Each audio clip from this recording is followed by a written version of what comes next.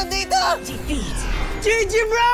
Don't worry! Be only with Smart Power All 99. Hindi bitin with 10 gig data to power your games plus only Facebook or only TikTok. Load now! Foul! You know your scalp can get up to 5 times more dandruff? Get triple anti-dandruff power. Supercharged with Clear. Hey, you, did you know men have 1.4 times weaker scalp? Get a shampoo that's 100% made for men. Supercharged with Clear. Enemy alert. Your scalp gets 1.5 times greasier, causing dandruff. Get triple anti-dandruff power. Supercharged with Clear. Stop and pull over. Your scalp gets 1.5 times sweatier. For cooling power. Supercharged with Clear.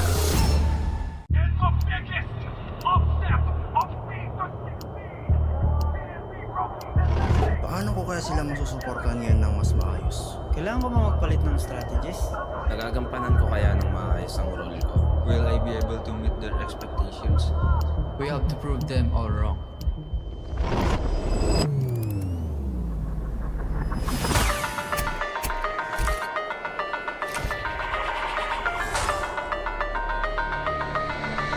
Time to win.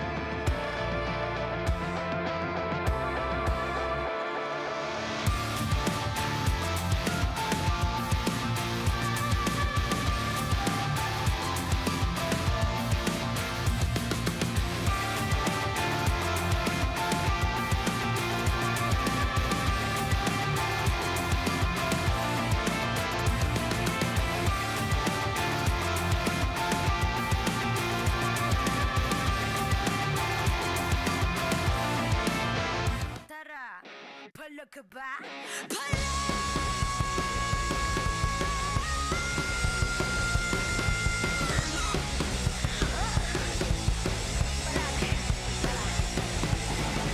sa laban, sandata sa aking kamay. March with my click, may fire in the eyes. Yeah, I walk with my head held high. Ano ba yung takot kung tore ang aking gabay? Di niya found ya, I hold down the blame. Ako ang kapuan, and you bring our name to the game. Eyes on the prize, be nice, cause it's our time. Palag na to, me again, you already know. Automatic ka na Pilipina. Break us when we steal the show. Automatic ka na Pilipina. Lakas ng Pinas. Palag na to, kami na ang batas. Pilipina. Lakas ng Pinas. Palag na to, automatic ka na Pilipina. Teka, wait. Remind you kung anong na-obtain. Palaging first place, lakayo sa PH. I ain't no Superman. I'm here cause I got God, my team is super fan. Eyes on the prize, been us, cause it's our time. Palag na to, me again, you already know. Automatic ka na Pilipina. Break us when we steal the show. Automatic ka na Pilipina. Lakas ng Pinas. Palag na to, kami na ang batas. Pilipina. Lakas ng Pinas. Palag na to, automatic ka na Pilipina.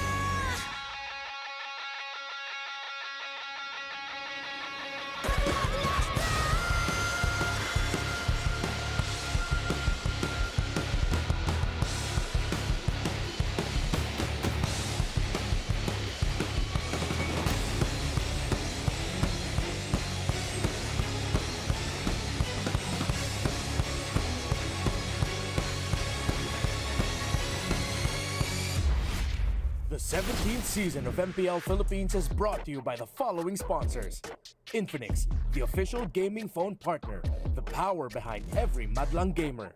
Smart, the simply reliable connectivity partner of the MPL. Our partner in esports, Clear Men. And our strategic partners, TT Racing, Theory, and SIP. Don't miss any MPL action by following our official Facebook and subscribing to our YouTube channel. Follow MPL PH on TikTok for more content. Catch the MPL PH Season 17 playoffs live at the San Juan Arena. Grab your tickets now via the official MPL PH website, Palag Na To. MPL Philippines is monitored and supervised by the Games and Amusement Board.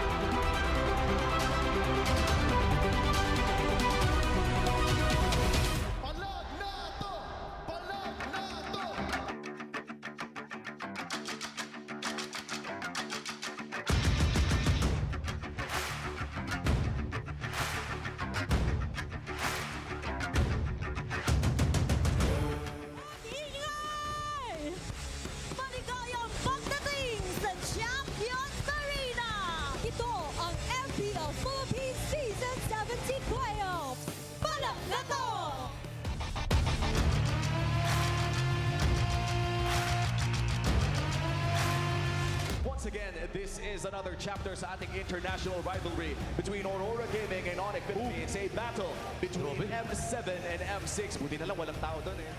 Mga membro ng ONIC Philippines at ang liwanag ang makakakuha ng Game 1. Hindi talaga pwede na tuloy-tuloy ang panalo ng World Champions na pinapanood natin sa ating first series. At para sa Super Family, tatambakan Tatapusin na ng ONIC Philippines ang paghahari ng M7 World Champs at sila ang tatawid sa next round.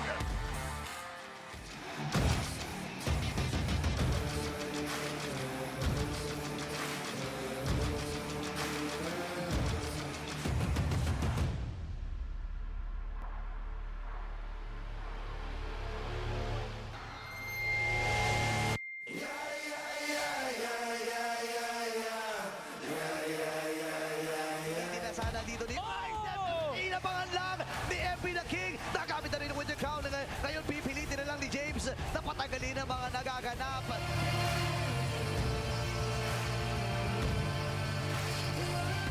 Nagagamitin si Sean ay na-force na rin. Oh my goodness, na maalam na si Berchiba dito.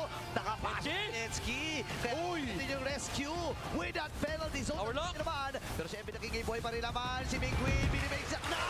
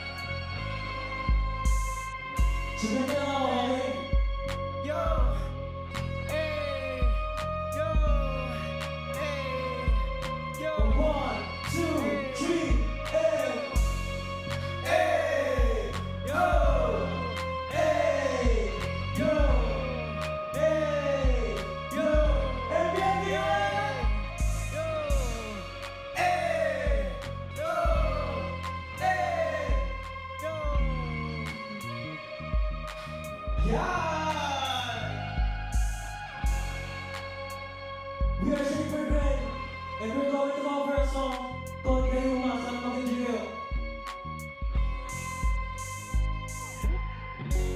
Hey, oh, oh, oh, yeah. Oh, no.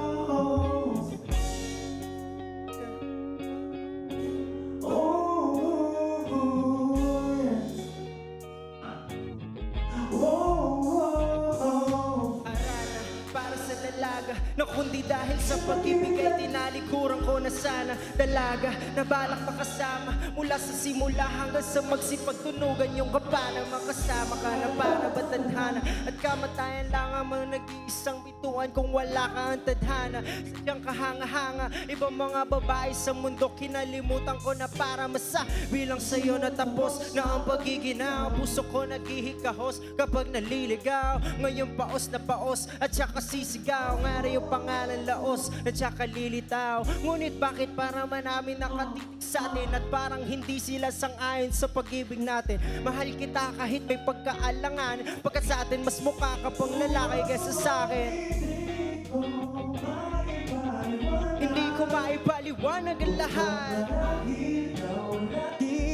ikaw ang lagi hinahanap sa pagkat Ikaw ang nasa isip Batid kita hanggang sa panaginip Kasi ikaw ang iniibig ko Ngunit hindi ko maipaliwanag hindi ko maipaliwanag ang lahat Ikaw ang lagi hinahanap ikaw ang lagi hinahanap sa pagkat ikaw ang nasa isip Kadate kita pati sa panaginip Kasi ikaw ang iniibig iniibig ko.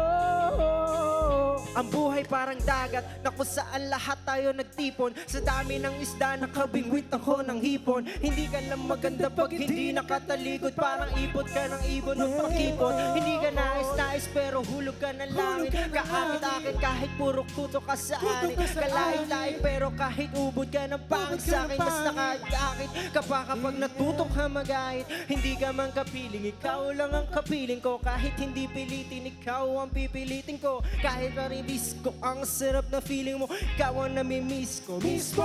At kung kasama ka, parang naglakad ng aso-aso day. Pagkalit si San Goku parang kamo-kamo babe. Pero ikay between kapag sa langit nakadungo. Kahit parang in between ka ng babae at bakulaw. Hindi ko maipaliwanag. Hindi ko maipaliwanag ang Kung lahat. ba't marahil ikaw ang laging hinahanap. Ikaw ang lagi hinahanap sa pag-isip ko. Ikaw ang nasa isip. Batid kita hanggang sa panaginip. Basta ikaw ang iniibig ko. Ngunit hindi ko maipaliwanag. Hindi ko maipaliwanag ang lahat. At marahil ikaw ang laging hinahanap. Ikaw ang lagi hinahanap sa pag-isip sapagkat ko. Ikaw ang nasa isip. Kadate kita hanggang sa panaginip. Kasi ikaw ang iniibig ko. isang araw dumalaw sa akin na natin dating kasintahan. Ang sabi niya, uy meron akong nabalitaan. Ang ikwento niya, ako'y napaisip. Sa tuwing napatahimik na sinabi di ang tunay na pag-ibig. Ilang araw hinanap bago makita ang sagot. Kung tama ang hinala, ito'y mabisan na gamot. At ng aking inumin, saka ko lang gaunawaan. Gayong mga langhiya, ako'y naloko lamang. Nilinlang, dinaya at inuto na matindi. Ngayon ay pelikula na binuo patabingi. Ito ay pelikula na binuo patabingi. Isa kang malaking libang na tinubuan ng pisngi. Alam mo, mukha kang tuhod na may bukol na may sugat na may nana. Ikaw ang dahilan kung ba't nasulat tong harana. Para sa dalaga na kundi dahil sa gayon mo ay pinaliguan ko na bala.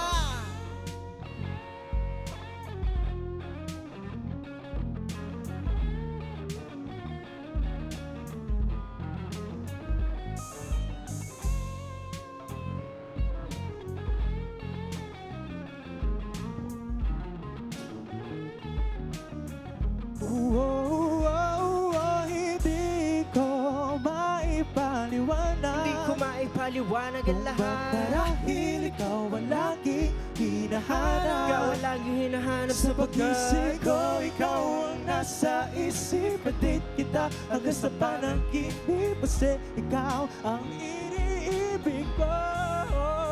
Ngunit hindi ko maipaliwanag. hindi ko maipaliwanag ang lahat. At marahil ikaw ang laging hinahanap. Ikaw ang laging hinahanap Sa sapagkat pag-isip ko, ikaw ang nasa isip. Date kita hanggang sa panaginip. Kasi ikaw ang iniibig ko. yan na dahil sa gagayuma. Gagayo dahil sa gagayuma. Gagayo dahil sa gagayuma. Gagayuma. Yeah, yeah. Dahil sa gagayuma. Gagayo dahil sa gagayuma. Gagayo dahil sa gagayuma. Gagayuma. Gagayuma, gagayuma.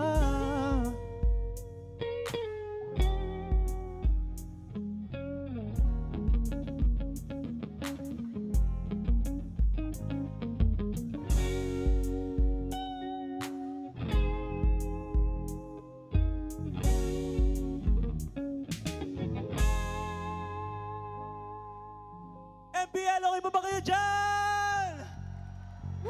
Once again, we are Sacred Bread and we're down to our last song. Original namin to. Sana magustuhan nyo.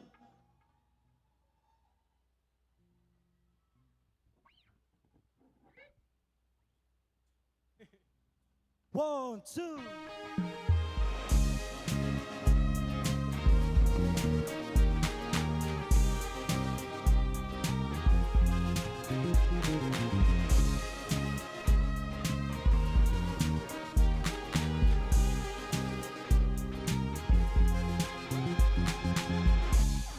Sabihin mo nga kung paano mo nabiyag aking puso. Paano mo nabiyag ang puso? Isang sulyap lang, tumigil ang pag-ikot ng mundo.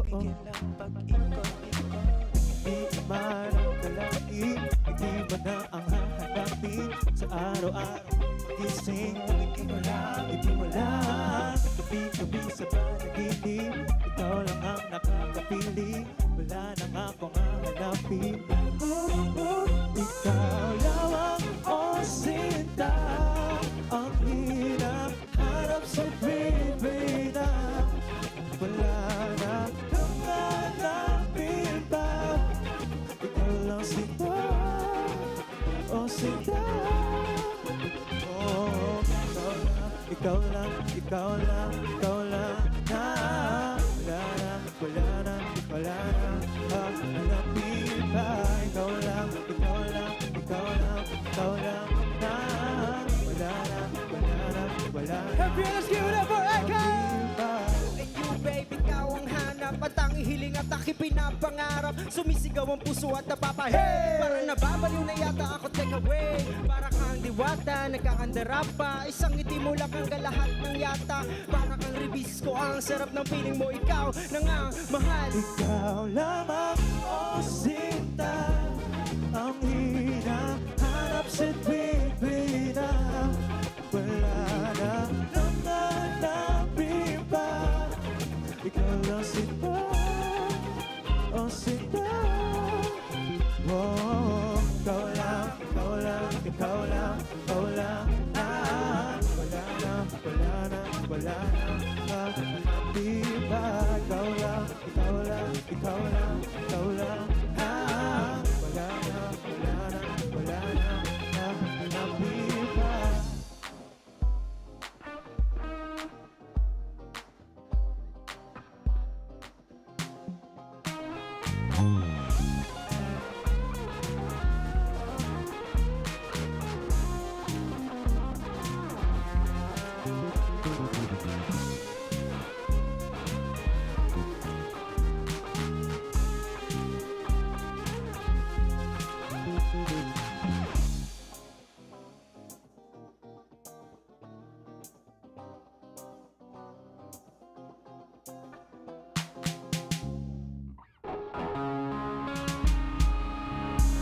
Thank you, FPL, we are Sacred Red!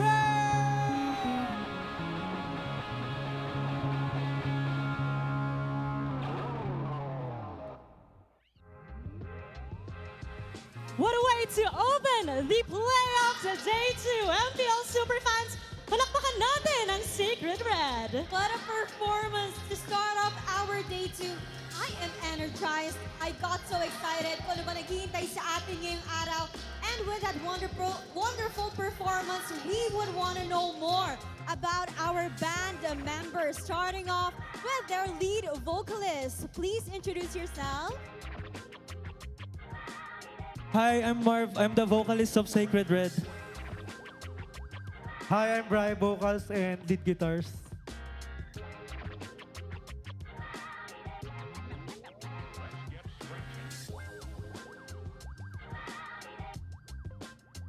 Hi, sorry, nawala mic ko. My name's Ino. I'm the drummer of Sacred Red. And what a way to open Day 2 of MPL Philippines. And guys, kamusta naman ang pag-perform sa harap ng MPL Philippines crowd?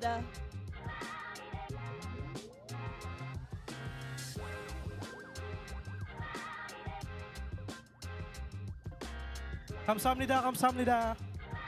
And earlier, no, kilala kayo dun sa sikat na song na Gayuma. But after that, it seems like you have a new song. Can you tell us about this second song that you performed? Yung pinerform po namin, ang title niya is Sabihin Mo Nga. Unreleased pa po siya, pero this year po baka i-release po namin siya. Oh, so you heard it first here in MPL Arena or Champions Arena rather. At sobrang nakakatuwa na dito niyo unang na-perform yan live. Can you tell us more about this song? Ano bang ibig sabihin nito or anong inspiration when you wrote this song? Ano na siya, it's about telling someone na mahalaga siya and I feel care for her, na mahal mo yung isang tao. So basically parang words of affirmation siya about sa special someone. To be loved like that. And I'm sure a lot of MPL fans can relate, but please guys, can you tell us where we can follow you and stream your music? You can follow us on all social media platforms. Username po namin is Sacred Red Music, and you can stream our songs Sacred Red on all digital streaming platforms. Thank you. All right, thank you so much, Sacred Red. Again, MPL super fans, let's give it up for Sacred Red. At kung nag-enjoy kayo sa kanilang performance, I'm pretty sure super fans mag-enjoy kayo sa nakaabang na matches for today's playoffs. Tama ka dyan, Denise. Alam mo, kung ang mga super fans natin ay wala dito sa Champions Arena, you've been missing out a lot. Abangan ang lahat ng yan. This is your host, Thea. And this is your very own Odin. At ako naman si Denise. Samahan niyo kami dito lamang sa tahanan ng pinakamalalakas. Ito ang MPL Philippines Season 17 Playoffs. Sacred Red, when we say lakas ng Pinas, sabayan nyo kami ng Palag Na To. 1, 2, 3, lakas ng Pinas! Palag Na To!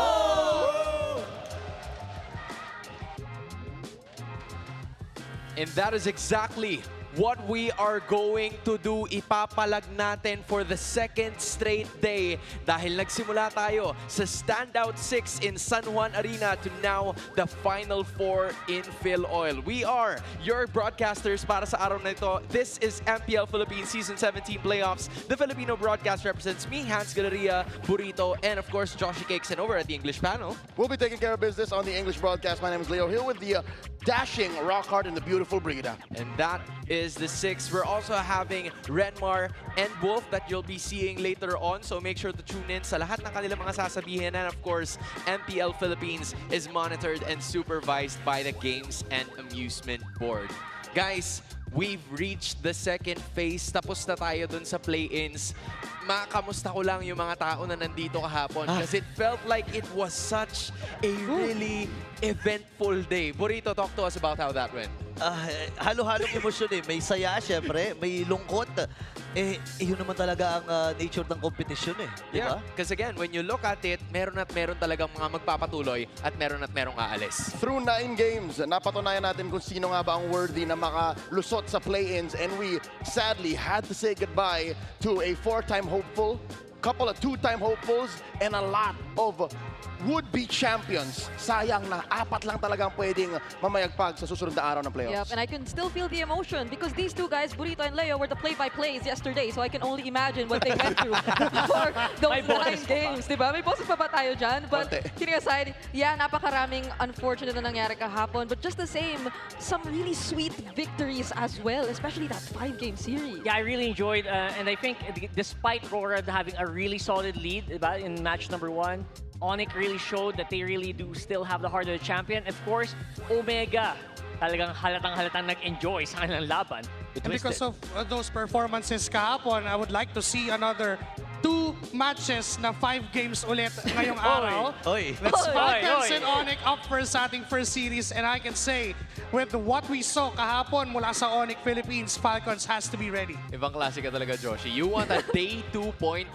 I mean, I'm not sure if that's gonna happen, but hey, yung base sa nakita natin dun sa play-ins, tila ba walang sweep. So that already goes to show everyone na walang naging one-sided series. Everyone had some sort of fight, including the first 2 teams that we're gonna be seeing for today. Team Falcons making their debut for this season's playoffs against ONIC Philippines that really showcase what they can do. Yeah, ang dami rin mga makabago na na-discover natin kahapon, no? Yung 100% win rate ng Claude ay nabawasan din naman. Pero speaking of Claude man, Super Marco, ay si Super Prince, hindi naman nagko-Claude yan, pero ito na ang ating enduring legacy. And we're talking about legacy. ONIC Philippines have gone through a lot of variants, a lot of rosters and players. Nandiyan pa yung VYs, nagsimula yung ONIC. And then we went through the Anarchy era, sila Rapidot nandyan, umabot sa Kelra, King Kong Connection, and now we're looking at the first ever team na nagkaroon ng import sa Philippines. Dude, we've seen so many installments of this squad. Rockhart, you've witnessed different portions of ONIC Philippines. All of them. mo, ikaw ang best suited to look at what the statements are, especially yung kay Carl TZ. Especially, I mean, pag sinabi ni The GOAT yan, ano ba, let's all just shut up and just listen, right? Yeah. Well, grabe improvement, and I think that will apply to the whole, right? Not just for Savero, but everyone on the yellow. Yeah, I agree. The fact that Carl TZ really commends Savero is definitely something, but also so many people would like to commend Super Marco. And I myself have observed like really significant changes sa kanya even in the past seasons, wherein sometimes we tend to say, is he not that bulletproof anymore? But stats would show na he's just actually evolved in terms of being bulletproof. Like in terms of yung top na mga least deaths, siya lang yung nandun na naglaro talaga for all their games this season. And here's the beauty of being bulletproof. Wala siyang paki sa sinasabi ng tao. The results will speak for itself, and the fact that Marco is standing here with Flap in his face against the pressure.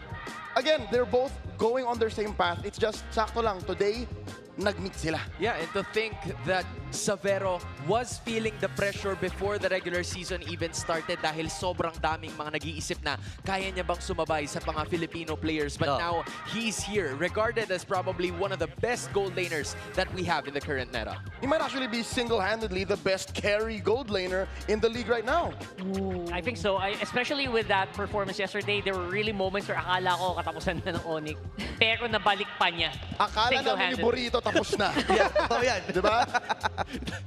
But hey, it worked, right? Parang hindi naging factor yung Indonesian training arc na sinasabi ng sobrang daming mga tao. In fact, it worked out even better. May mga nagsasabi pa nga na parang hindi daw nawala si Kelra. Diba? And that's already a really big compliment when you think about it. Yeah, and one of the people who actually said that was Carl TZ na pinakita nga kanina. It didn't feel as if he had this adjustment coming in from Indonesia to the Philippines. And I think it was also mentioned yesterday sa broadcast na his being part of this lineup did not really feel sudden. It felt like it was planned all along.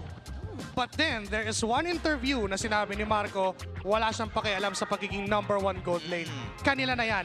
Basta sa kanya yung champion. I like it. I just like this series. So many stories from orgs to the player matchups. I think it's time for us to know a little bit deeper about this matchup. Here is our on-ground panel. Thank you so much, casters. Renmar and Wolf here in the unintentional hype reveal panel. I am 5'10", he is 6'1". That is actually totally accurate. Now, we saw a lot of interesting things yesterday. Admittedly, medyo nag-crash out ako minsan in the English broadcast because there were some things that we saw yesterday that were a little bit unfavorable. Are there specific things that you saw yesterday you do not want to see today? As an interesting question kasi ito ay hindi naman ibig sabihin na pangit siya na nangyari because the util versus util battle na pinag-participate ni King Kong, maganda naman yung naging resulta para sa kanila team, but I would want to see him on Assassins once again. And maybe this time up against Kyle, that will be such a great treat for us. So yun yung gusto ko mangyari. So we're already here. Let's talk about the real cooling tactics by Infinix GT50 Pro. Let's start off with, actually, what do you want to start off with in terms of our K2Vs? I guess yung overall dito para sa dalawang teams as they are now semi-entering into the arena, ang expect dito is yung last pick na EXP. And I'm not saying because mali itong hero pool nila whatsoever, but mainly because I want to see teams try to outlane their XP lane matchup. And then syempre, itong para sa ONIC Philippines, sa Team Falcons, I mean, kailangan nilang pigilan at mag-watch out dun sa 5v5 na ginagawa palagi ng ONIC right after the post-turtle or post-lord. Sa mga neutral objectives, they always like to 5v5. Now, for ONIC Philippines, and this is interesting kasi di ba usually sila yung nag-invade. I think, hindi sila pwedeng basta-basta mag-ganon laban sa Falcons because Falcons are really good at invading the jungler. So if they keep yung first 1.5 minute na in their favor, at least makapag-even man lang sila and they keep their jungle, I think that will be better for ONIC. But if not, pwede kang mag-expect ng mga ayaw natin, which is yung snowbally type of games. We know when it comes to the lane-to-lane matchup, EXP and gold lane, I feel like this is going to be a little bit closer than maybe a lot of people expect. We know Flap, we know Kirk, we know their tendencies, we know how aggressive they can be. But there's a part of me thinking that if there's one role that is actually going to be very pressuring here. It's not the gold, it's the roam. It's the battle between Master Ogwin and Brusco. Two different schools of thought when it comes to roaming. Siyempre, marunong naman sila mag-catch at maging sustain parehas. But alam natin kapag pamato na ang gustong ilabas ng ONIC Philippines, pati na rin itong Falcons, they will stick to what works. With Ogwin, the way that they control the early game, the map, and the river is through sustain and tanky heroes. Whereas in Brusco, alam naman yung catch type heroes niya, pwede nating abangan. Well, we can feel it. You can see a preview of our super fans. Wolf, I'm just gonna do a quick vibe check here. Is the super fam ready? They're ready. Is the Falcons Nest ready? MPL Arena, are you ready? It looks like our teams are about set and good to go. Is it time? It's time. Let's welcome our teams.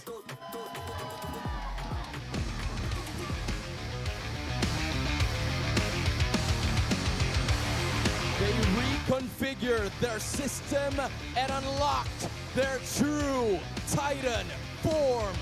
Now they're here to take this playoff stage by storm.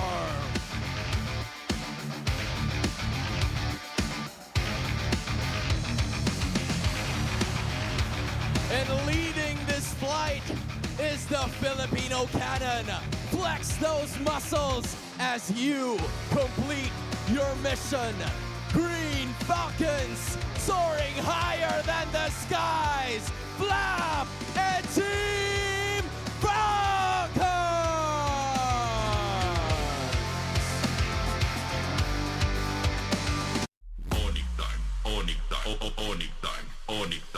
Fresh off dropping the world champions, they're back for the ultimate fight to avenge their losses and crown this Falcon flight.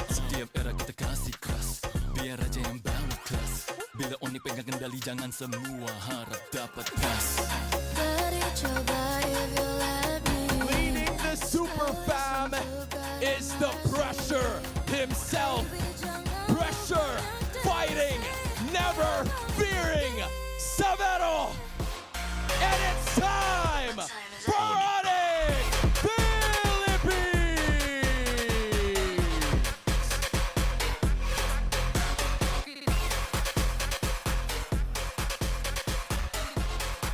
To ensure the integrity of the game, welcome our marshals. That's Miko, Chico, Joshua G, and Dujin. And our head referee, Wacha, Sent.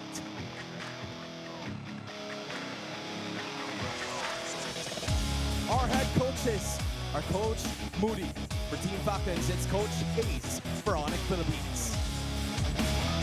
It's Team Falcons at ONIC Philippines, San Juan Arena. Make some noise!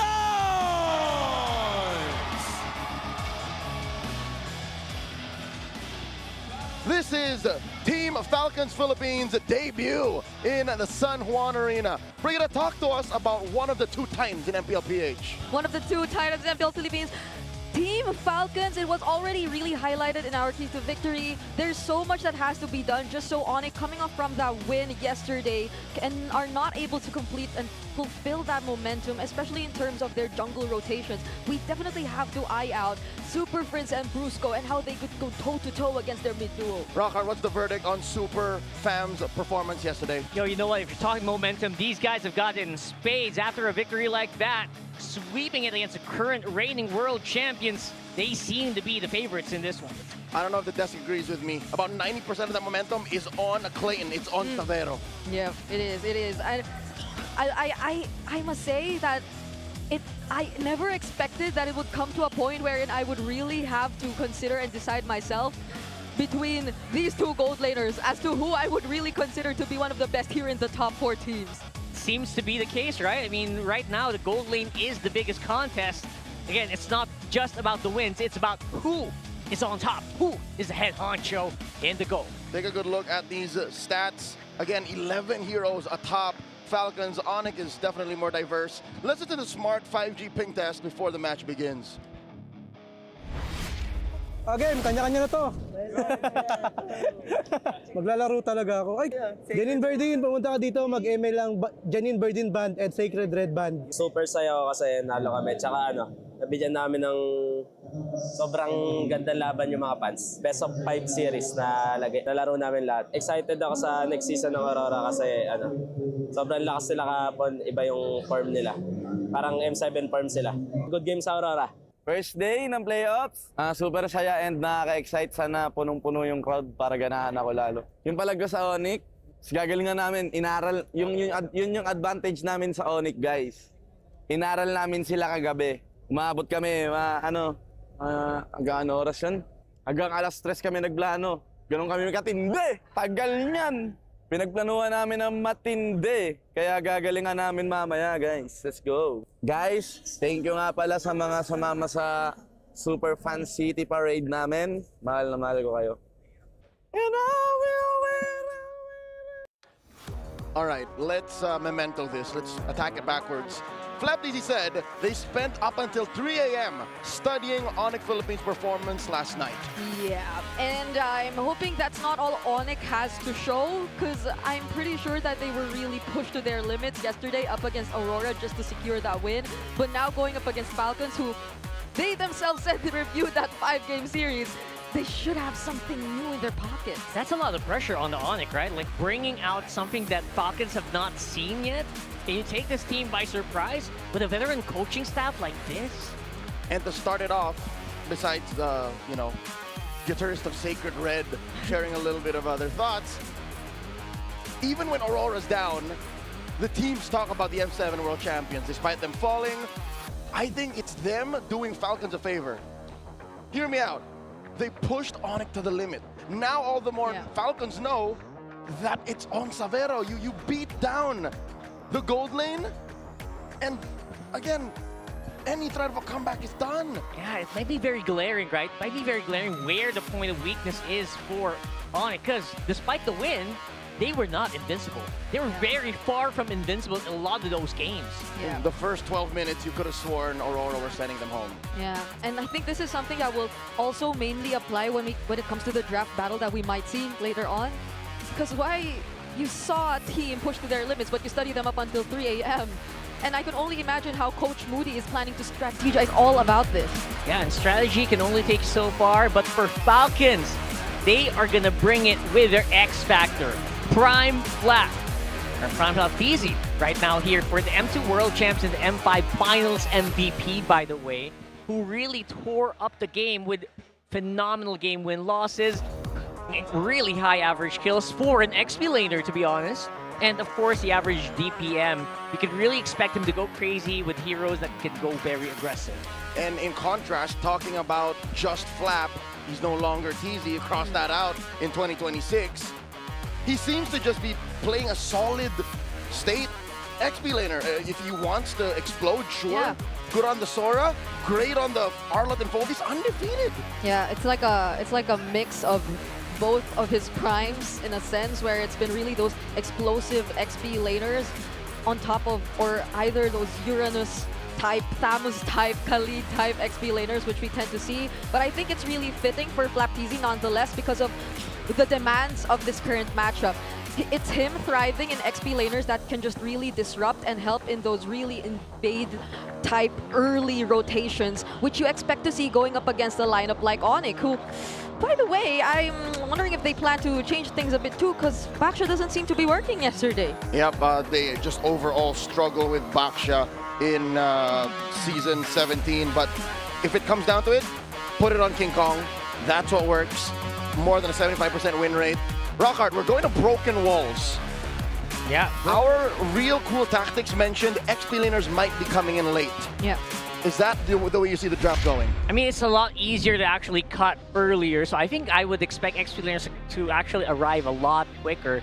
Although in terms of drafting, I don't really want to give it too much, except for maybe a Phobius or, the very reliable Arlott for them. So that's going to be up for the grabs here. Let's go into the draft phase.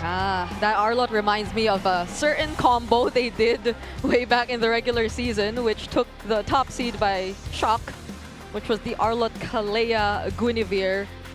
in their lineup for Falcons. Interesting for me, the team that would actually like to pick the box trap answered out right away.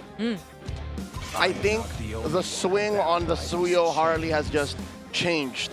Plus Leomord. We'll talk more about that later. First bans for Falcons, Fanny, Zushin, and Phovius. Pop quiz. They banned their own undefeated hero. There's ONIC taking out the Marcel. That's an Ogwin special. There's so many open heroes to start with. So many open heroes. Kalia, the aforementioned Guinevere. Yeah. Falcons are a Guinevere 1, Claude 1, Team 2. I would like to see that. Especially if we go to number 2 and 3 for Falcons. Kalea Guinevere is so scary. Like, those heroes can really go crazy, except I don't know if I want to see Kyle on the Guinevere on game 1. Just because I don't know if that's going to be as aggressive or if it's going to be like as good in the late game, which is really how ONIC comes back these games. Maybe if we were in grass. Grass. Yeah. Better surprise factor. Yeah, we're in walls. You can afford to be simple. You can afford to just go Leomord too. Yeah, I would have been okay with a Claude Prio too, but just knowing how Severo can even utilize the Moskov, I don't feel like they'd be putting too much Prio on that. Instead, they go for the Valentina, which in a way also limits what you could potentially decide to go for as ONIC. You wouldn't really consider the likes of the Leomord as much anymore.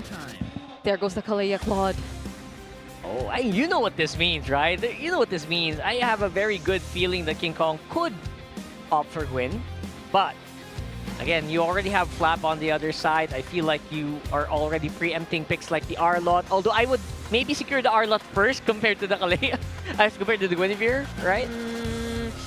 Depending on what combo they want to run. Yeah, I don't... Well, that's the Kirkitech, so there might be a chance, but based on the heroes that they were picking yesterday, it's more of like a stable XP lane rather than one that goes for the big types of setups for Kirk. Yeah, Terizla for Kirk, right?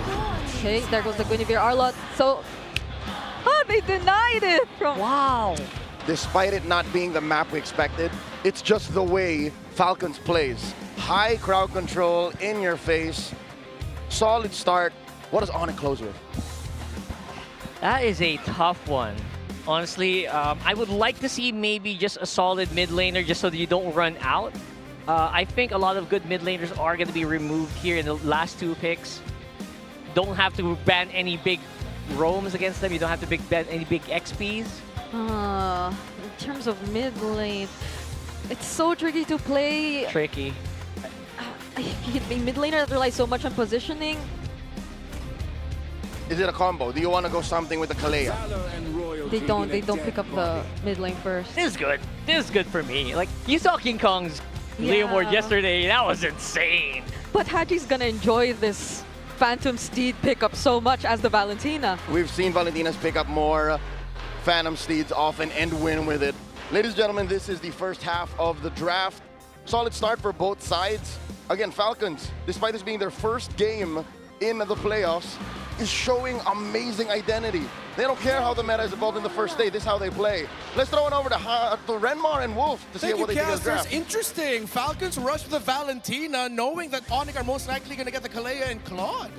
Ang naging sagot nila dito is the Guinevere Arrow, which is a very interesting combo. I really like it. At yung ONIC, imagine, open yung Harley, the Suyo can be picked up, but they chose to go for the Leomord knowing na kailangan nila ng mid-range. Hindi kasi sila pwedeng mag-full assassin or full utility. Leomord is a hero na literally nasa gitna nun at yun yung pagtatapat nila sa isang Guinevere. By the way, statistically the best Valentina of this season, and ONIC just gave 2 great options for ultimates for Haji to take. Now, that is going to be a ban of the Gourd and then a Harith ban from ONIC. Any other expectations? Maybe Falcons might ban another EXP option potentially? Yeah. Okay, so mga pagtatapat sa Harith like Glue, for example, para mawala ng pang frontline dito ang ONIC kasi if you're looking at both Leomord as well as the Kalea, kailangan merong haharap muna so that you can eventually set up on that of the team fights. So, pwede nilang i-eliminate yung Phovius factor here for Falcons. Oh, okay. So that is going to be a ban on the Atlas. It seems like that is going to be the sleeper pick right now for a lot of teams in the roam, considering that the Valentina is on the side of Falcons. Makes sense to take it out. If you're in Falcon shoes, still committing an EXP ban, or are you going to try to target maybe Super Friends? Tingin ko hindi ka na masyadong problemado dun sa mga Super Friends. Maybe if medyo TH na TH ka, yung Valier na laging pinipili din ng ONIC Philippines. But I think it won't answer, it won't really help your case. Much better if you just ban something like a Glue or an Alice para sa side ng Falcons. Yeah, those really strong EXP lane picks, the tempo breakers, yung mga tinatawag natin dyan, bago mag-team fight or objective. So Uranus, so dalawa sa mga pinaka-high impact EXP laners na pwede kunin ng ONIC open, they get the low yi para kay Super Friends. Isang alam din na nila Harif, so possibly magpamoskop yung Falcons. So baka ibahin na nila. They need a purify hero from the carry role. So baka carry yung kanilang piliin. There's the Falcons and then there's the Kaja as well na pang-counter din ng mga teams against the Kalea. It's the Roger! Wow! That's a comeback pick! I was just saying earlier in the down room I wouldn't want to see Roger. I don't miss him. Falcons end up picking the Glue. Interesting decision. How do you feel about this? I think it might be a little bit too much of a wild card. For the roam roll against the Louis, medyo siguro mamaisip ko. Pero ito yung hero na hindi mo talaga mabubuhat and it will be a problem for this Leomord. So I do like the idea of the Roger, but ONIC Philippines, ang pwede nilang gawin dito is to look for another setup dun sa parang medyo fighter dun sa gilid, which kind of means baka yung Therese na dito yung obvious pick para sa ONIC. It's just so stable and dependable, and Yanis as well. He's gonna be there. I have mixed feelings dito sa Roger, pero hindi ko kasi pwedeng kontrahin yung Louis ni Fritz eh. Yeah, what if they were cooking something? By the way, super fans, scan the QR code and predict the match winner correctly for a chance to win 1,000 MLBB diamonds. I'm feeling kind of crazy today. Maybe the Falcons is just my right amount of crazy. Wow. I'm going with their draft despite it, being too wild. And ma-expect natin dito yung Roger na magkakaroon ng mataas na killing potential, especially kasi ang daming stunts eh. And you are also giving ultimates sa Valentina. So yeah, I do agree with you. Now, after thinking about it, siguro nandun ako sa Roger boat kaya. Interesting as we enter game number 1 at MPL Arena. Let's loop back the casters. Where did that come from? What a way to open day 2. Yeah, we literally stood up from our chairs upon seeing the Roger pick come into play, and even our panelists had mixed reactions. I think towards the end, they were trying to be a bit more convinced about it. But the fact that it's just so surprising, you're not so sure what to feel. Yeah, I completely agree. When you initially look at the Roger, it doesn't feel like the optimal goal lane pick. But when you look at who's using it, it's Super Marco. You give him a hero that has so much survivability, you know he's going to carry later on. Yeah, and that survivability, I think... Oh, hold on. Okay. Super Prince with such burst damage early on. Okay, so it's not like it's just Falcons who's playing with surprises, right? Nope. Super Prince, low yi, possibly the second most prolific low yi user in the league, second to only the Chef. That could also open up a lot of crazy things. They did this in their battle for third bout against ONIC ID in MSC 2025. Yeah. The world's longest tsunami slam. They brought Kyrie back to Manila. I'm wondering if we see that here, though. I think Falcons in their lineup also have enough response to deal with a surprise diversion play if they are indeed ready for it. Like, there's a final slash from Flap that can potentially counter set, or even just a single spatial migration too. Yeah, they can actually answer the moment that it lands, but before it happens, they don't have any early warning signs. Yeah, that too. Okay, there goes King Kong with the Phantom Steed. Ogwin was forced to flicker out of that. Okay, little baby Patrick had to get on out of there, skedaddle. In the first about minute, Savero had to use the Purify. Yeah. What was that? I mean, that just feels like trying to... trying to preempt something? Again, you can't be too aggressive, and you can't give out too many early kills. Kind of understand it. And again, it's all the pressure that the Falcons are giving. And partly maybe it's been so long since he last had a laning phase against a Roger. Right. Whoa. That you kind of forget how it actually works. That's a clear from Kirk, though. Final slash from Flap, but he still finished off the kill on Kyle. That's going to be first blood for ONIC. Phantom Steed 2 for King Kong as he goes for the chase against Ogwin. But that's Brusco and Kirk providing him help. That's a terrify from Haji. Does Ogwin get away? He actually does, and steals away the Phantom Steed himself. He's going to use it to run away now. Flap will be here to help, but the fight keeps going, and they no longer want to continue. They wasted so much time, but they're only delaying the inevitable. The Super Bump don't give up. What? Flap doesn't want to flash. Ogwen and Kyle too for the re-engage. Kyle is finally here, has the retribution still, but Kirk is zoning him out so well. And Ogwen's too low to even fight back. Now Marco's here.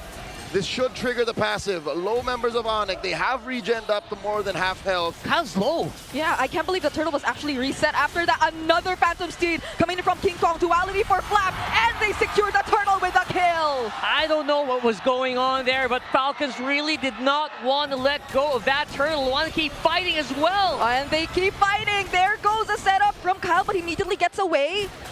Owen finds a target, but I don't think they have enough to finish this off. That's just ONIC constantly invading Falcons after that objective. Only in MLBB do you see Patrick mounting Sakura, but regardless, Falcons have overextended. For more than a minute, they were forcing what clearly was not theirs. That's exactly what I mean. Yeah. It is so weird that Falcons are doing this. You see that goal lead? That's just from missing out on minion waves. That was a huge lead built up because you overstayed. You went in one by one by one. What's up with that? It is something already explicitly mentioned in the keys to victory.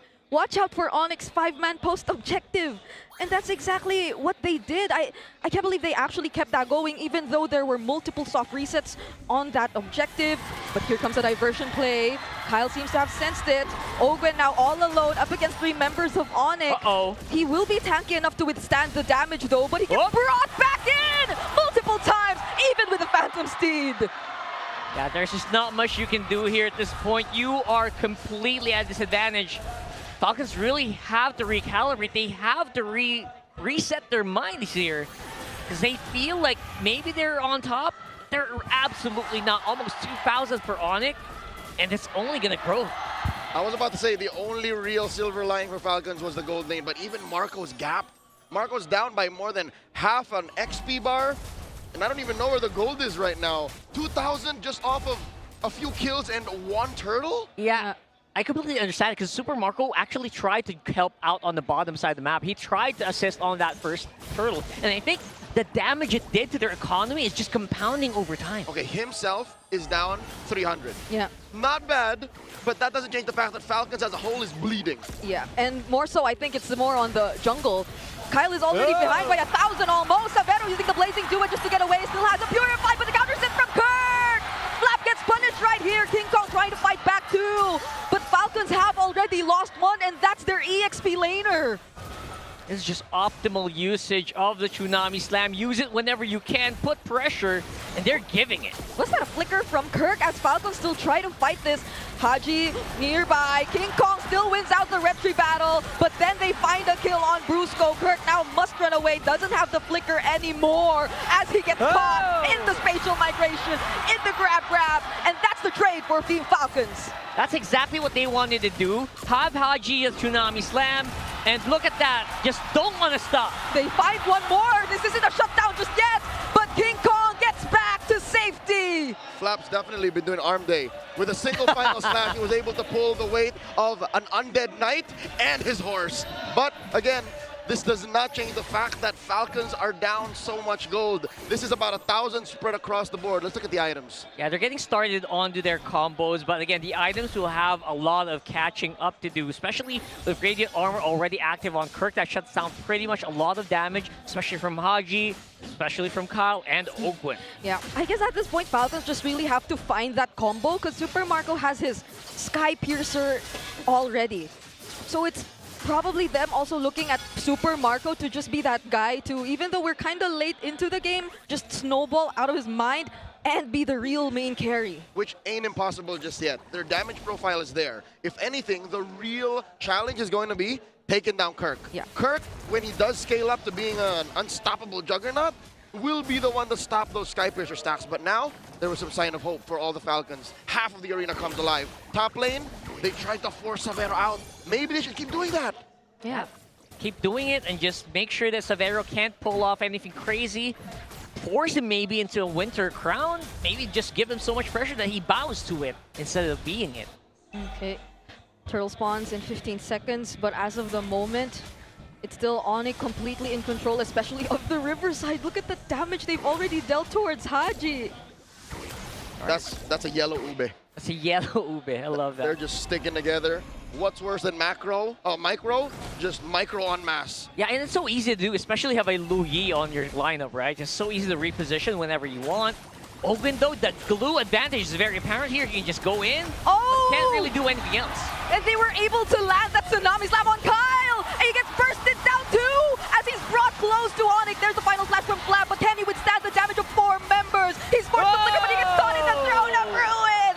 Super Prince finishes him off. And as you said, Kirk is unstoppable! Yeah, that's the Juggernaut effect getting activated on the Alice. We were all calling for the Charizla earlier. He says, you know what, I can do you one better. Look at this, once again, an instant replay.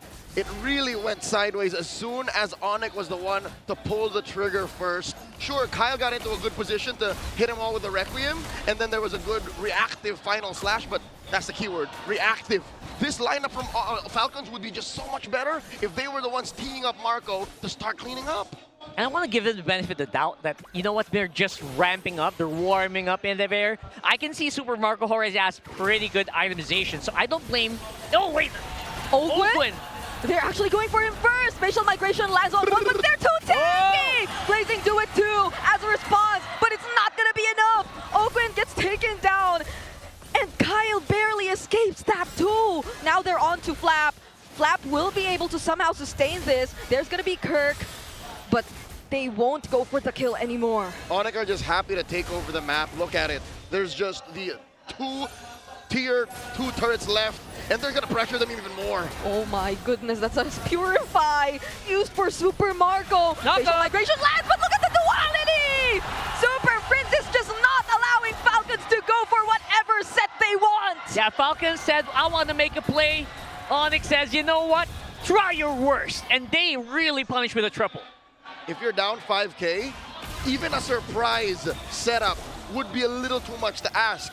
Super Marco, yes, does have items. He's on his way to his endless battle, but there's literally 0 stacks now. Flap falls underneath tier 3.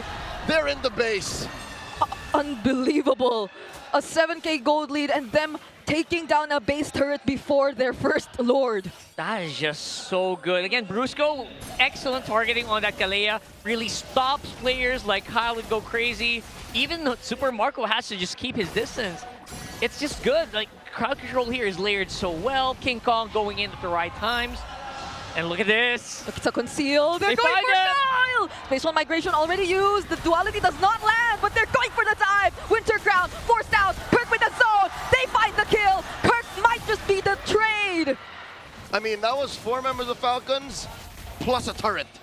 That basically is just math going against Kirk, but I don't think that's even a sigh of relief. That's barely a second of oxygen underwater. ONIC are literally waterboarding Falcons. It doesn't even feel like a consolation prize. It feels like they're drowning and they're trying to just stay alive, keeping that air in their lungs for as long as possible. I guess this is where we start to look for the reason as to why they decided to go for the Roger pick. What was the idea behind it? Because we already had somewhat of a theory earlier on, but I think it's just ONIC 2 having so many answers to what Falcons were planning to do all this time. The crowd control, the disrupt from the Lu Yi, who by the way just used the diversion. But Falcons have somehow sensed that. Yeah. It's going to be a pretty prolonged siege here. I don't think there's going to be any immediate danger to Falcons as of yet, unless Kirk does something like this. That's the immediate danger, but they're not really going to fight it just yet. But Brusco still fights one. It's going to be Flap, has the flicker, will survive, but not until Kirk and King Kong go for the chase.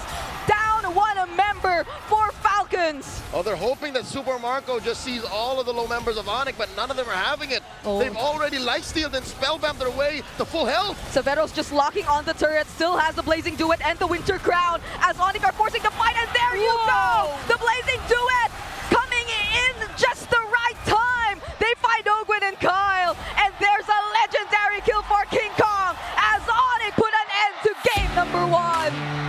That was an absolute time trial game here for ONIC. Wants to finish it quick, did not give that Roger any space to play. That's what they call in the business a lightning round. The Super Fam draw first blood in this best of 5. Falcons were just asking for too much. I think they get the whole Arlott plus Guinevere setup, plus, you know, the full frontal facial blasts of the Valentina, and then with the Super Marco cleanup, it's not against ONIC, not like this. Yeah, you know what? The Guinevere and the Arlo answer feels so good on paper, but I think they kind of overloaded on that one. They did not have any answers immediately, especially around the early mid-trio fights. Yeah, it felt like it relied too much on that one coordinated play, because unlike when they also had the Kalea in their lineup, there were just much more ways to play around their potential setups. But now it was just mainly on a final/spatial migration. Ogwen was a glue, so he was only going to be there and stand as the annoying guy in the lineup. So who was the guy who actually denied them of all that? It's gotta be Super Prince as our MVP. Yeah, Super Prince's MVP here is so key. He just basically is provided so many, you know, transport services, and transport service actually paid off here. Making sure that Super Marco can't actually walk out too much without fear of someone being in a bush somewhere. Yeah. That's already like a big mental tax onto our gold laners for Falcons. Super Prince basically made the bad worse the second he got diversion. I saw as early as the second turtle, within inches of diversion, just so that they can pressure the backline and deny any comebacks from Falcons. We'll see in the highlights once more how well Super Prince played. I have a question to post. I'm curious, without the sequence right here, without the forced, prolonged early game delay of that first turtle, would this have gone a little different for Falcons? I'm thinking there might have been a chance, because you don't immediately get to see Kyle and Flap shut down, which are the two main key players, at least for Turtle 1. They're the starters. They're the starters, but at the same time, you just see it in terms of the mid-control even before that skirmish happened. Super Prince was just having the upper hand against Haji. Haji could barely really close in against the members of ONIC, and I think that's another layer to the problem. Super Prince was never a target for Falcons. They never had the means to really get past the front lines of ONIC Philippines, and so Prince was just too free to either use the duality to stop their crowd control setups, or just deal the damage you never expected to come from him as a Luyi. Yeah, no, I don't know if that's an active decision by Falcons to not target Super Prince, or is it just Super Prince's positioning, right? Those are two things that can kind of just go hand in hand. You know what? Putting myself in Falcons' place, I think it's fair to say yes, because it was clear, even after that failed attempt in the bottom half of the map, they started dying Severo. Remember that? Where they, again, came up short. But what if that worked? What if they were able to give Super Marco a little bit of an advantage, farm him out until he's ready to, again, get stacks on that Sky Piercer? I think it was very clear that even with that failed engagement down bottom, they said, no, we do not abort mission. We continue.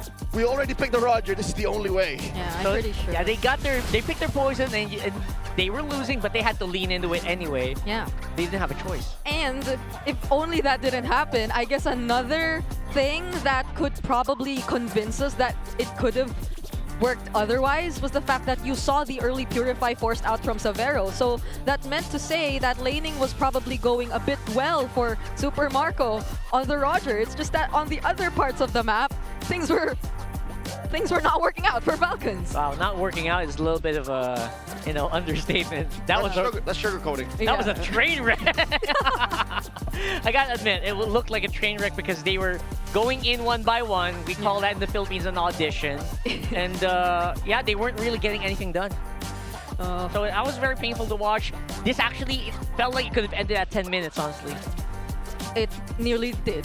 So that's a little bit of a tip of the hat to Falcons' efforts. Yeah. But still, looking at the stats here, and of course, the items that they were able to conjure up, Marco was still at least able to build 3 items. Yeah. Asterisk, since Sky Piercer is technically half an item. Yeah. Overall, he's the only one who really had any semblance of play. Maybe only second to Haji.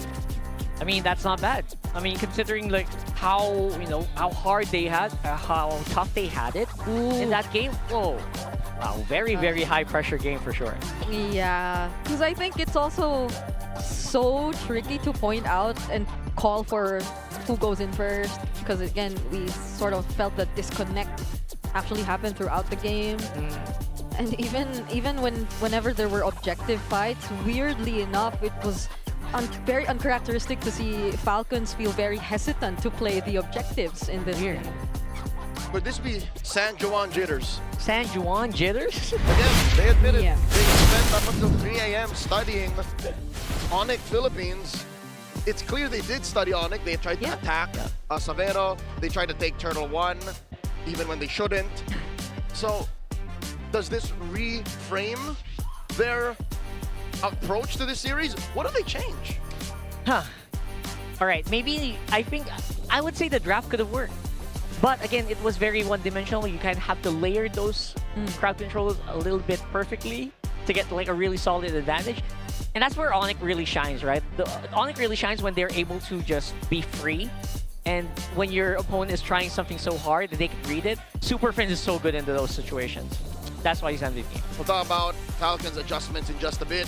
But first, there's new beasts in the Land of Dawn with the Infinix GT5 Pro.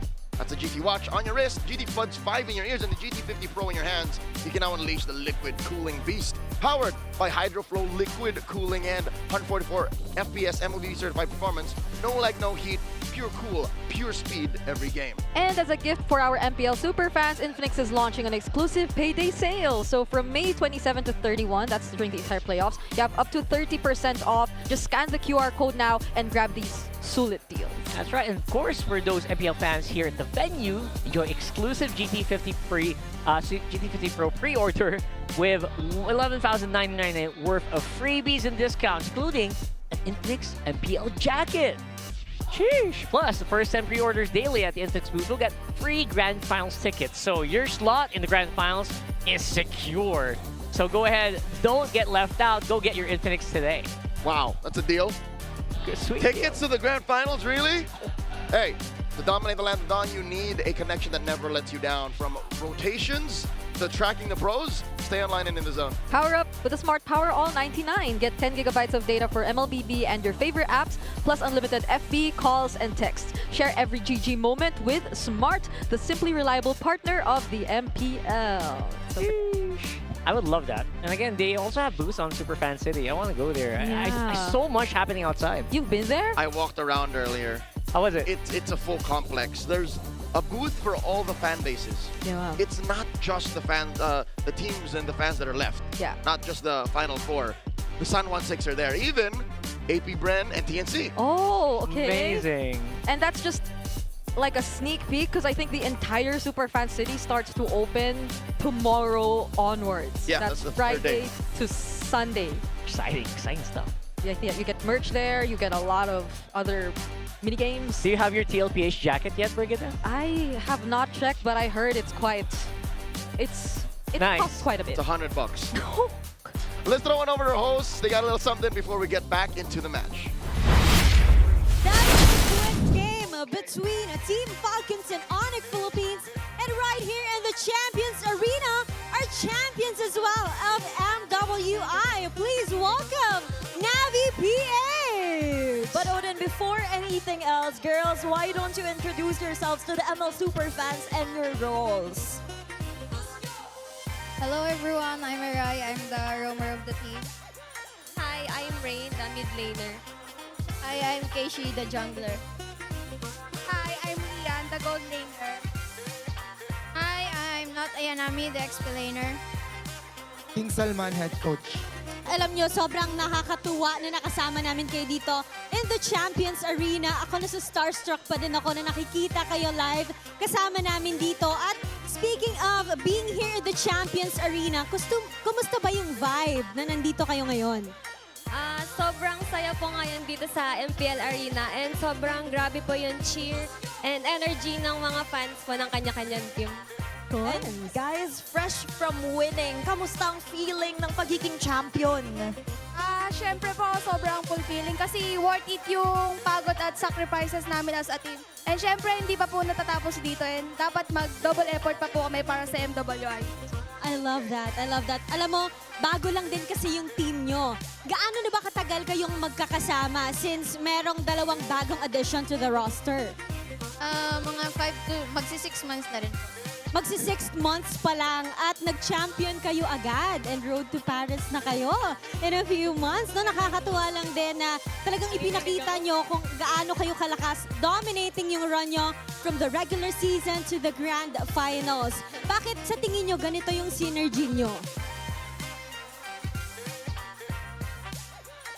Go, Mirai! Bakit sa tingin mo ganito yung synergy nyo kahit meron dalawang bago? Maganda lang po, malakas lang po yung chemistry namin nasa team and maganda po yung bonding namin outside game.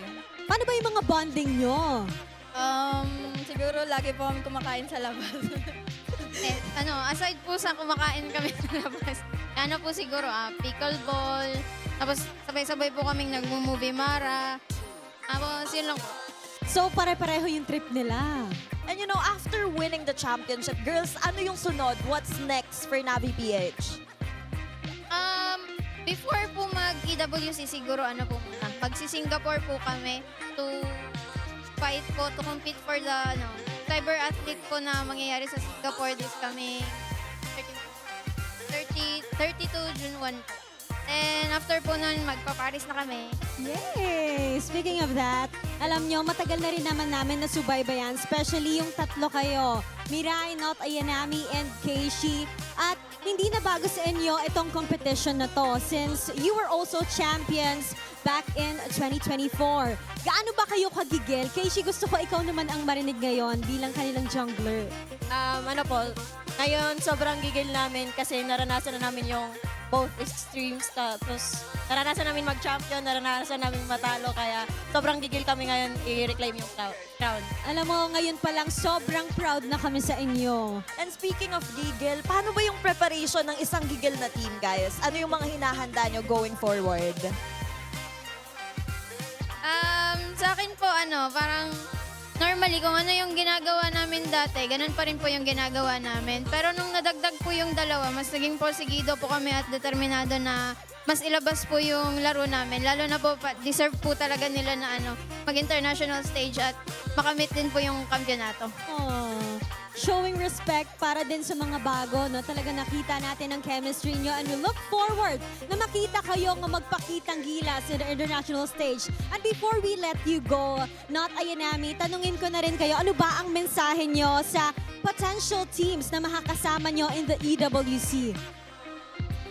Since mas competitive na po yung MLBB ngayon, truly, hindi lang po sa men's team po yun. Pati po sa female, ang sobrang hirap na po ng competition. Sobrang hirap na pong manalo. So, yung message ko lang po sa mga potential na mga kalaban namin is, bigyan natin ng magandang laro, yung audience, at gawin natin yung best natin palagi. Thank you so much, Navi PH. And with that, ngayon, hinahawakan nyo na ang key patungo sa EWC. I-raise nyo yan at the count of 3, okay? Sabay-sabay tayo. In 3, 3, 2, 1. This is Navi PH!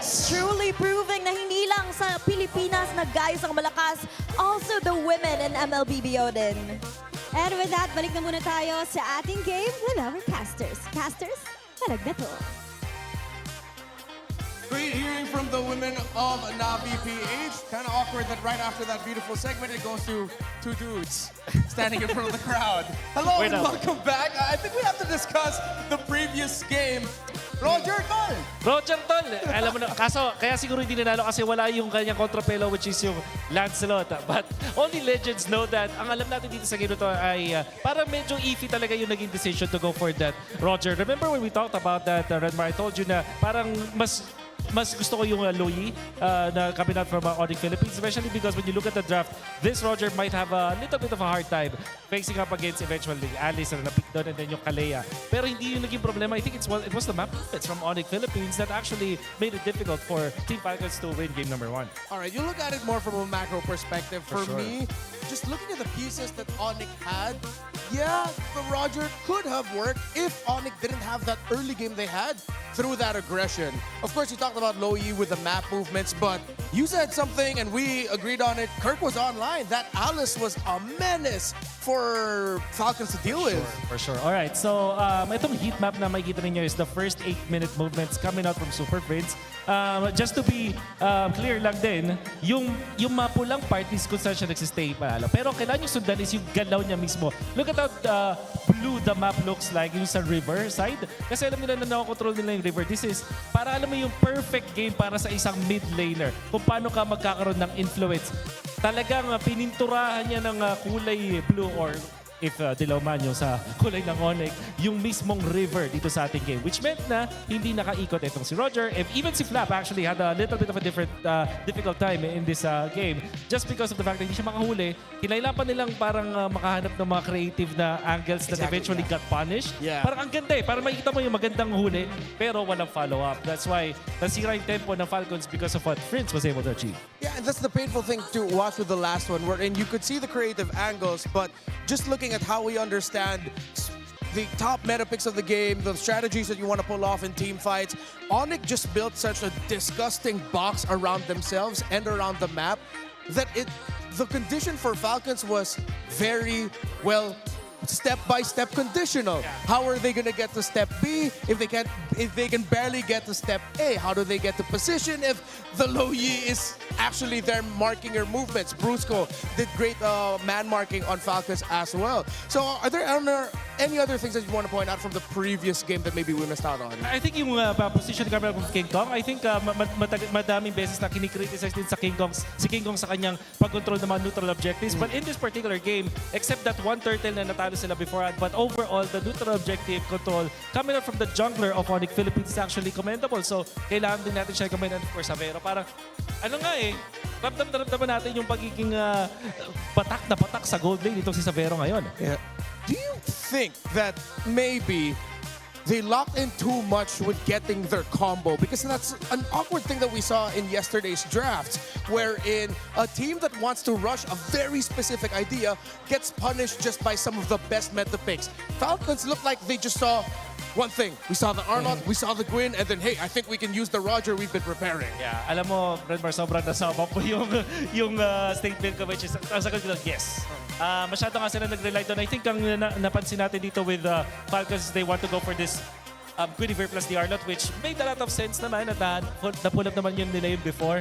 But yeah, eventually parang sobrang reliant nila na 1+1 yung kasama nila every time na magkakaroon sila ng team fight. Whereas itong ONIC Philippines, they can start with just the Kalea plus the Leomord. Eventually dadating si Kirk. Minsan nauna si Kirk tapos mag-follow up dito si Leomord. So yes, etong Falcons, yung game 1 nila was so combo dependent na yung team ONIC Philippines, all they had to do is to wait for someone na malapit and then they can take down anyone.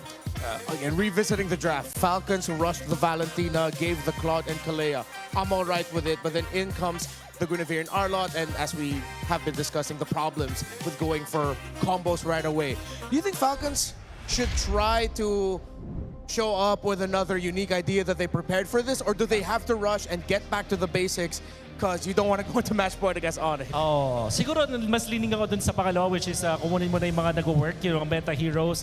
Mainly because gusto mo makascore muna dito at mahanap yung momentum mo because you're not as hot, I guess, as ONIC. Remember, ONIC just have played 5 games already yesterday.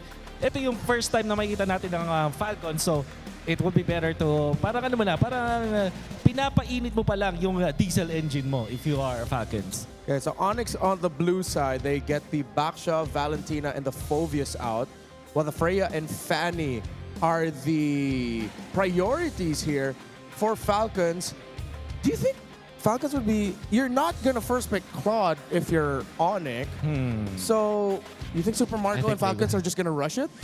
First pick para kay Super Marco, I can like it. Especially kung open yung Harley tsaka yung Leomord na together and the Guinevere, which happens to be the case. Yeah.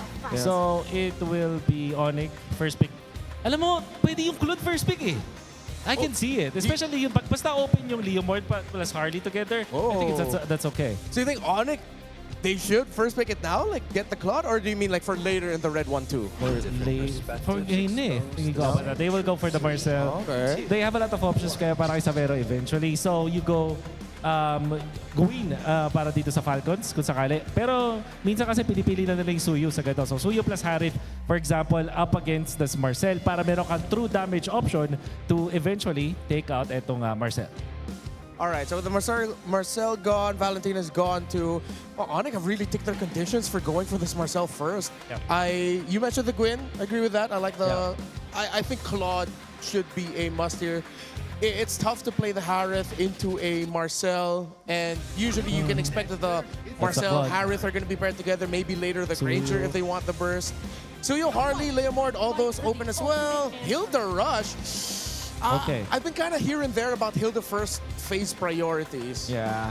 But at the same time, flexible pa rin naman yan at both Flap as well as Ogwen can play this. And medyo dinidissuade nila na mag-assassin itong si King on ONIC Philippines side. However, meron pa rin nung Suyu, like sila yung pwedeng gumawa ng Suyu as plus Harith, which I think has no drawback dito sa first phase. Lalo na alam nila na reveal na yung Claude and Claude versus Harith is a matchup na parang I would say pretty even in the laning stage. Tapos sobrang daling i-activate. And then of course, meron kang true damage against this Hilda. It's going to be Leomord pa rin. Interesting. Yung Zushin Marcel is not the best synergistic hero mid lane duo. Yeah. But they will still pick it up. Lalo na may Claude pang dive dun sa Zushin. I'm curious what ONIC really wants to play with this. Yeah, it seems like ONIC just went for individually strong lane domination, but then together awkwardly weird. Oo, di ba? Parang ano lang, malakas na talaga sila. Huwag mo na isipin yung combo, huwag mo na isipin yung synergy. Individually, malakas na talaga sila mag-lane. I guess yun yung idea dito para sa ONIC. Falcons, they have a choice to go for Gwyn, which they pair up with Claude typically. Pero kung may Hilda, baka mag-Suyo na lang din sila dito up against the Leomord. I think I'm a little bit more for the Suyo because the Guinevere against the Marcel, her entries get messed up. So yeah, the Suyo comes out. Okay, I don't know how you feel about this, but I think the Hilda needs to just get locked into Rome already because putting it in the XP,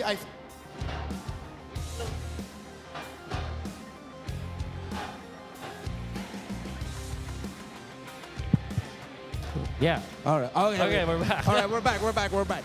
So, well, it's like Hilda's mad at me. Yeah, just put the Hilda in the Rome because putting it in the XP hurts what you might want to be able to do because at least with the rotational speed, you're good, but EXP laning matchup-wise, you need a bigger set.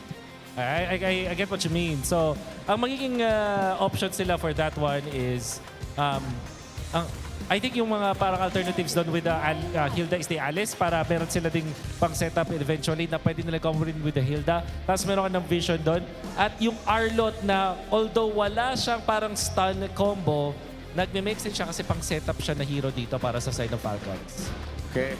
So we're looking for big setups here. EXP and Gold still on the docket for ONIC while it's a mid laner and EXP. I think Falcons needs to get their mid laner first. You can already see the priorities there anyway. While the EXP, you can still adjust. And I think the adjustment for whatever you're going to put in the EXP, or hell, if they send that Hilda to EXP and then the Rome, is going to be very important here for Falcons to make it work. Mid first and then EXP later, I think. Tama. So kung sakali, ang mga options dun for Falcons is Imi against Zushin, tapos wala pang masyadong rundown dito yung Onyx, so I think that's a safe pick. There is an option na mag-Luyi din sila. Oh, maybe. Oh, you know what? I see the vision with that. Clearing in the mid is going to be annoying against the Hilda and the Luyi. You back up the Hilda in laning with those little micro stuns. You can punish that. If it's not going to be something like the Luyi, how do you feel about maybe the Lilia? At least just for fast wave clear, or do they need more crowd control? Parang short range masyadong Lilia. Gotcha.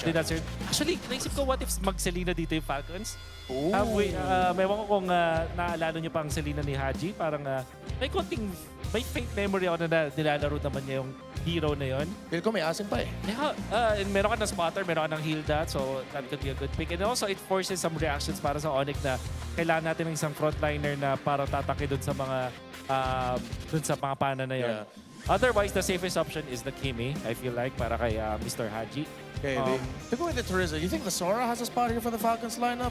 Usually you want to play the Sora against a Leomord, but the Marcel might make things awkward for you. Yeah, that's very awkward for the against the Marcel. Pero eventually, pwede yun kung last pick kung sakali. It's Alice. All right. Wow, okay. So we did say na ito yung isa sa mga option para sa Falcons earlier. But, okay. Oh, wow. And the Yi Sun-shin, pang-counter dito sa Claude.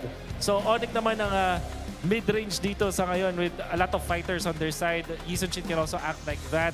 So Haji, I guess, ang kailangan nyo dito is big, either true damage source or talagang massive chunks of damage para hindi makapag-sustain yung Yi Sun-shin, Claude, and this Leomord. So baka hindi na sila mag-Kimi. Farsa might be on the table para sa Falcons. Yeah. Para talagang masakit at may pangtunaw ka na damage. There's an option of the Lunox sa ngayon. And, and they will indeed go for the Farsa. Makes a total sense here. Falcons have drafted Renmar yung pinaka, sabi nating meta na lineup sa atin ngayon. Whereas ONIC going for the Pakito and the Yi Sun-shin makes it so spicy. So pick your poison na lang dito para sa dalawang teams natin. Yeah, it's a wild card. Pakito doesn't have the win yet, but the Yi Sun-shin of Severo stands undefeated so far this season. Are we finally going to see a loss on that Yi Sun-shin, or is he just going to prove just how good he is with that hero? Real quick, who are you siding with? Just name a team. No, you just say ONIC. I'll say ONIC dito. Pakito and the Yi Sun-shin looks crafty. Yeah, I'm running with the ONIC here too. Let's toss you back on over to the casters. Casters, let's go! 6 for 6 is the pressure. Clayton Severo gold laner on that Yi Sun-shin. Now could he go 7 for 7? Ah, man. You know what? One word that was brought up so much in that panel was reach. I really feel like as spicy as ONIC's lineup is, that reach might just bite them in the behind later on.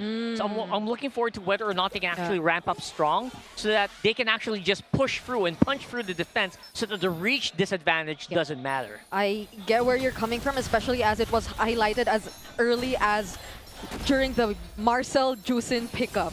There is little to no hero synergy you could really expect from these two when it comes to the mid lane, but individually, and I think that's something that they kept going through the entirety of their draft, is like individually their heroes are terrifying to look at, especially in terms of the laning. Just look at where Kirk currently is already, and how Severo is.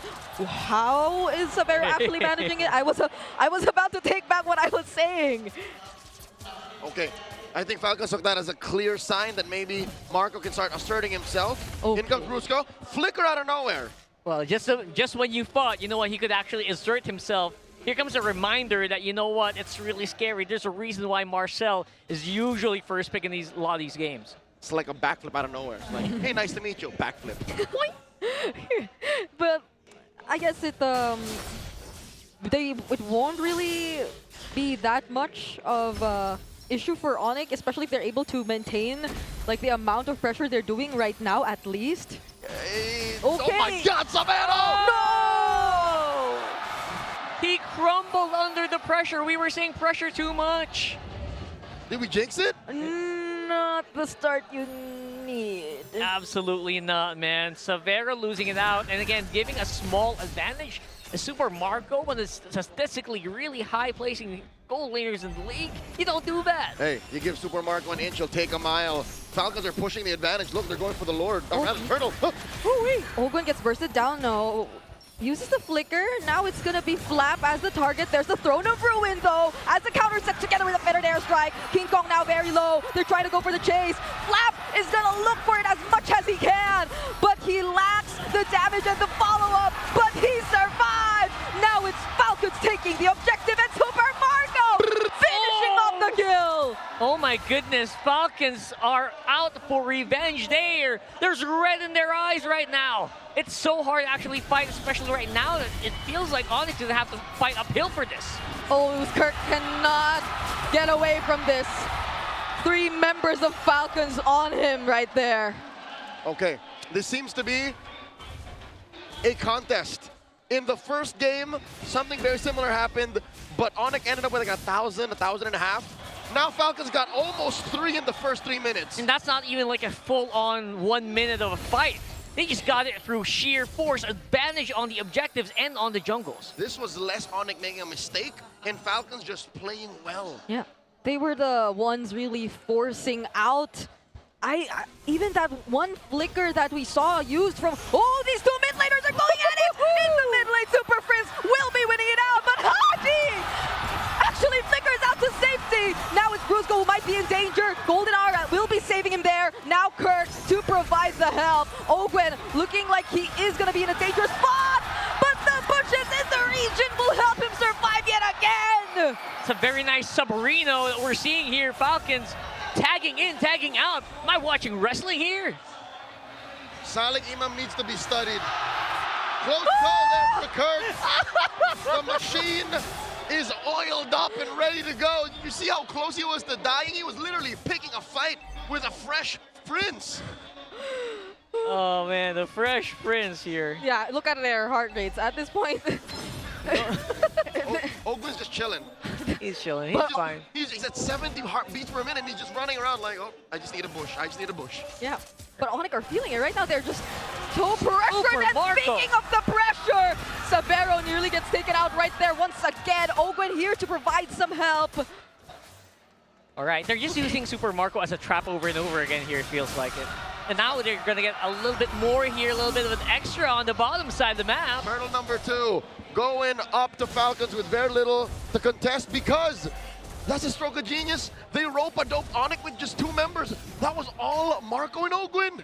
And everything's happened so fast. Falcons, after that objective, have already secured their first turret in less than 5 minutes as well. It's Falcons just adapting so well to how ONIC have been revealing their rotation so far, wherein you know that Kirk is likely to keep rotating out, and they just took advantage of that time and time again. Yeah, that's a big adaptation. You're using macro instead, and now it's a switcheroo again, Super Prince. Oh, that's a Crimson Beacon in, but a response from Flap, not enough to save Haji right there, though. Golden R gets dodged by everyone as they get brought back under the turret. Ogwen running away, but they take the kill on Haji, and no Flap will be able to escape. Yeah, as I was saying, man, there's a really big switch up here that's being done by Falcons. Pure macro dominance. They know that ONIC wants to brawl. They know that they know they're scrappy, but you know what? Falcons are just trying to use 2 people, get more advantages cross map, just maybe swap it out. They can do it over and over again here in this game. Dear Lord, Marco's farming up. He is making bank. He can buy Ram now. He's 1,000 and change up on Savero. That's saying something. In the first 5 minutes. Yeah, Ram in this economy? Come on. Figure speech, but literally that's how much money Marco has in the first 5 minutes of the game. He's literally sitting on about 4.3 thousand, while Savero is at 3.4. Yeah, and ONIC are not really able to convert anything just yet. Falcons are managing the map so well that they are probably also able to just keep these key members in check every single time. Just look at how Falcons are probably aware that King Kong is just really being guarded well here in this purple buff because they cannot afford to lose out on any more of this farm just to catch up for this next objective. Yeah, losing out on that farm is going to be so crucial here. Next objective also going to be a bit easier to take, especially if they take out Flap.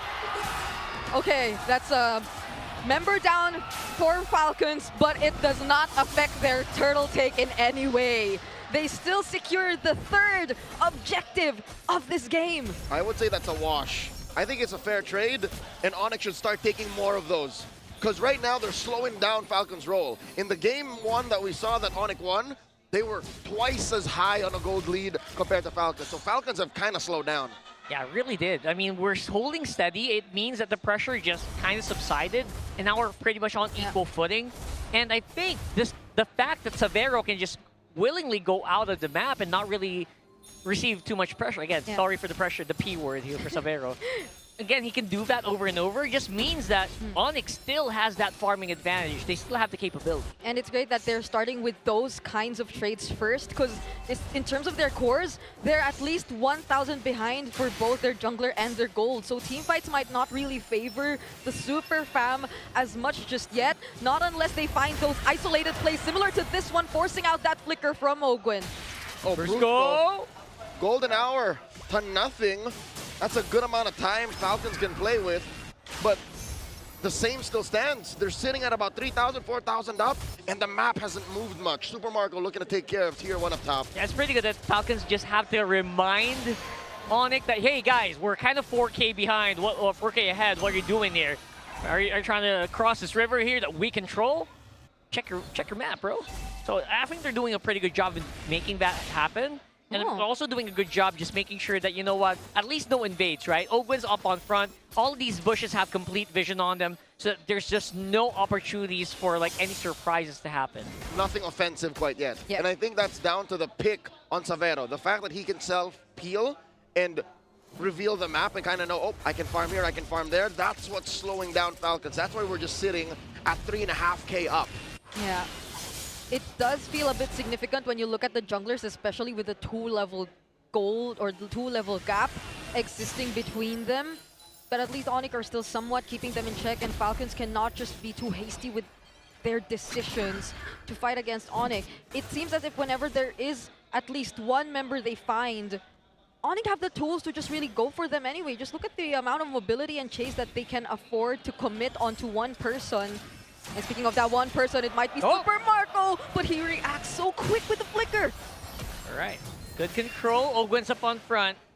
He's still threatening here. I feel like Flap can kind of he's just the big question mark here, right? Is Flap going to go in or not? Like, he's going to be the main trigger point. Yeah. And ONIC can note that there's about a 2-minute window that Marco has no flicker. So they can really pressure him. Nobody's rocking Purifies here, so nothing comes for free. Oh, you're right. Everyone's actually on flicker. That's interesting. It's an interesting game here. That's why ONIC are maybe somewhat pushing forward. But there's just so much sustain and frontline too that you have to take care of when it comes to Falcons. They saw that Kirk is up top. They cannot contest. Falcons go for the throat. They take the first Lord. Wow. You know what? Compared to Game 1, this is the biggest non-fight I've ever seen so far today. It feels like they just don't want to give anything. They don't want to do anything on the map. Like giving away Turtle, giving away the first Lord. Whoa, whoa, whoa, whoa! Could Kirk actually take out Taji? It seems like if he only had a bit more time, then he could have. One more knockout strike denied by the Falcons! That's Kyle's first stack. That is a long haul play.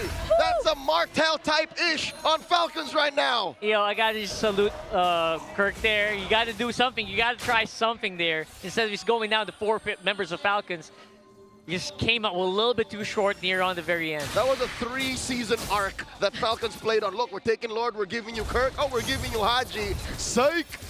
Not really. Not to mention the first stack on Kyle. So Falcons, despite being stuck at about 3,000, 4,000 up, are still a macro-centric team. They will not allow ONIC to pressure them into playing a different way. Kyle! Okay, it's gonna be Kyle now as the target. Platinum Snap! And now they have enough to take him out. That's what we were talking about. Them, if they find a target, they're definitely gonna run them down. It's nice that they're showing that they have a lot of kill potential still, right? You can't just roll us over. You can't just go wherever you want. You can, anyone here can get taken out, even Suyo. You know what? It looks like ONIC picked up a little bit of something from Aurora yesterday. We're talking about Macrora versus Micronics. How about some Macronics? They're literally moving around the map to feign these fake pickoffs, and then suddenly, oof, the real target was Kyle all along. He got his first stack about a minute ago. Now he's down to half. Is that 30, 70? Yeah. So that's fine, right? 6, 7, oh! Uh-oh, Savero! Fortunately had the flicker to get out of that. Now it's Ogun who might be in danger, but he's just too quick! He's so hard to chase! That's the Blazing Duet coming in from Super Marco, but he gets knocked up! Now has to go back to the BMI! Whereas Kirk, just look at what Kirk's been doing all along. Yeah, he's been able to actually just split up very well, and I think that is the primary role of Kirk. I doubt he's going to join these team fights anytime soon, not without like a really big gun, like a Malefic Roar on his side. He can really help with removing Haji, maybe help out removing Kyle, because you know what, you can't really damage Flap. You're not going to do much against Ogun as well. Is he... Okay, at this point, he already has the War Axe, Hunter Strike, and the Queen's Wings. Probably gonna go for another... He just wants more damage, Malefic Roar, maybe? Yeah. And again, when you have that Malefic Roar, your tower taking is also just so much better, right? So I think that's what they're trying to do. Buy some time, shove up these lanes on the side. You also want to go down later and take out that turret, maybe while they're doing this Lord, maybe. And maybe he can afford to really go for the Haji kill later on if that just so happens to be the case, if he already has those items picked up. But Falcons once again. Just look at how quick they are to go for the burst on the objective, and now they're going to quickly transition. That's the Golden R as a response. They're going to go for Flap and Kyle this time. The Mountain Shocker's done! And now it's Kirk going into the back lines, but the response of the Blazing Druid is a bit too much to handle as well. Super Marco has the BMI, can't escape. 2 for 1 kills for ONIC, still the Lord for Falcons. That looks so good. I mean, the amount of crowd control Falcons had, it felt like Kirk just froze on the spot there. Or maybe that's just what happens when your double jab is out. Like, you use it. But the damage from ONIC. Take all the crowd control you want, but where did it come from? ONIC ran through Flap. Oh, and now they're running through Ogwin. Knock up from the Lantern Flare. Not even the better air strike will be enough to stop them there. Those kills! Mountain Shocker still once again from Savero. Finding Super Marco and the turret in mid. Where is this firepower coming from? I think we got the answer right there, right? Savero's just so crucial in these fights. 5-1-1 right now on the Yisun Shin. They need to answer this. They're going to be able to just repel the Lord Waves and just not even give a damn. Savero has 4 stacks right now, and he's at 4 full items. He's nowhere near stopping. He's going to continue. At this point, I'd say he's more of a threat than Marco ever was in this game. That's right. I think what we saw earlier in the jungle skirmish was like crits coming in from the Yisun Shin. Multiple members stunned up, just cannot really get out of reach of the Yisun Shin. Very, very sticky if you look at it. And it happens every single time you think that Falcons are already in a really good spot to just commit to the fight. Yeah. Suddenly picks up that Mountain Shocker and lands it on the best possible target. Multiple times in a row, Super Marco, and earlier Kyle and Flap. All right, so they kind of know the recipe here. They know what they need to do, right? The big question is whether or not they're going to be able to actually just find another opening like that. Because Falcons, their lead's gone, but they still pack a punch, you know, figuratively The speaking. map still belongs to Falcons. It's easier for them to still make plays. Yeah. But here's what's scary. ONIC can do just the same. They can send Kirk on the opposite lane. They can have Savero run around and then run back. Flap alone is gone here. He did not expect this. It's a 5-man rotation from ONIC just to take out the Filipino cannon. And a monster for Savero, plus another kill on Haji. Open to the backlines, finding Brusco finally now. But then he might just be in danger too. Fortunately, had to flicker out. All right, that's a 2-for-1. They're doing pretty good damage mitigation here, Falcons. But it feels like ONIC have found their groove. They've found that rhythm to get the pressure going. Oh my God! Falcons. Kirk walks into it, sees Kyle and Ogun, cuts him in half. Okay, there's no Haji. There's less threat of a burst. Kirk is just... he's so brave with this Paquito right now. That's right. Brave is an adjective that doesn't describe the whole thing. Okay. Oh. Okay, Ogwen. Immortality popped. No way out of this, not unless, okay, no way to chase him down. What? But Kirk had to use the flicker to get out of that. Falcons now going for the re-engage, but it's ONIC who bursts down the Lord this time. Falcons respecting ONIC's post-fight potential. Again, even before the Lord, ONIC is lethal. And now it's clear it's ONIC time. The yellow half of the arena have gone crazy. What does Falcons do here? Did they just drop the ball completely? I don't know. It feels like they were forced to drop the ball, honestly. Just how much exertion that ONIC is doing right now, especially this Paquito, man. This Paquito's taking us so much by surprise. I agree. Like, I do not want to even look at the KDA, the amount of impact Kirk has in this game. Constantly pressuring the sides of Team Falcons, and even the positionings of these members who are just so crucial to how they're about to win it out. That's what the hater would say. Look at his KDA. But I think that'd be a mistake. Even Falcons shouldn't look at the KDA. They should respect his output. Yeah. It's just look at him, look at him, look at him. Look at Kyle, man. Oh, having a hard time getting punched here. Okay, that's the King Kong finding a kill on Kyle. How did that? Now it's going to be Flap. Nearly bursted down. They take care of the Lord. But that's about it for now. Brusco going in for the dives. They just really want to take out as much base turrets as they can with another wave coming in mid. But even before it arrives, they already complete the job. This is 4v5. Yep. Kyle's nowhere to be found. Flying Clouds already utilized. Better airstrike just to clear out the wave. Super Marco He's starting to feel the damage. Now it's Kirk going in for the fast clear. But Falcons can take care of it. There's one more minion.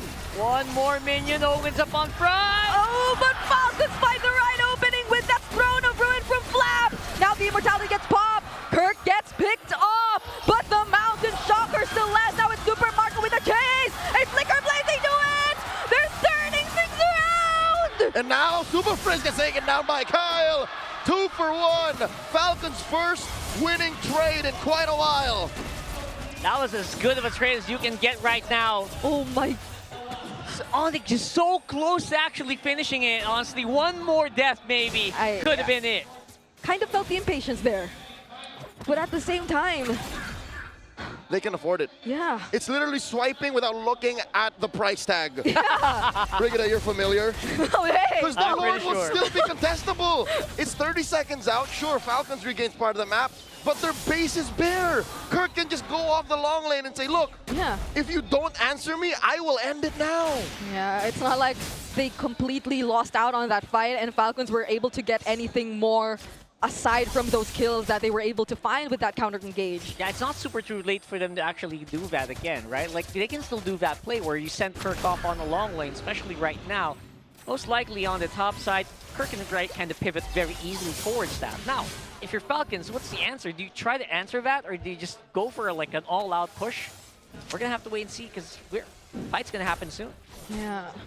Because even those members from Falcons who are assigned to go for the entry seems like they're just constantly flushed out by ONIC and the way that they decide to group up right now. But Ogwen coming in from the backline, plus the stun from Kyle. King Kong forced to use the Phantom Steed already, but you could see the same for Haji. No longer has the fettered airstrike.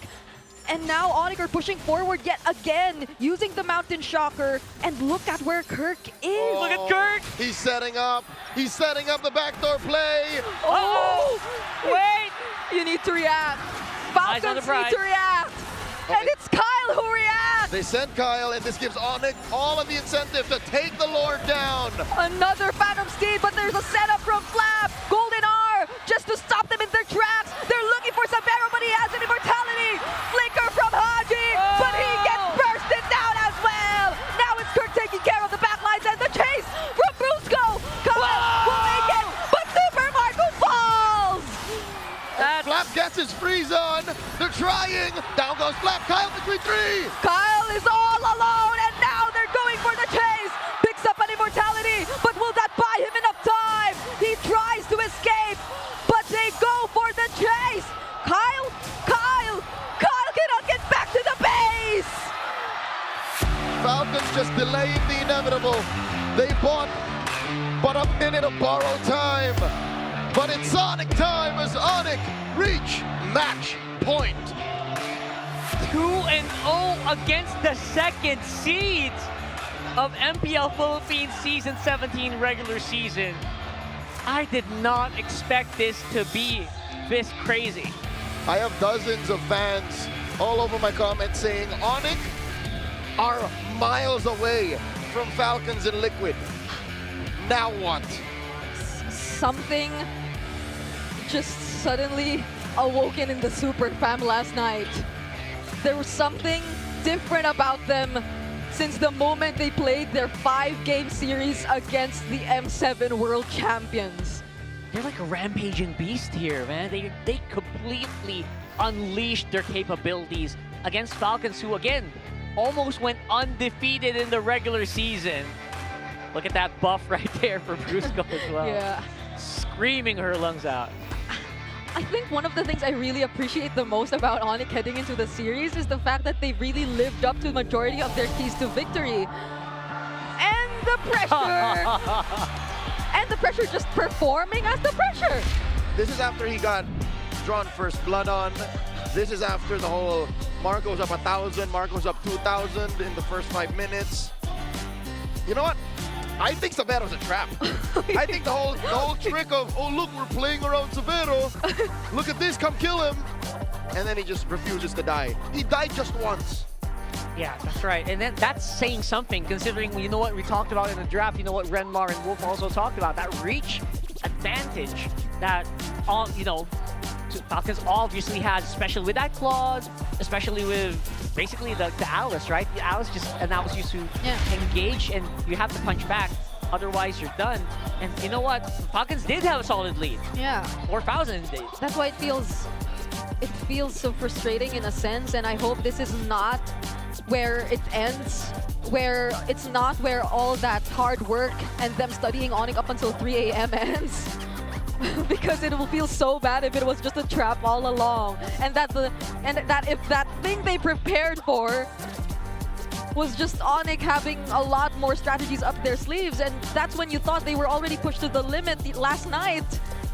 Here they show up and suddenly perform so differently from the way we're used to seeing them perform. This is Paquito's first win. And oh my goodness, you're right. Yeah.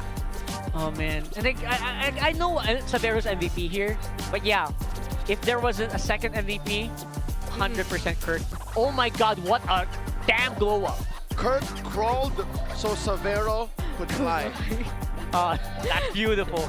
He literally paved the way for the comeback, and I think this is exactly how you play Paquito. Yeah. Just as a blunt object.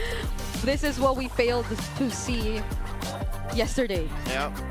I mean, you know what? The Paquito is really played here in a very, off team fight guy, right? Like, you can't expect the Paquito to be slowly nerfed because they reduced the move speed duration and everything. You expect him to be more team fight centric, but you kind of forget, this is MPL Philippines, man. We push heroes to the limit here. And our Paquitos can do anything they want. They can split push like the old days. Yeah, I think in the first few minutes at least, there was more of a threat of him joining the team fights and being just a legit damage EXP laner when it comes to that. But as time went by, he was elsewhere, always elsewhere. Which is rare. Yeah. That is rare. I can't tell you off the top of my head the best damage EXP laner now. Maybe Yuzhong kind of counts? Yeah. Benedetta? So, Bennett, yeah. You know what? Maybe this is a renaissance of damage XP laners. And it started with those two. And then now here comes Kurt, proving that Paquito is an essential part of that ecosystem. It is saying something because it's community sentiment. Don't quote me on this. It's community sentiment. Kirk is the literal chink in the armor. Right? That's what a lot of people say about ONIC every time they play. I'm not saying it. People are saying it. I'm just reading comments. But you know what? Here comes Kirk proving him wrong. Here comes Kirk proving, hey, you know what? The team can depend on me when push comes to shove. Here's a different type of XP laner that he can actually pull off. I think that's another thing that we've been seeing online, especially after what happened last night. But here it's also just ONIC as a whole team sticking to what we see really works for them and switching it up overall. I don't know where to really put my attention into for this entire game because I initially also just wanted to really focus on Savero, but now it seems like we have to put our eyes on other players as well after what they've been able to show here. It seems like after they just went online, everyone was just so aggressive instantly. You could see Kurt constantly chasing. I think, no, honestly, now that you think of it, it was after that one failed attempt to kill Haji where everything began. Did he get fired up? Yeah, you see Brusco suddenly flickering in just to find those silent shots, and you could say the same for the other members of ONIC. I think that's exactly what's going on in Falcon's head this whole time. But it's like, how do we get them? And then it just led on to just the comeback. More on this later, but for now, quick reminder that 7 years later, we are officially back where Filipino MLB dominance began. The MPL Philippines Season 17 playoffs are live and underway in the San Juan Arena. And we are running all the way to May 31st, so don't just watch history unfold, step right into it. Yeah, tickets are selling fast, by the way, so head on to ph-mpl.com/tickets and secure yours now, because want to see you here in the venue, man. Where it all started, that 2019 SEA Games win, we just kept winning after that. 7 years later. Right. I remember where I was that night. Hey, the All-Star Event Series is officially live and the loot is yours for the taking. Gear up for the Title Treasure Hunt and Title Gold Rush to score everything from free skins to diamonds. Don't forget to grab your All-Star returning gift just by logging in or rally your squad for the Tide Clash 5v5 event.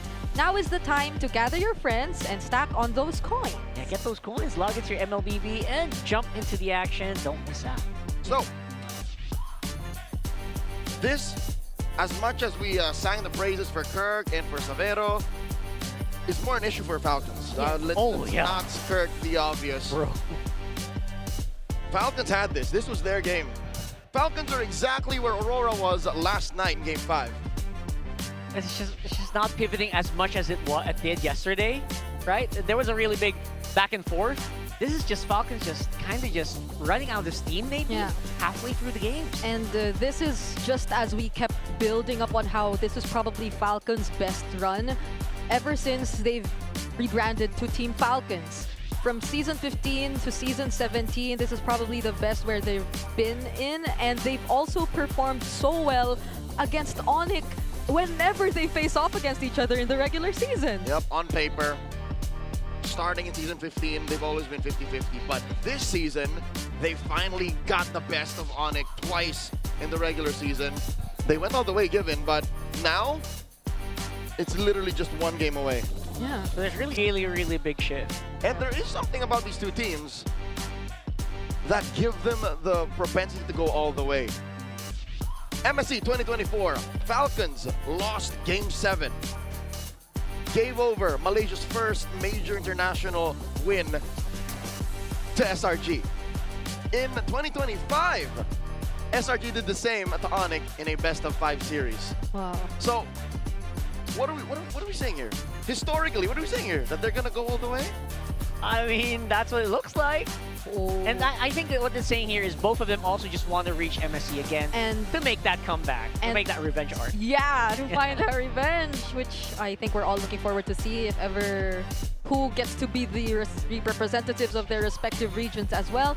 And another trip down history, we see multiple second versus third seeds fight against each other in the upper bracket, but so far it's always been 50-50 if it's ONIC being part of that matchup and them being in third seed.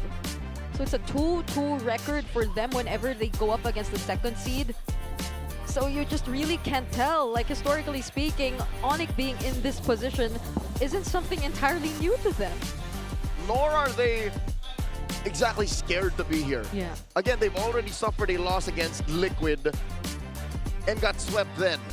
Now they're literally in the driver's seat. They're chill. They're in a Tesla driver's seat with their feet up, hands up, saying, yep, nope, this just one more, we're cruising through. Falcons have not figured out how to deal with this. Oh, it's gonna be rough, right? It's Falcons. I haven't seen Falcons like this in a long time. After that 3 a.m. study session. What did they do? I'm curious. I know. Did Yisun Shin show up in the 3-hour session? Because it didn't show up yesterday, but today it's gone 7 for 7. Yeah, I can't help but think of that one interview wherein I think one of the players from Falcons said that to get past their team, you have to get past Coach Moody.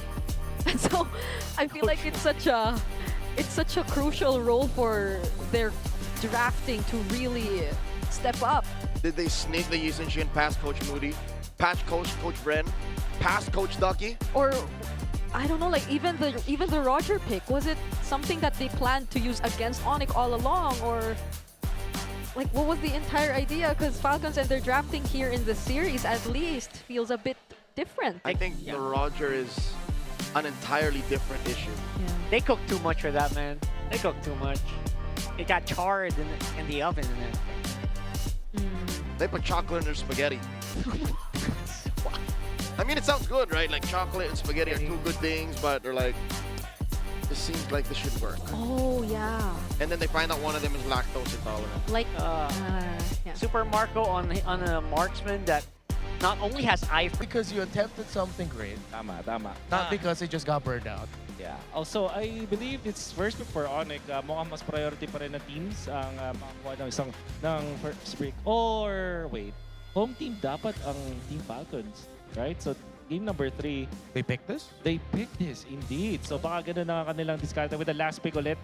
And decide. So, ONIC, will they go for the Marcel again? Hindi, sila yung nag-ban mismo. Whoa. So that's a flex. Because usually if you see the opposing team pick going onto the same side now, Red, that means they're thinking a very specific plan. ONIC blocks that because now Falcons are forced to change their plan with the Marcel getting taken away by ONIC. All right, so with the Phobius as the last ban, would you go Harley na dito para sa ONIC? Kasi wala na yung Marcel, so that would not be a problem for you. The Vanity was also taken out. Means they're more of a Baksha team now. Of course. They are more of a Baksha team. Throughout the season, King Kong has been stellar with his hero. The rotations are going to be sharp, and this allows ONIC to now build up a lineup that ends the game really quickly. You also have the Guinevere though para sa Falcon. So ito yung interesting. Nanalo naman ang ONIC sa Baksha versus Guinevere just yesterday. Oh, it was the Baksha versus Fredrin. But there was that interaction na Baksha versus Guinevere. At ang Falcons ay more than happy to pick up that Guinevere now para sa kanila. And no, there we go Claude first. Claude and Glue as their priority here for Falcons. All right, still I think a lot of respect towards Severo and how great the Claude pick has been. Yeah. The Glue provides a lot of disruption. And it's a great flex pick. I think mid laner now for ONIC would be warranted. Just get their Roman trio again, or if they can somehow find a flex pick. Yeah, Kalea nandyan. Siguro yung flex pick nila, I guess Hilda, yung pwede maging option doon. Yeah, but then they'd already show it that they have to pick up the Kalea as well. Yep. So I'm thinking Kalea Gord here para sa ONIC. May chance Gord, lang na... Yeah. Okay, so it's Harith and... Wow!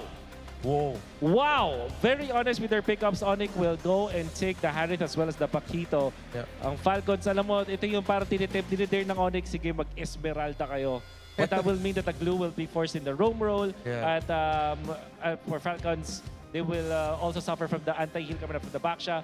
Honestly, I think they have to pick the Guinevere now para sa Falcons. Force the Purify, syempre, na maging choice dito. In many ways, Paquito does not like playing against the Guinevere. Whoa, Fred. Wow, Fredrin. Whoa. Wow. I'm actually surprised. Me too. The Guinevere feels like would have been a really great combo alongside the Glue, but then I think Falcons might be building a strong front because they know that they have to build for Haji here. Because ONIC will definitely have Haji in mind. They're probably gonna consider heroes such as the Kimmy or Strong Burst like the Farsa if they want to just delete health away from ONIC right away. But Kimmy would be a really great pickup. ONIC are either gonna check that by banning it or picking it up for themselves if they're really feeling their Baksha pickup. Because this is why you pick up the Roman mid as your second picks. ONIC really just want to lock in the win right now. And they want to win the matchup in the center. Alam mo yung sobrang interesting dito kasi Baksha Harith ang ONIC, which we normally criticize kasi magic-based yun. Although may true damage naman talaga isang Harith, it usually does not become successful. That's why they were first to get the Paquito para sila may physical damage from the side lanes. You know what this tells me? Maybe ONIC are flexing etong Baksha. Because I see a world where this can be a roam Baksha. Yeah. It could go fast. You go fast through the EXP lane as well because of how fast you can clear. We saw how Kirk's been playing the Paquito. Fast clear, get out of lane, rinse and repeat. Yeah, it's something not to say that I'm criticizing, but it's something that we do in the ranked games. Yeah, it's for the Glue. It's to make sure, you're just really making sure, hey, we got to make sure our Glue's fine. But then that shows it. That's most likely going to go into the roam now. Yeah. So with the Terrorista being banned, I think this is a really good ban for Amanat from ONIC. It will be maybe that's Kalea. Di pa rin ibibigay sa ONIC Philippines na na-mention din naman natin kanina as an option para sa ONIC Philippines. Now, ONIC, will they look for, maybe an Arlot ban is decent here. Kahit anong mangyari, ang Fredrin Arlot ay sobrang reliable pa rin. They only have one Purify. The potentially naman galing sa if they go ban the show. Whoa. For a second there, I thought that maybe ONIC would want to consider it as a surprise pick later on. Yeah. Put the Baksha in the jungle, then you pick up the roam because roam show, you rotate faster. All right. I think yung ONIC are also considering yung Loyi again on their side. Especially kasi ang kanilang katapat is the Fredrin. Pero kadalasan pag sa mga ganitong moments when you're up against the Claude as well as the Fredrin, altogether yung box type strategy, you want some long range reach nukes. Farsa would be good if baka hindi masyado because of the presence of this Claude. So dun papasok yung realm na meron silang consideration dun sa isang Loyi. So I believe that ONIC Philippines might consider that hero as well. Oh, the Loyi showing up again. I would be okay with that. I think ONIC. Sword pa rin. Okay, they still go for the that's Sword. Falcon, sorry. So that is Falcons that will pick up the Gord. All right. Pretty standard pick, actually. Or Kozerat. They have the dive. I think the Roblox still can. You know what? What if, ano naman, si Prince naman yung bigyan nila ng masayang hero dito. What if we get na Selena is for ONIC Philippines? Well, we saw a lot of their rotations in the tempo. That would be annoying for the Glue to deal with. Yeah. Thinking a little bit more maybe in the realms of the Valir and the Lilia. Max that range, but... Okay, so it's Kalido. Makikita natin dito, it's going to be back siya para kay King Kong and Lilia. Alright. Against the Glue. Perfect na sagot dyan. Oh, Flap, huwag ka na mahiya. Mag-Arlot ka na. Yeah, just... It covers a lot of ground. Yeah. And you need that extra bit of damage coming in from the Arlot just to mess up ONIC. You're playing a lot of pressure on your Roman mid to really bridge for the Claude. Yeah, you need an EXP that deals damage. Deals damage. Kasi ano ka na dito nag-friend rin ka na. So you cannot only depend on the Claude alone. Siguro kung gusto nilang mag-all-in doon kay Super Marco, if they want this Glue to be in the EXP, isang room suggestion ko dito would be the Gord, the Gatot-Kacha, para may konting depensa dito up against ONIC kung sakaling mag-full dive ang ONIC. Otherwise, I think yung Arlot is such a solid pick here for Falcons. See if they're gonna lock in that Arlot. Is it gonna be damaged? The Glue go roam or EXP? And of course, it's the Arlot. Close up the draft, and before we head in, are we gonna see a number 4 or is this gonna be ONIC sweeping it? Yeah, Falcons are bringing us the throwback sa M5. So yes, mukhang gusto ko makita ang utility jungler role nito para sa kay Kyle. So I'm feeling though, as a Falcons guy, ONIC might be closing the deal here, but let's ask the Super fans. Super Fam! It's ONIC sweeping the series! Falcons Nest is Falcons forcing game number 4! Let's see what happens, casters! Let's go! ONIC Philippines are hell-bent on making this Paquito work. That seems to be the story of this opener for day number 2 in the playoffs. Falcons are at the edge of dropping to the lower bracket. Yeah, and it's the first time we're seeing a utility jungle for King Kong in this series. So they've changed it up a bit, but it still feels very comfortable for ONIC considering their performance so far. Yeah, I really thought we'd see another lane ward game, honestly, the way that they would have drafted. But you know what? King Kong says, I can do anything. And we've been so good on the Baksha anyway in the past. Why not just make it so that we can use it to secure? Ooh, big flicker used on Ogu. The first 30 seconds of the game, they forced out a major resource out of Falcons Roamer.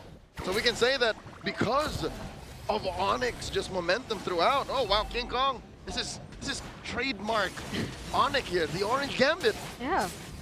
So it's not an easy task for Falcons to just keep guarding their own side of the jungle, considering the pressure that ONIC's been putting towards their side. And look at how they've been managing the other parts of the map even while they do this. Yeah, it's actually very well thought out of the way that they're handling the waves. A little bit of a freeze here as well by Super Friends, so you can get rid of these jungles and not get the full level 2 yet. It's immaculate. There's a Vengeance that'll keep him safe there, but nowhere feels safe if you're Falcons. You already got a flicker forced out of you.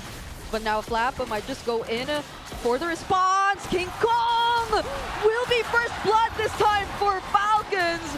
A really good pickoff for them, but the flicker from Brusco gets to trade out Flap, and now they're on to Ogwen, and without a flicker, he'll use the spread to get away. Okay, so a kill for a kill, but a little green stolen away by Falcons.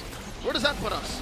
Yeah, slowly I think we are going to be a bit more equal in that last exchange, especially that Falcons seem to be more hell-bent on making sure that the trades are a little bit more even this time around and not giving away too much to the laners. Yeah, and that black shoes just now, you saw it from Super Friends, but it's still ONIC positioning themselves first in this turtle. Flap has a final slash though. Kirk wants to get something done here on the side. Yeah, oh, they're actually gonna go for Flap first. Now they're gonna try to burst him down, and they have enough damage to do so! Flap goes down, and the turtle goes over to ONIC as they find another kill on Kyle!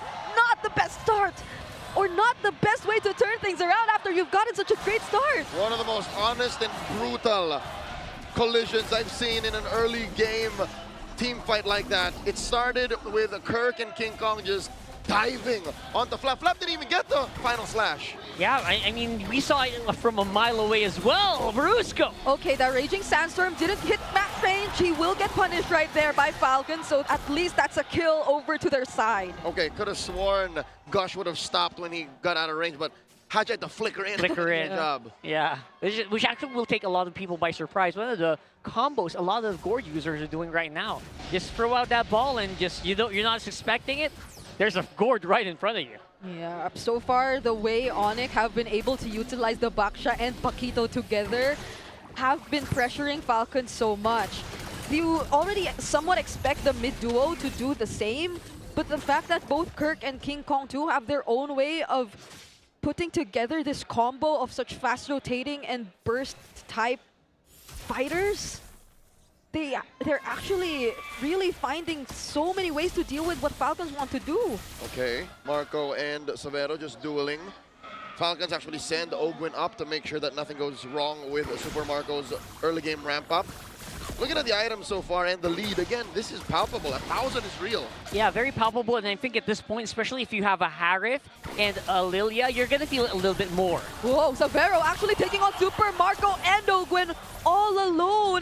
Nearly got to take him out, but there was a follow-up from King Kong. He used the retribution right there, but it was all worth it. Drive-by takedown. 187 from King Kong. They're up almost 2,000 gold. Falcons are suffocating all across the map. Yeah, that was a little ring by, hey, is my delivery ready? Is my order ready yet? I'm gonna just pick it up and go to the turtle. Whatever we felt for Falcons in game number 1 seems to hold true right now! That's a final stat from Flap, Appraiser's Wrath, but Kyle, he seems like such a squishy target for ONIC. Now there goes the grab. They find King Kong, but that's King Kong! What can they do? Now Kirk trying to find Flap. Flap's in trouble. Flap slowed down, but uses the Vengeance plus a flicker, still survives, but barely! Another retribution kill by King Kong! And he might live. Oh, yeah. Haji does finish the job here, but it's all in vain. It's a consolation prize. ONIC are happy with how deep they forced Falcon to go. I can't believe we've seen 2 retribution kills in a row. That's right, King Kong is really utilizing the shield unity to get into position, just to get some of that damage in. And honestly, that could have been a kill already. That could have been reserved for this turtle. But right now, because King Kong's not here, it's going to be a Falcon's turtle. A little bit of a consolation prize, but honestly, it's not much. Yeah, multiple times he just went for that drive-by. And that's a turret over to ONIC. Again, it's only been 5 minutes, but you could feel their presence all across the map. This is sheer example of ONIC's micro just outweighing Falcon's propensity for a macro late game. Yeah, final slash. Kirk will be safe. And look at them again, trying to go for Flap TZ down bottom. Back to Shield Unity, gonna be used on him. He doesn't have the final slash, and they know it. They're gonna go for the kill. There goes the Mystic Gush. Brusco isn't really able to cancel it out, but he still puts up an effort. Haji already very low. Now it's Ogwin all alone, isolated, up against 4. Does seem tanky enough. There goes the Energy Eruption. And they're taking so long just to find that kill. Fortunately, Falcons are able to withstand it, and they find one. And that's going to be Brusco. Yeah, Ogwin has been an absolute punching bag here, but you know what? He's actually the one who stays alive. But while all of that is happening, while ONIC, or while Falcon's trying to answer back, they already took the mid turret. That's huge. At best, what Falcons are doing are delaying ONIC's payoff. But I'm still looking for a proactive move out of Falcons. Yes, Ogwin has been rope-a-doping, running circles around ONIC, but that's basically having really good cardio in an MMA match. Doesn't really help. I have all of the gas in me, but I can't knock you out. It's just going to take a while. You got great stamina. You don't really pack a punch. Where is the punch going to come from? I don't think Marco's going to be ready anytime soon. At least they're just able to really buy some time. But hopefully, while they do, they find things elsewhere. But we don't seem to see it just yet, because even in terms of turrets, everything's just standing tall for ONIC. They're not even able to deal damage to any of these tier 1 turrets for ONIC. Yeah, but I kind of get it, right? Because Flap's just a non-factor in these fights. I mean, I think ONIC has cracked the code. Okay, now they're gonna burst Kirk. That's one massive pickoff, but then the Raging Sandstorm from Brusco as a response to no follow-up damage, however, because Savero gets isolated by Ogwen, who yet again is doing so much for the Sonics right now, or the Falcons rather, but now Kyle is pushed back. He is nowhere within Retribution range, and it's ONIC who secure this objective yet again. 2 kills for the final turtle, still definitely momentum going over to ONIC. But a little bit of room on the map to breathe since 2 members are missing. Falcon's gonna make some leeway. That's a 3v5. That would be a big bonus if Falcons takes it. But you know what? The clear from Alilia and Savero close by just makes it so that Falcons just cannot break it. Whoa, King Kong actually went for Super Marco right there. Kirk won't be able to catch up though. There goes the Mystic Gush. Doesn't have the shield unity to run away, but he'll be fine. That was a long walk for a small glass of water there being thrown by Falcons. Not sure that's how that saying goes, but I get it though. but Yeah, you get it, right? Get it. They threw everything here, and King Kong is just the perfect tool to absorb all that. It's a mile in my shoes for a lick of the lollipop. I didn't even get the whole candy. It's just like a left, and then we're back to regular programming. Still not a single tier 1 taken down. Thank you for the backup. Leo's usually the good ones with the metaphor. Yeah. And it seems like Made sense. something they could afford. ONIC didn't really lose anything, exactly as you mentioned. They still have map control. They still have all their turrets. And back to regular programming for them is the exact same spot where we see Falcons just being very hesitant to at least start things up. So where indeed is that proactivity that we're so used to seeing from Team Falcon? Again, I kind of understand it because Flap's a little bit more vulnerable here since he got focused on so many times in the past few minutes. So maybe more hesitation because if Flap makes a bad move, that's -1 and they lose. Right? So there's no more engage. I hate to say it, but he's literally just a final slash machine. That's it. Yeah. If some way, somehow he can let that off before dying, that's the best thing he's been doing for the past 10 minutes. And the final slash machine finds one, but a flicker will actually save Kirk there. At least they don't have his flicker available, but they also lost Flaps. I don't know if that's worth it, man. You're going to be needing that. And the Mystic Gush, by the way. Of course, for this turtle, this Lord, and they don't have the tools. It's gonna be ONIC bursting this down. Kyle and Flap will attempt to at least come close. But look, it's King Kong actually going in for the zone. Ogwen too, looking for a target. It's gonna be Savero all over again. But now they're gonna focus on the hero. Abracer's Wrath laid down. Black Shoe's still available. And Kyle will go down as ONIC secure the Lord and a kill on Super Marco. 3 for 1, but they take the Lord anyways. And now it's just Flap and Haji. Haji's trying his best, but it's a shutdown from Super Friends. Final slap coming in from Flap. He will not get away. Savero's on a killing spree on this Harris. 5 from Falcons, flushed out of the map. ONIC, have a Lord. ONIC, take it all. Again, the lack of the initiation factor with Falcons. Ogwen completely disconnected from the team. Really bit them hard in that last one. Ogwen had a mission. It was to compromise Savero. I get that. But the math ain't mathing, fam. You want to attack Savero. It's clearly how ONIC has been winning all this time in Season 17, but did you see how much they put into Kirk and how Kirk still till the final moment survived? Again, it's more on the Kirk and the King Kong connection that we see working so far in the team fights, because Savero was just more so assigned to take care of the Lord. Is that a new KK? Wow, different breed here. Well, at least for the Paquito. Season 17, looking good. And now, of course, they're going to be able to repel this, but I think the damage has been done. I think more of the mental mind game. Yeah. ONIC has won that. And I think it's a miracle that Falcons have kept all of their inhibitors and are keeping it close at 5,000 gold. Okay, Brusco already in! Finds the Raging Sandstorm. Now he gets to zone out multiple members, but it's still not going to be enough to take that base turret. ONIC will respect. Yeah, you know what? Despite that, Def, you see ONIC, they're smiling. I saw the player cams. They're all fine with that. They kind of know that's going to be like a little bit of a tax. A little bit of oopsie. Oopsie. They're Okay. going a quick break. This gives us time to digest exactly what's going on. Yeah. It's understandable as to why the green half of the San Juan Arena is a little sullen. Because again, it's hard to hope, it's hard to smile when your team is down 5,000 gold, has pushed what? Did they get one turret at least? I don't know. I actually don't know. They barely have a turret, maybe. If ever, trapped in their base. If there's a comeback, it's gonna be a long climb.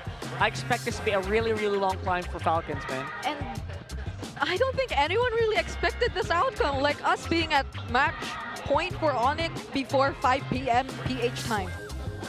Because 4 p.m. Indo time. 4 p.m. Indo time. For all the Indonesian fans watching, we know you're there. We see you. 12 noon Saudi time. Wherever you are. Like this everything has happened too fast, way faster than we expected. We've already mentioned it in the six-man panel earlier too, that this was probably one of those series that could go all the way, but Falcons for some reason have been struggling against this momentum we're seeing from the Super Fam. Yeah, what's happening is going all the way for ONIC. Yeah, that's the only all the way that's happening right now. The Chop Master Sen says it's go time, and it's time for Falcons to actually clean up. They have to make sure that all these waves crashing through top, mid, and bottom are cleared out. Not a single one. Oh my God, top lane doesn't even count. Yeah. That's close, but not really. And when you see the state of these turrets right now, you're already looking at Kirk, right? You're already waiting for that split push moment. Yeah. You know he's just warming up. He's about to go top side while the rest of the team goes on the Lord, and the Falcons aren't really going to be able to do much about it. And I don't think anyone from Falcons can do what Kirk does. Like Super Marco, but he's a much more... Nah. He's needed for the fight. Yeah. So that means Falcons only has two options. Entertain the fact that Kirk will do it and try to punish him. Yeah. Give the Lord over to ONIC. Or let Kirk do that, suffer the consequences, contest for the Lord, knowing it's a 4v5. And the timing of that is very difficult. It's going to be very tight if they try to contest. Yeah. I don't know. If you make the wrong decision at the wrong time, it's over. Yeah, it's pretty much over. So Falcons really need to make a call right now. They see where King Kong and Brusco are. They also probably have an idea of where Kirk is gonna go. It's a far lane push first.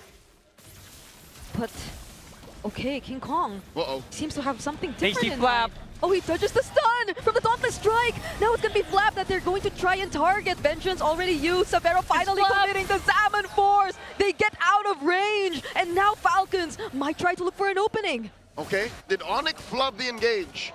Is this a window of opportunity for Falcons? They're chasing Brusco out, and they still did not get the push on top. Yeah, the only thing they got there was the flicker. Other than that, it's pretty much a very healthy Falcons. They also risked dying there. But it's still a flicker.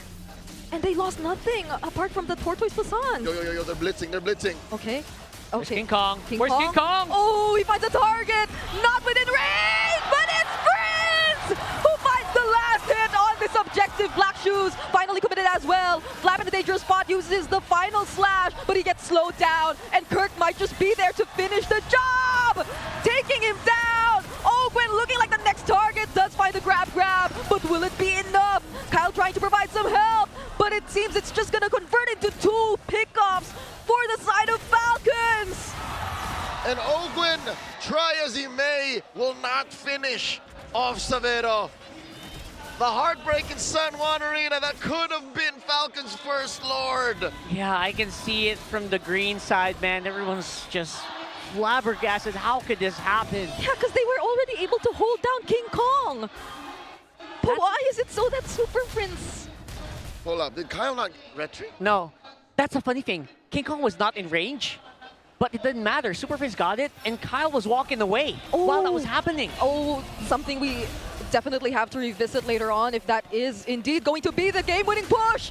Kirk forcing out the flicker from Haji, also nearly bursting him down. Falcons still have a Lord to take care of, but ONIC seem to be taking it slow.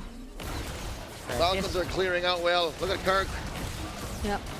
Kyle's already really low right now. That's the Salmon Force already used for Severo. Final slash gets caught, but he's just able to dash out out to safety. Flap is nowhere to be found. No final slashes available for Falcons. What could be the turnaround play? Not even the Mystic Gush might suffice. They even touch the Appraiser's Wrath, and Super Prince finds Kyle. This just seems like ONIC slowly crawling towards victory, and that is what they will secure. This is the Super Fam walking their way towards the upper bracket finals. ONIC Philippines have clipped Falcons' wings, sending them to the lower bracket. Not a single soul could have told you this was going to happen. Not like this. Not in a sweep. From an ONIC that was fighting back from really big deficits in day number 1. They look like they're out to play. They're out for blood here, sweeping the 2nd seed of the regular season. Half of the arena, or maybe even the entire arena, might just be at a loss for words. Even the side of the Super Fam probably never expected this to be the final score.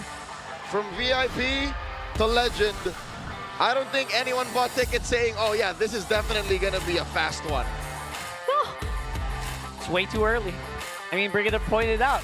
Time check, way too early. Yeah, we're not even past 5 o'clock PH time. 5 o'clock Eastern Central in the morning.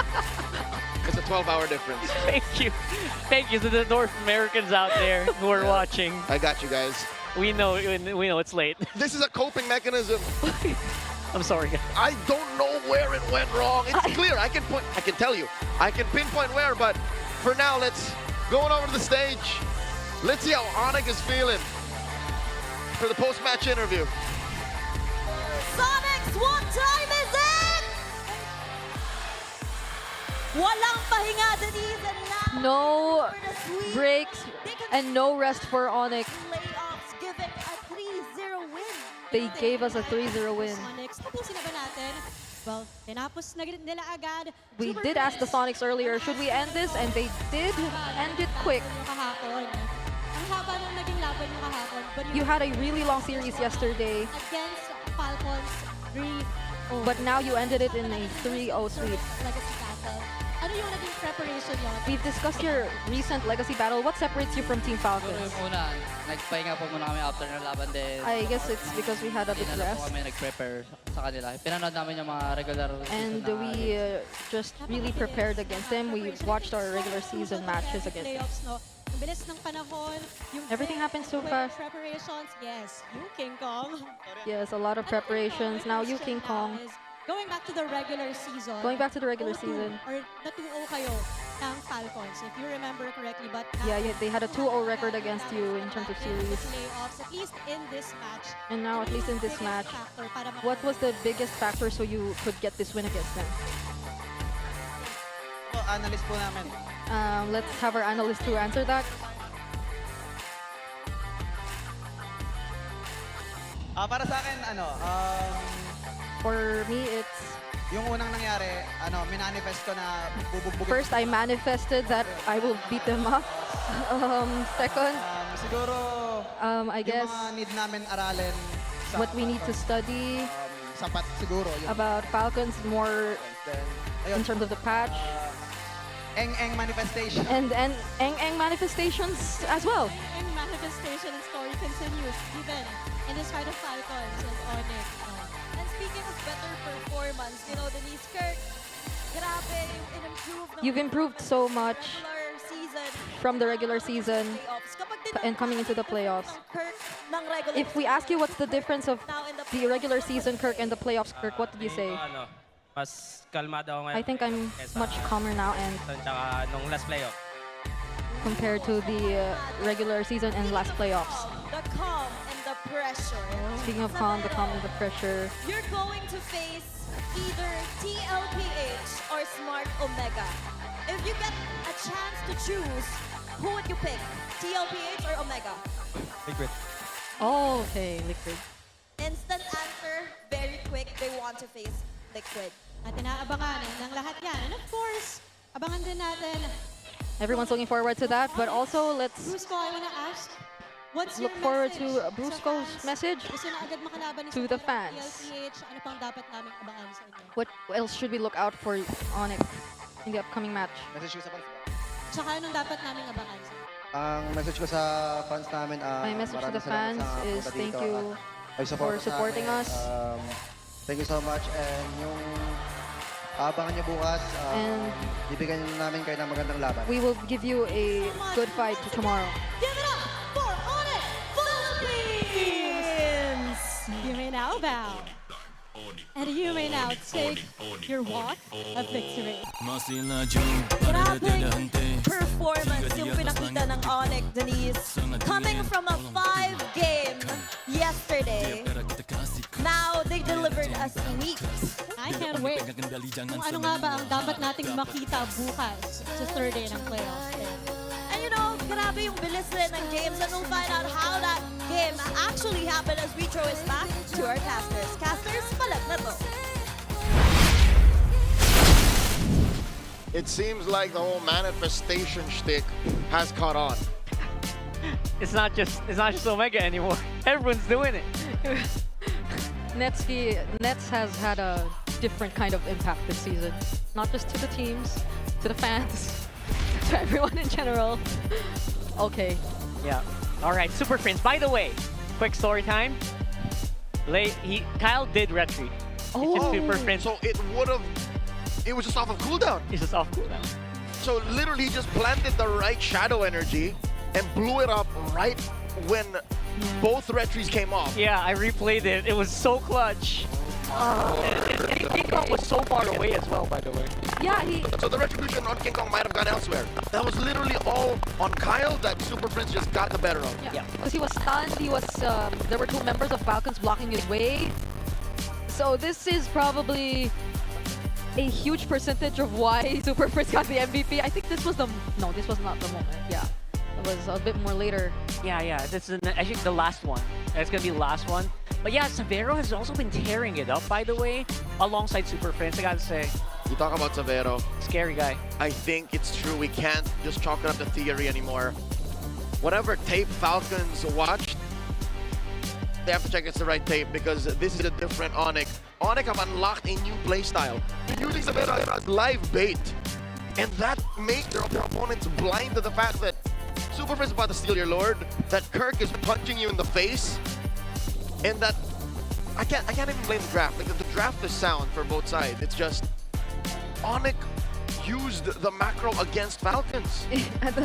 It's weird to say, but the bait roll suits him so well. It does. Because mechanically, I have seen countless times of teams just wanting to take him out, but failing to punish Severo. Look at me, I'm just a little Indonesian boy. Psych. I'm the best gold laner in the league. He also has the perfect hero to do that. If you're trying to bait out these grabs, put it on the Harif. The Harif continuously gains that shielding as long as you synchro vision in. No one's hitting you, you're just shielded all throughout. All he has to do is don't touch me, guys. Don't touch me. Yeah. This is almost comfortable. Yeah, and was he on a Purify even for this game? Yeah, he was on Purify. Yeah, so he didn't actually suffer too much, and it wasn't even completely threatened by the final slashes. Where were those? Yeah, I missed those in this game. I think they've done such a great job through the early King Kong Kirk movements to shut down Flap. This is where I guess the KDA slightly matters, because finding kills on Flap 7 times in this game and making sure it happens every single time before an actual team fight breaks out has influenced the outcome of this entire game. It makes sense though. It's these two that have been very vocal in Season 17.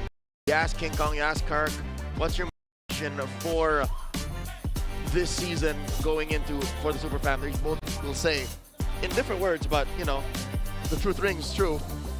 We want to win without Kelra. Yeah, I mean, again, a lot of people are saying it feels like Kelra never left, right? Like, come on, it feels, the same spirit is there. The carry factor is also kind of there, just not like quite off the roof. Might I say this? As a fallen Falcons fan, again, I am crying deep inside. But I'm impressed. I can't even say I'm sad because this might be better than Kelra. Whoa! Because he can carry. No way. I'm not saying Savero's better carry. I'm just saying this form of ONIC is more dangerous. Yeah. Because, yes, you have the carry potential, but also, they can bait you out. It's like, look, beat him up. And then we kill you. All right, I can get behind that because if you remember games with Keldra and ONIC on it, all right, Keldra's gonna pop off. Yeah. But usually the rest of the team gets left behind. Not super far behind. It's just a little bit behind. It's clear that Keldra's a cut above. Yes, exactly. This in here, they're so level that they're elevating each other. And you're not sure who exactly is gonna pop off in each game. Like, it can be anyone. It can be these two guys. It can be this one guy. It can be anyone from ONIC. So am I capping when I say this might be better than Keldra? It's different. I'll tell you now, it's different. It's different. I love that. I love that hot take, though. It is a hot take. You guys have to agree or disagree. Comment down below. Let's listen to the Infinix Liquid Cooling Beast Mode mic check. On behalf of Break It and Rockhart, my name is Leo. We'll be back for the next best of 5. Stay with us.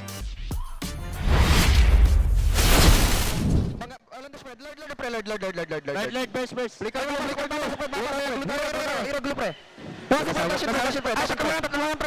mamatay pre, patay gulo. Patay pre. No retry ako. Last hit pan. Nice. We can punish glue, walang spell. Glue. Glue daw. Pwede mo ultan yan, miss. Harap muna ako. Compo yung resin nyo. Go. Washington. Crush. Go. Soap na. Paplikerin niya. Sagod ako, pre. Saan? Pice spell. Beats.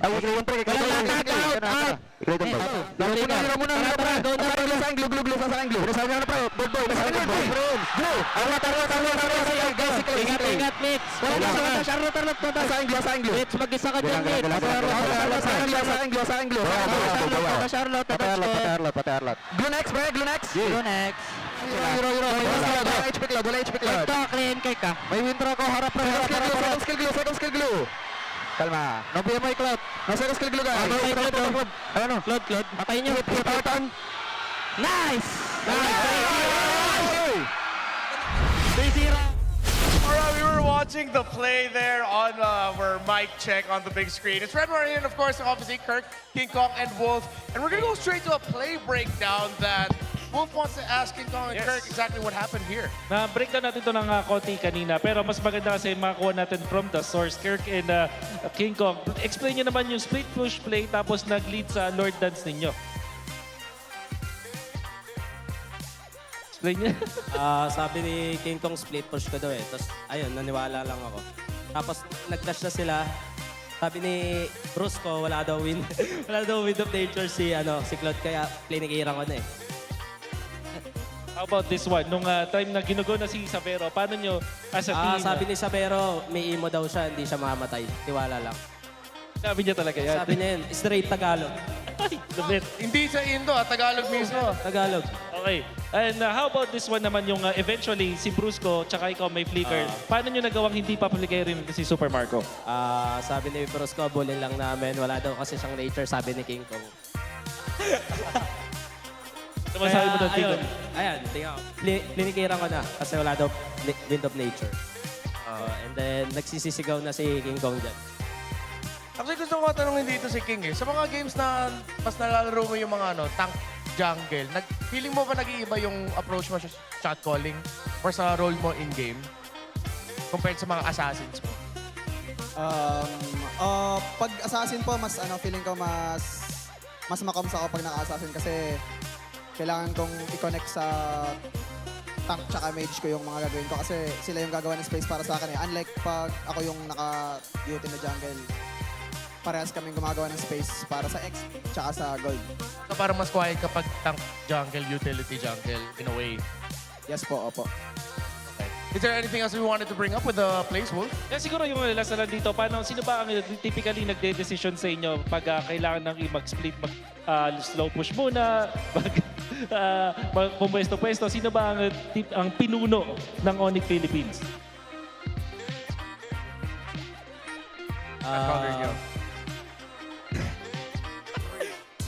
Nahihiya sila guys. Ako, tas si Prince po. Kasi King Kong yung pinakamalupit talaga eh. Sabi ko kay Kirk kanina, mag-split push ka pag di ka nakinig sa akin, yari ka pag uwi. All right. Well, it worked out. They ended up sweeping the Falcons. And, of course, congratulations to Kirk and King Kong. You're going to see ONIC move on forward in the brackets. My name is Renmar. That has been Wolf. We will be back after quite of a lengthy break. Don't go anywhere. The MPL Philippines playoffs. Season 17 is still underway.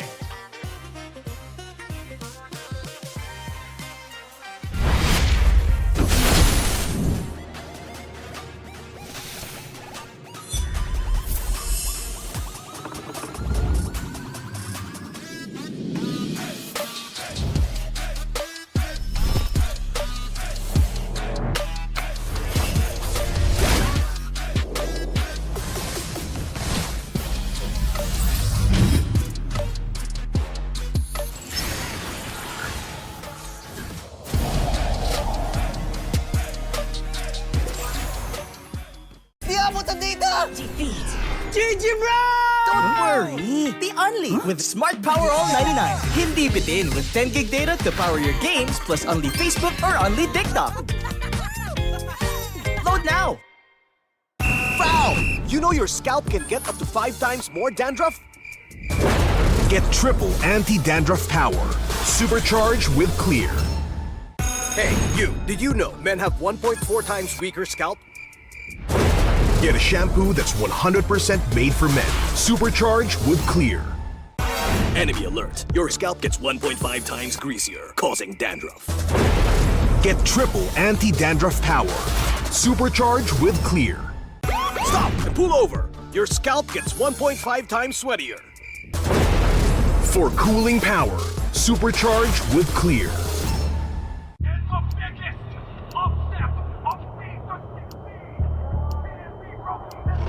Paano ko kaya sila masusuportahan ngayon ng mas maayos? Kailangan ko ba magpalit ng strategies? Nagagampanan ko kaya ng maayos ang role ko. Will I be able to meet their expectations? We have to prove them all wrong.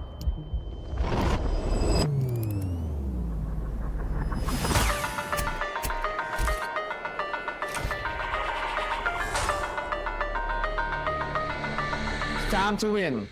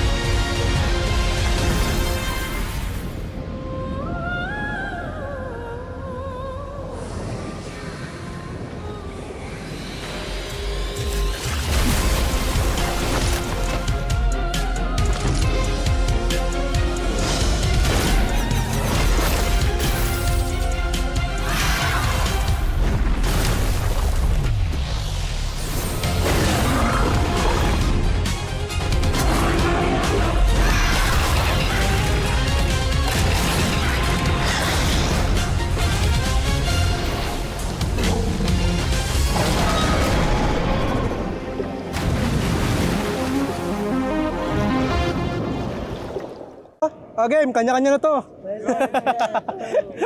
Maglalaro talaga ako. Ay, Janine Verdin, pumunta ka dito, mag-ML lang Janine Verdin Band at Sacred Red Band. Super saya ako kasi nalo kami. Tsaka nabigyan namin ng sobrang ganda laban yung mga fans. Best of 5 series na nalaro namin lahat. Excited ako sa next season ng Aurora kasi sobrang lakas nila kahapon. Iba yung form nila. Parang M7 form sila. Good game sa Aurora. First day ng playoffs, super saya and nakaka-excite. Sana punong-puno yung crowd para ganahan ako lalo. Yung Palag Na sa ONIC, gagalingan namin, inaral, yun yung advantage namin sa ONIC, guys. Inaral namin sila kagabi. Umabot kami, hanggang oras yun? Hanggang alas 3 kami nagplano. Ganun kami katindi. Tagal niyan. Pinagplanuhan namin ng matindi. Kaya gagalingan namin mamaya, guys. Let's go. Guys, thank you nga pala sa mga sumama sa Super Fan City Parade namin. Mahal na mahal ko kayo. And I will win.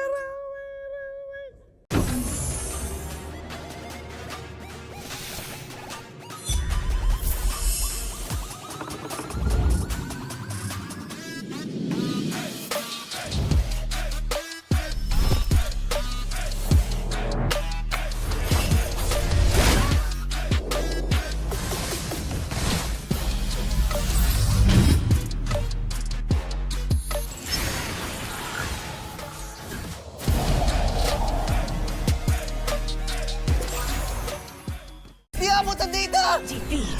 GG bro! Don't worry. The Unli with Smart Power All 99. Hindi bitin with 10 gig data to power your games plus Unli Facebook or Unli TikTok. Load now. Foul! You know your scalp can get up to 5 times more dandruff? Get triple anti-dandruff power.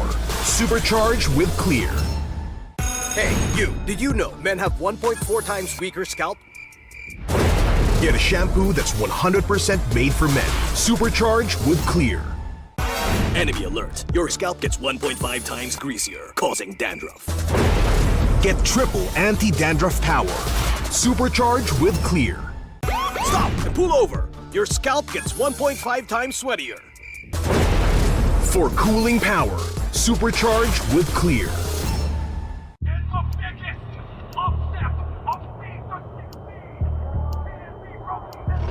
Paano ko kaya sila masusuportahan ngayon ng mas maayos? Kailangan ko ba magpalit ng strategies? Nagagampanan ko kaya ng maayos ang role ko? Will I be able to meet their expectations? We have to prove them all wrong.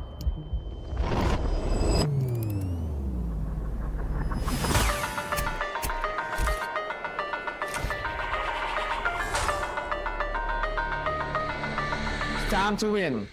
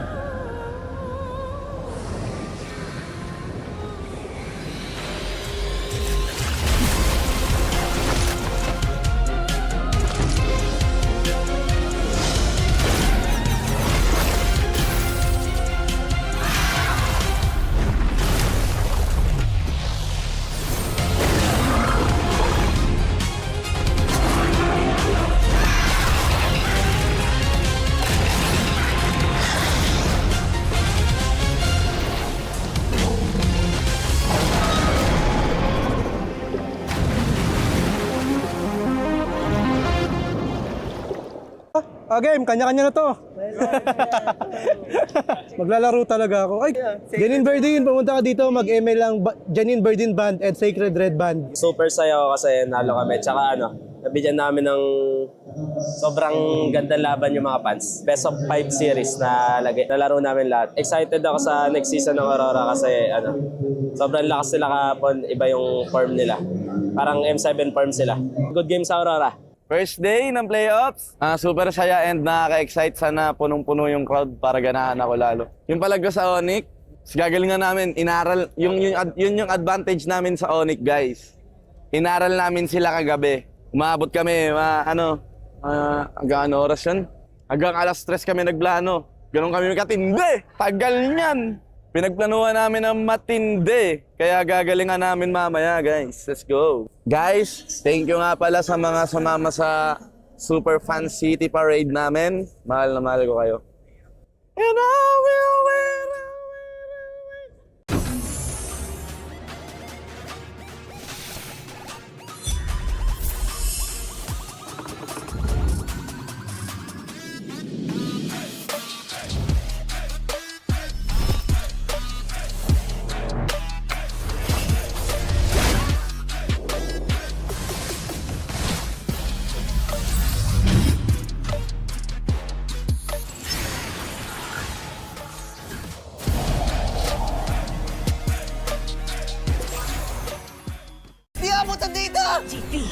GG bro!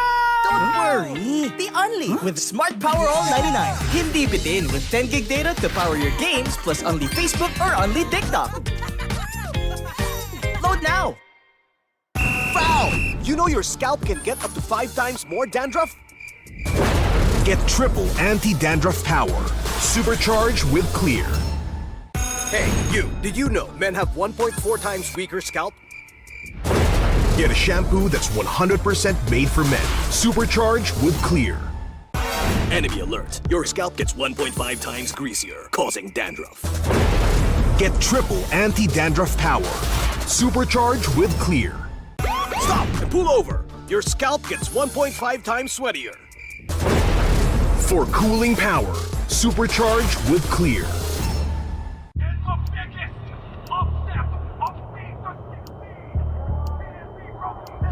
Paano ko kaya sila masusuportahan ngayon ng mas maayos? Kailangan ko ba magpalit ng strategies? Nagagampanan ko kaya ng maayos ang role ko? Will I be able to meet their expectations? We have to prove them all wrong.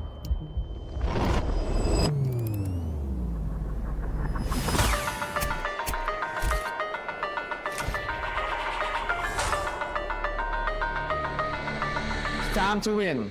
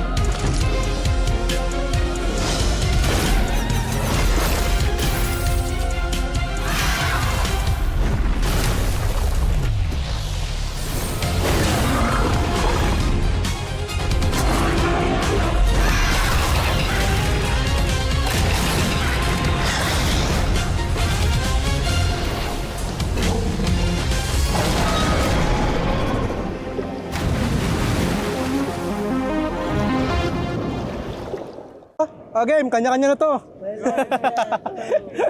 Maglalaro talaga ako. Ay, Janine Verdin, pumunta ka dito, mag-ML lang Janine Verdin Band and Sacred Red Band. Super saya ako kasi nalo kami. Tsaka nabigyan namin ng sobrang gandang laban yung mga fans. Best of 5 series na nalaro namin lahat. Excited ako sa next season ng Aurora kasi sobrang lakas nila kahapon. Iba yung form nila.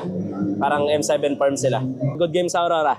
First day ng playoffs, super saya and nakaka-excite. Sana punong-puno yung crowd para ganahan ako lalo. Yung Palag sa ONIC, gagalingan namin, yun yung advantage namin sa ONIC, guys. Inaral namin sila kagabi. Umabot kami, hanggang oras yun? Hanggang alas 3 kami nagplano. Ganun kami katindi. Tagal niyan. Pinagplanuhan namin ng matindi. Kaya gagalingan namin mamaya, guys. Let's go. Guys, thank you nga pala sa mga sumama sa Super Fan City Parade namin. Mahal na mahal ko kayo. And I will win.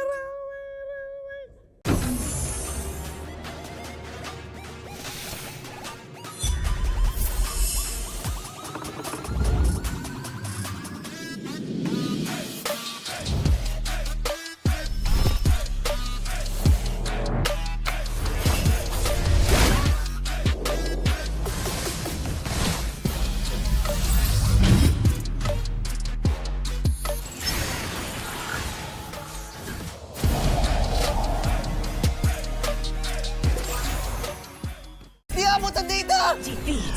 GG bro! Don't worry. The Only with Smart Power All 99. Hindi bitin with 10 gig data to power your games plus only Facebook or only TikTok. Load now. Foul! You know your scalp can get up to 5 times more dandruff? Get triple anti-dandruff power. Supercharged with Clear. Hey, you. Did you know men have 1.4 times weaker scalp? Get a shampoo that's 100% made for men. Supercharged with Clear.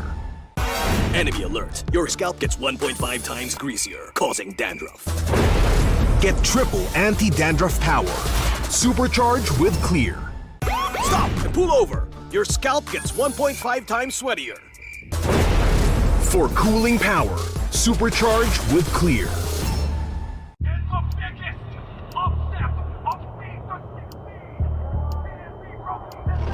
Paano ko kaya sila masusuportahan ngayon ng mas maayos? Kailangan ko ba magpalit ng strategies? Nagagampanan ko kaya ng maayos ang role ko? Will I be able to meet their expectations? We have to prove them all wrong.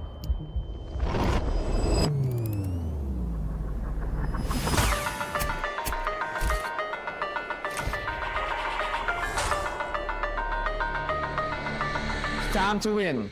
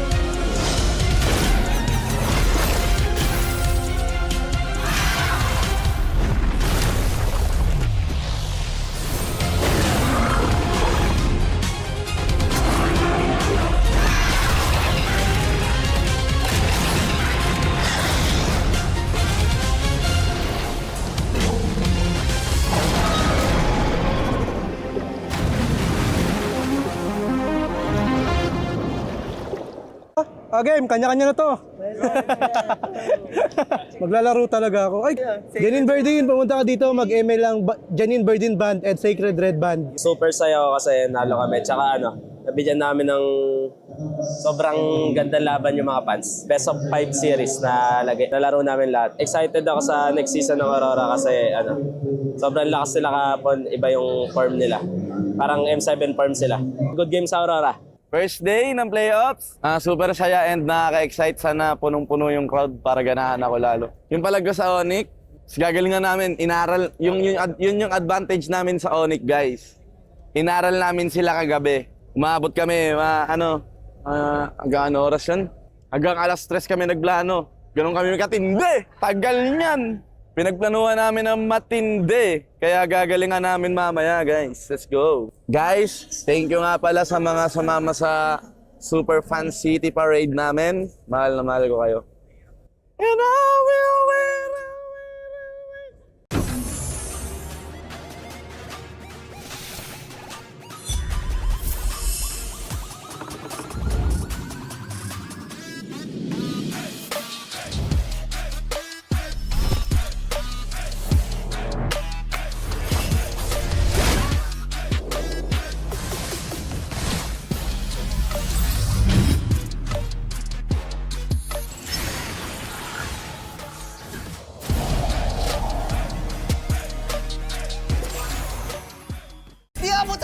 Defeat. GG bro! Don't worry. The Unli with Smart Power All 99. Hindi bitin with 10 gig data to power your games plus Unli Facebook or Unli TikTok. Load now. Foul! You know your scalp can get up to 5 times more dandruff? Get triple anti-dandruff power. Supercharged with Clear. Hey, you. Did you know men have 1.4 times weaker scalp? Get a shampoo that's 100% made for men. Supercharged with Clear. Enemy alert. Your scalp gets 1.5 times greasier, causing dandruff. Get triple anti-dandruff power. Supercharged with Clear. Stop and pull over. Your scalp gets 1.5 times sweatier. For cooling power, supercharged with Clear.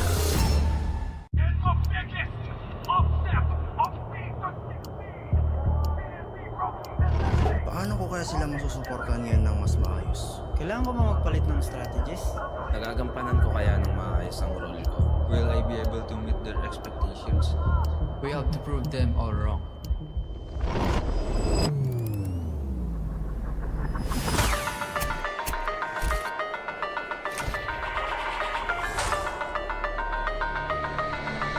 Time to win.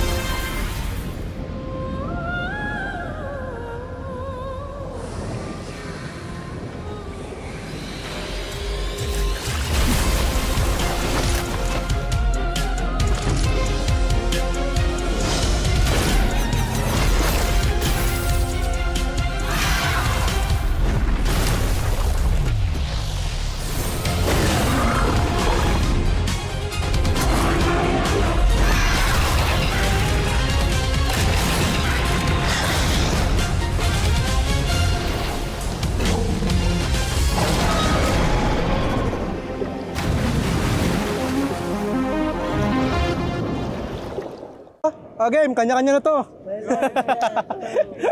Maglalaro talaga ako. Ay, Janine Verdin, pumunta ka dito, mag-ML lang Janine Verdin Band at Sacred Red Band. Super saya ako kasi nalo kami. Tsaka nabigyan namin ng sobrang gandang laban yung mga fans. Best of 5 series na nalaro namin lahat. Excited ako sa next season ng Aurora kasi sobrang lakas nila kahapon. Iba yung form nila.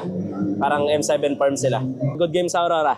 First day ng playoffs, super saya and nakaka-excite. Sana punong-puno yung crowd para ganahan ako lalo. Yung palag ko sa ONIC, gagalingan namin, inaral, yun yung advantage namin sa ONIC, guys.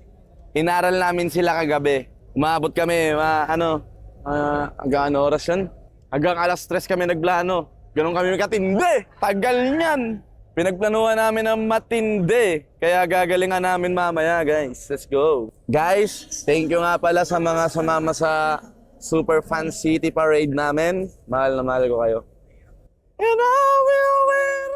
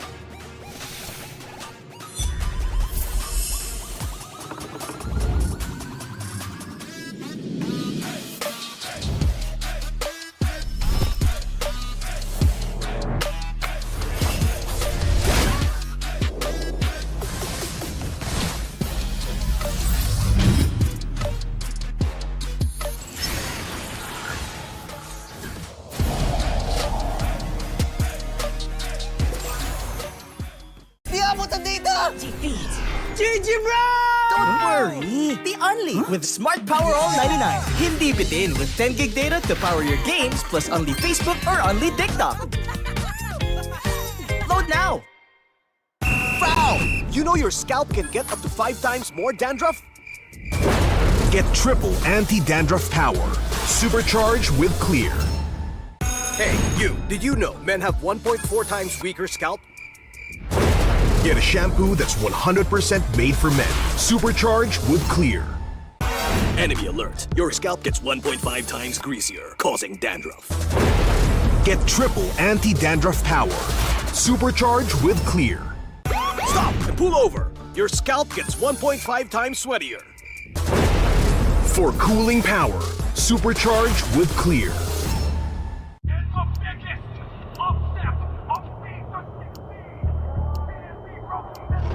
Paano ko kaya sila masusuportahan ngayon ng mas maayos? Kailangan ko ba magpalit ng strategies? Nagagampanan ko kaya ng maayos ang role ko? Will I be able to meet their expectations? We have to prove them all wrong.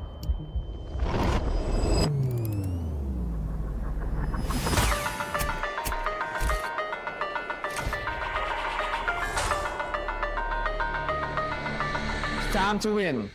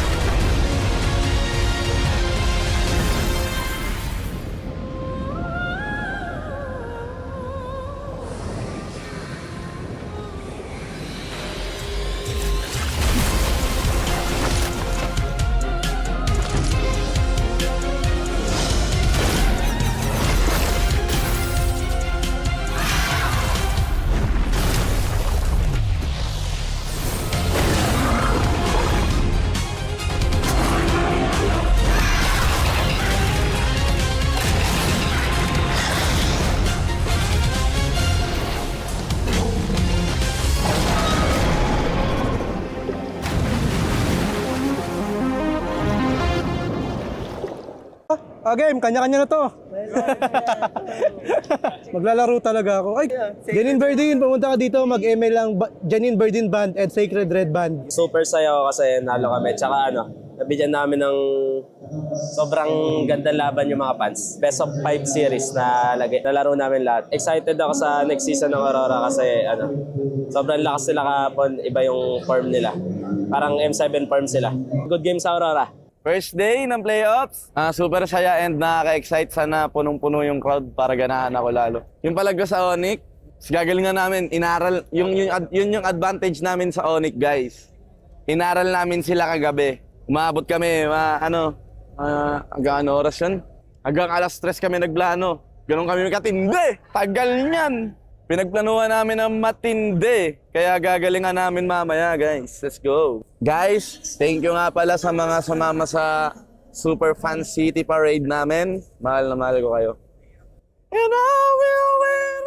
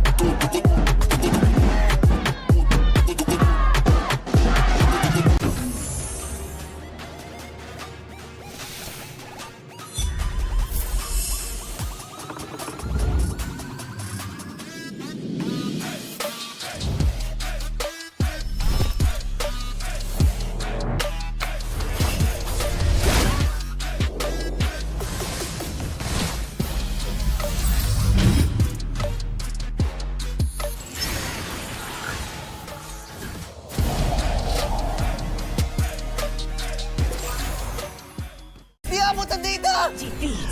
GG bro!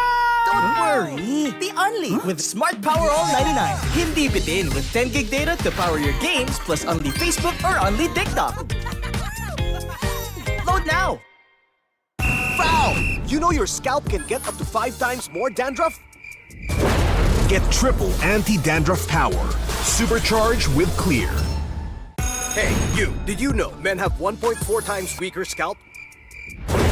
Get a shampoo that's 100% made for men. Supercharged with Clear. Enemy alert. Your scalp gets 1.5 times greasier, causing dandruff. Get triple anti-dandruff power. Supercharged with Clear. Stop and pull over. Your scalp gets 1.5 times sweatier. For cooling power, supercharged with Clear.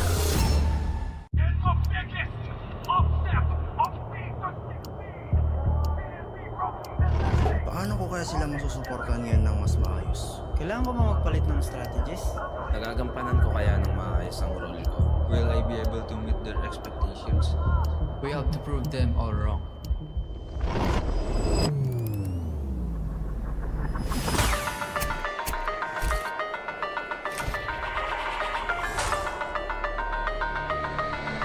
It's time to win.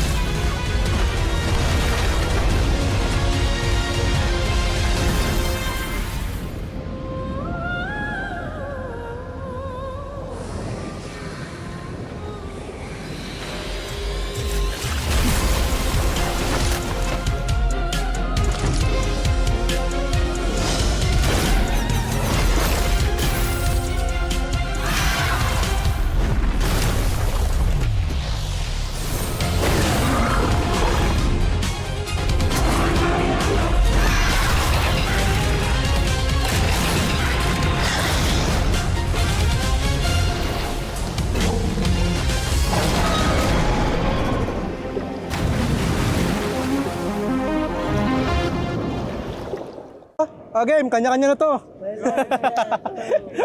Maglalaro talaga ako. Ay, Janine Verdin, pumunta ka dito, mag-ML lang Janine Verdin Band at Sacred Red Band. Super saya ako kasi nalo kami. Tsaka nabigyan namin ng sobrang gandang laban yung mga fans. Best of 5 series na nalaro namin lahat. Excited ako sa next season ng Aurora kasi sobrang lakas nila kahapon. Iba yung form nila. Parang M7 form sila. Good game sa Aurora. First day ng playoffs, super saya and nakaka-excite. Sana punong-puno yung crowd para ganahan ako lalo. Yung palag ko sa ONIC, gagalingan namin, inaral, yun yung advantage namin sa ONIC, guys. Inaral namin sila kagabi. Umabot kami, hanggang oras yun? Hanggang alas 3 kami nagplano. Ganun kami katindi. Tagal niyan. Pinagplanuhan namin ng matindi. Kaya gagalingan namin mamaya, guys. Let's go. Guys, thank you nga pala sa mga sumama sa Super Fan City Parade namin. Mahal na mahal ko kayo. And I will win.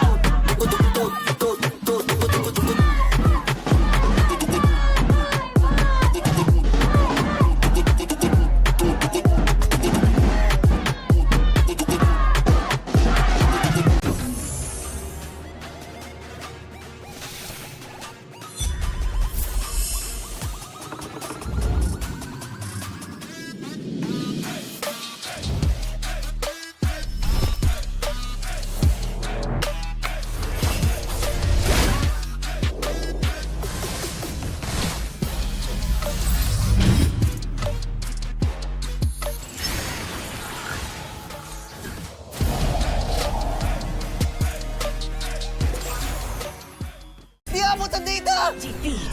GG bro! Don't worry. The Only with Smart Power All 99. Hindi bitin with 10 gig data to power your games plus only Facebook or only TikTok. Load now. Foul! You know your scalp can get up to 5 times more dandruff? Get triple anti-dandruff power. Supercharged with Clear. Hey, you, did you know men have 1.4 times weaker scalp? Get a shampoo that's 100% made for men. Supercharged with Clear. Enemy alert. Your scalp gets 1.5 times greasier, causing dandruff. Get triple anti-dandruff power. Supercharged with Clear. Stop and pull over. Your scalp gets 1.5 times sweatier. For cooling power, supercharged with Clear.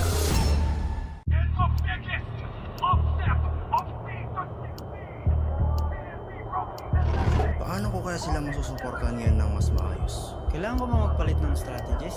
Nagagampanan ko kaya ng maayos ang role ko? Will I be able to meet their expectations? We have to prove them all wrong.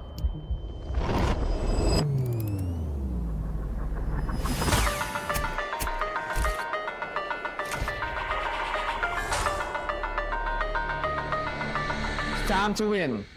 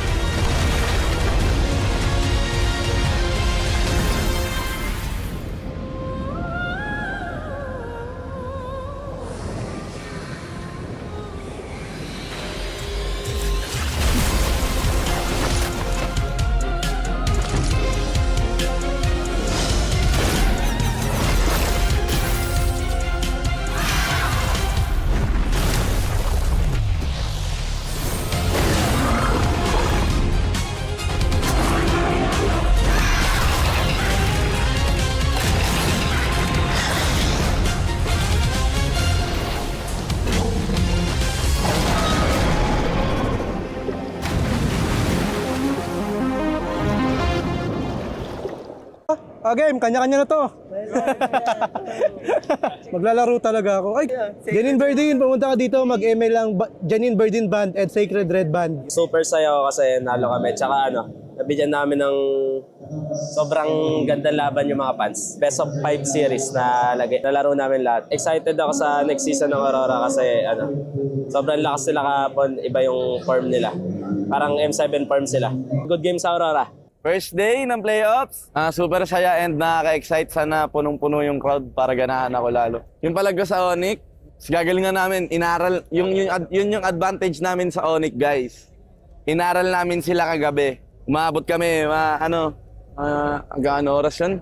Hanggang alas 3 kami nagplano. Ganun kami katindi. Tagal niyan. Pinagplanuhan namin ng matindi. Kaya gagalingan namin mamaya, guys. Let's go. Guys, thank you nga pala sa mga sumama sa Super Fan City Parade namin. Mahal na mahal ko kayo.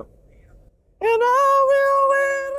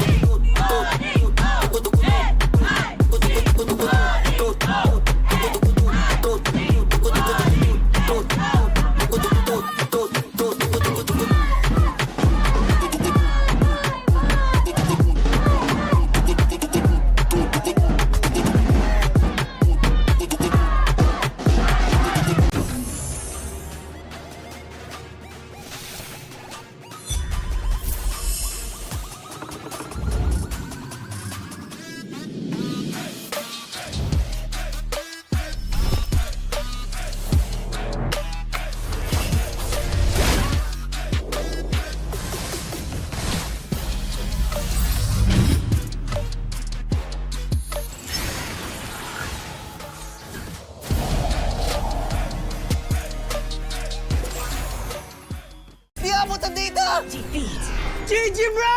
Don't worry! The Only with Smart Power All 99. Hindi bitin with 10 gig data to power your games plus only Facebook or only TikTok. Load now! Foul! You know your scalp can get up to 5 times more dandruff? Get triple anti-dandruff power. Supercharged with Clear. Hey, you! Did you know men have 1.4 times weaker scalp? Get a shampoo that's 100% made for men. Supercharged with Clear. Enemy alert. Your scalp gets 1.5 times greasier, causing dandruff. Get triple anti-dandruff power. Supercharged with Clear. Stop and pull over. Your scalp gets 1.5 times sweatier. For cooling power, supercharged with Clear.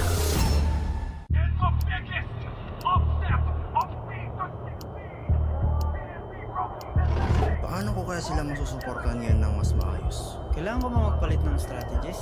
Nagagampanan ko kaya ng maayos ang role ko? Will I be able to meet their expectations? We have to prove them all wrong.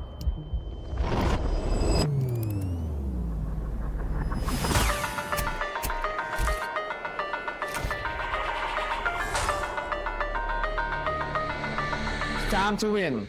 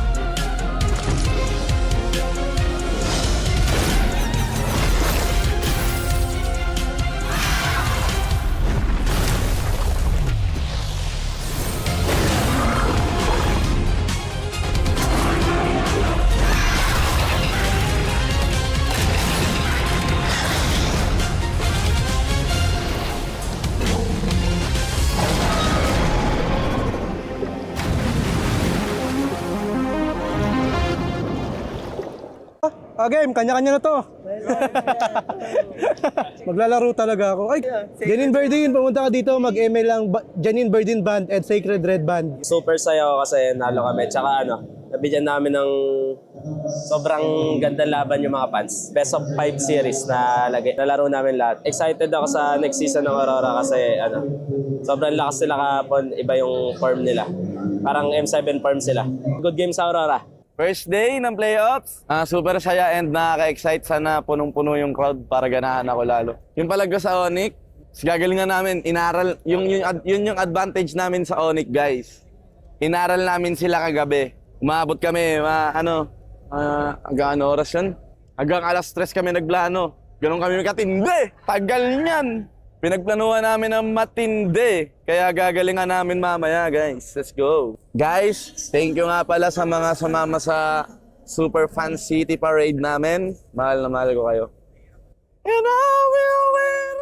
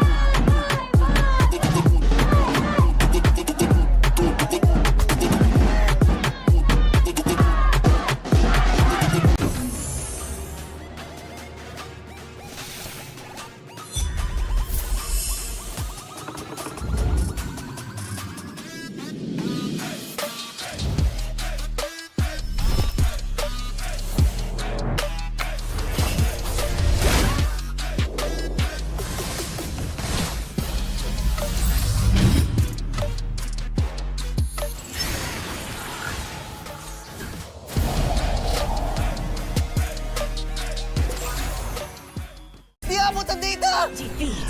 GG bro! Don't worry. The Unli with Smart Power All 99. Hindi bitin with 10 gig data to power your games plus Unli Facebook or Unli TikTok. Load now. Foul!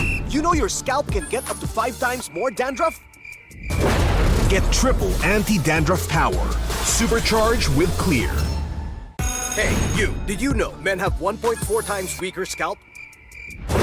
Get a shampoo that's 100% made for men. Supercharged with Clear. Enemy alert. Your scalp gets 1.5 times greasier, causing dandruff. Get triple anti-dandruff power. Supercharged with Clear. Stop and pull over. Your scalp gets 1.5 times sweatier. For cooling power, supercharged with Clear.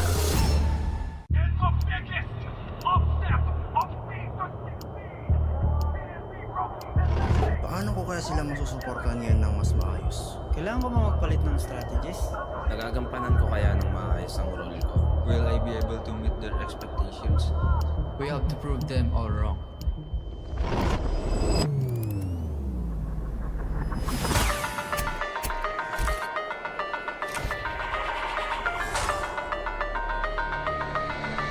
Time to win.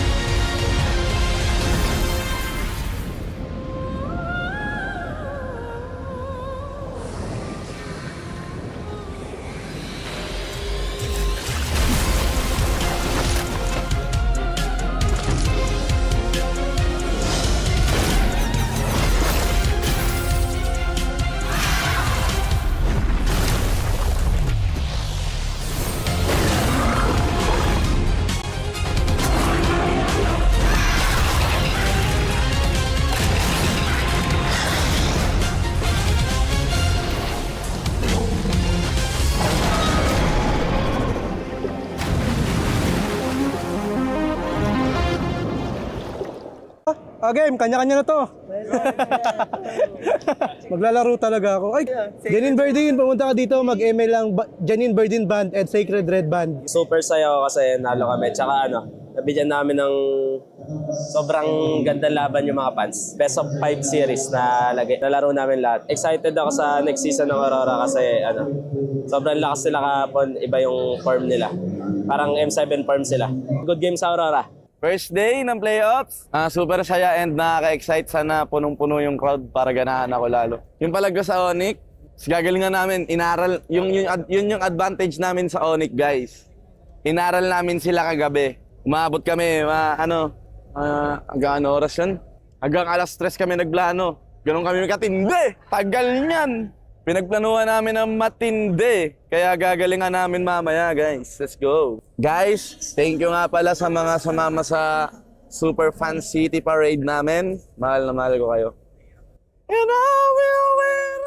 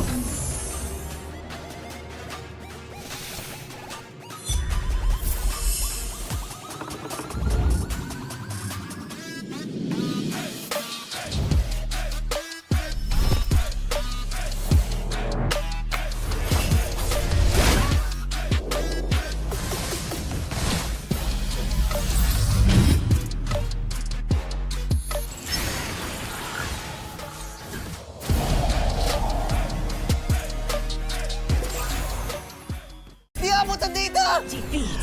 GG bro! Don't worry. The Unli with Smart Power All 99. Hindi bitin with 10 gig data to power your games plus Unli Facebook or Unli TikTok. Load now. Foul! You know your scalp can get up to 5 times more dandruff? Get triple anti-dandruff power. Supercharged with Clear. Hey, you, did you know men have 1.4 times weaker scalp? Get a shampoo that's 100% made for men. Supercharged with Clear. Enemy alert. Your scalp gets 1.5 times greasier, causing dandruff. Get triple anti-dandruff power. Supercharged with Clear. Stop and pull over. Your scalp gets 1.5 times sweatier. For cooling power, supercharged with Clear.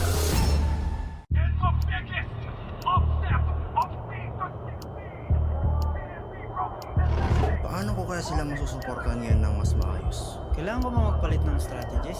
Nagagampanan ko kaya ng maayos ang role ko? Will I be able to meet their expectations? We have to prove them all wrong.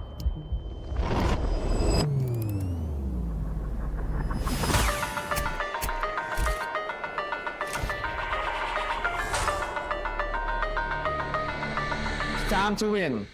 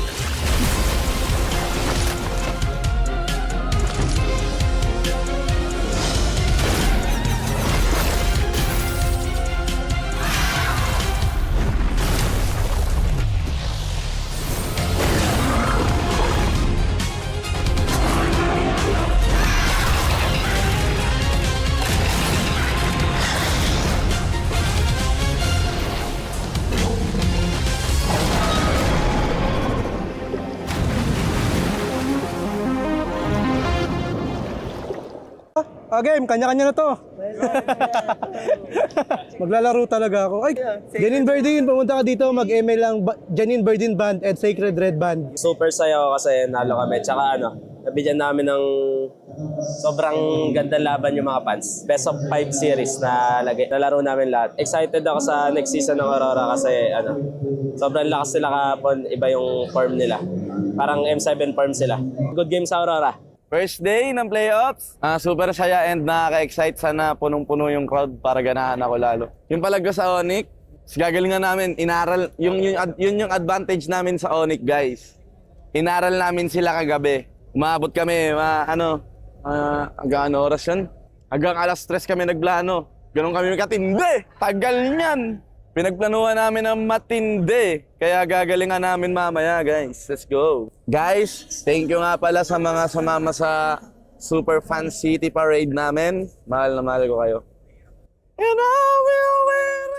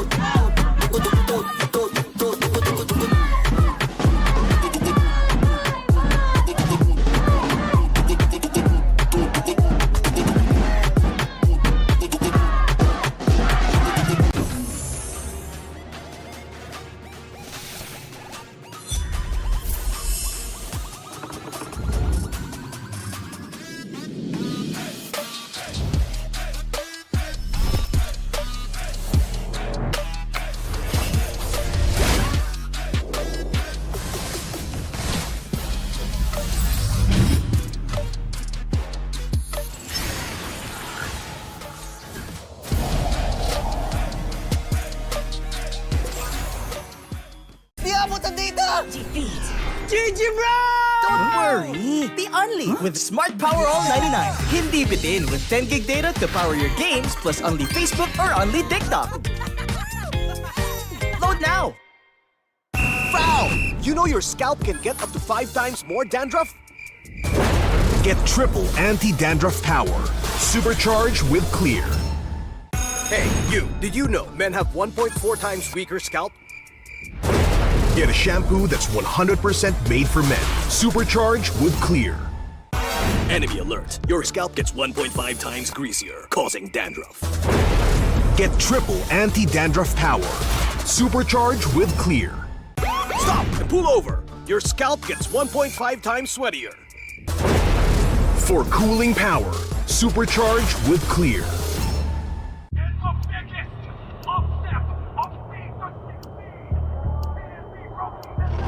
Paano ko kaya sila masusuportahan ngayon ng mas maayos? Kailangan ko ba magpalit ng strategies?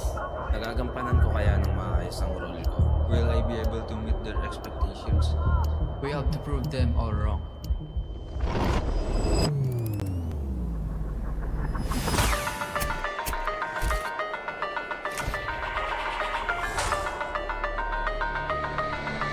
Time to win.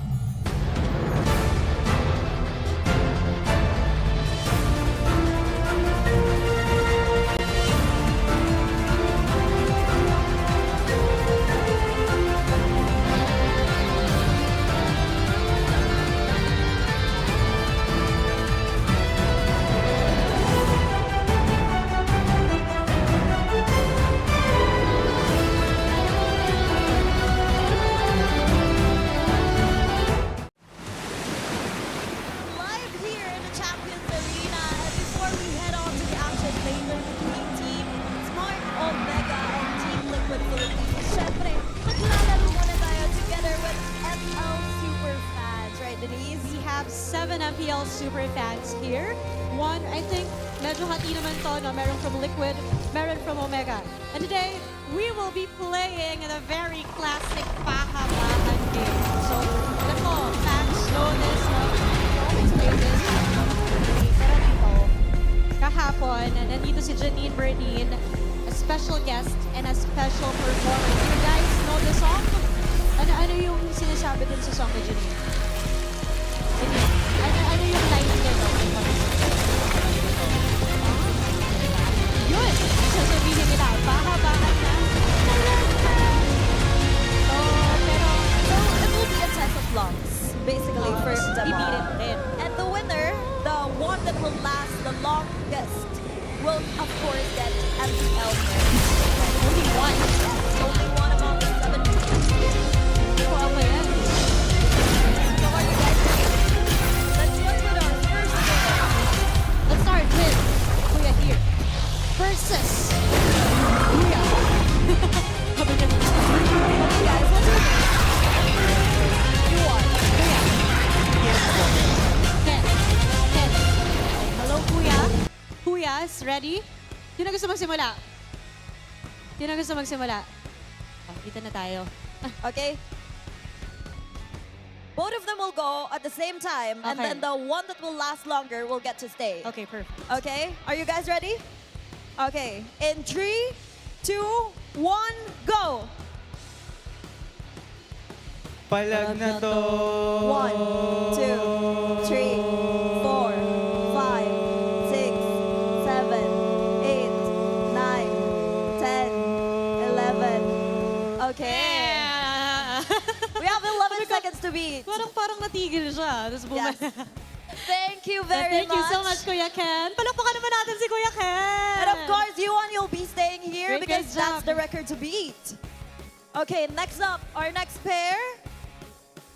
Kuya, what's your name? JC po. JC. Jan po. Okay, Kuya are you JC and Kuya ready, John. guys?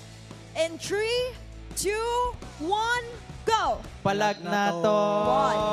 1, 2, 3, 4, 5, 6, 7, 8, 9, 10, 11, 12, 13, 14 seconds. So that's the time to beat.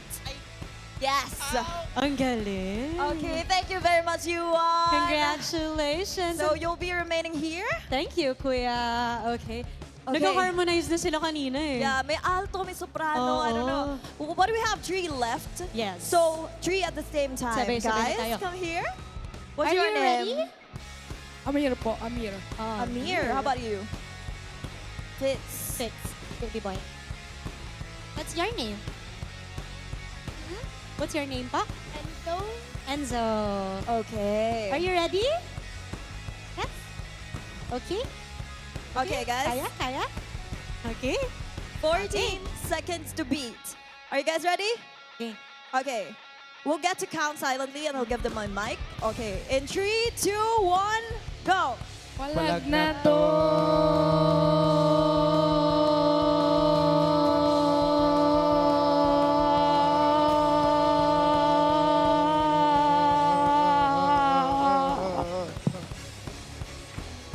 Hiningal You know, my count was 13 seconds. 13. And I think we got a winner! Thank you so much. Thank you. Great job, Thank you, guys. Thank you for participating in this very quick Thank game. you. Once again, Kuya, what's your name? Introduce yourself to the ML Super fans. So, hi guys. Good day po sa inyo kahit umuulan. I am JC po from Cainta, Rizal. Oh, JC. So, ngayon galing po kasi ako sa Cubao, kaya ayun, medyo malapit. Grabe, kahit umulan, bumagyo, you're here to support what team, JC? TL po, TL! Let's go! Let's go! And of course, you'll be receiving the MPL merch. Ngayon, JC, meron ka bang message sa TLPH team na sinusuportahan mo? Oh, grabe, idol ko sila, lalo na si Carl. Regular season MVP yan. Sobrang lakas, sobrang palumag jungle. Sobrang lakas, sobrang palo. Everybody, palakpakan muli natin our winner for this match. At TLPH fan, ang dami pa nating aabangan. For the meantime, thank you so much, everybody. Thank you so much. Thank you. At magpapatuloy na tayo sa action in just a few moments because the game will start between Smart Omega versus Team Liquid Philippines. And as we say, palag na to.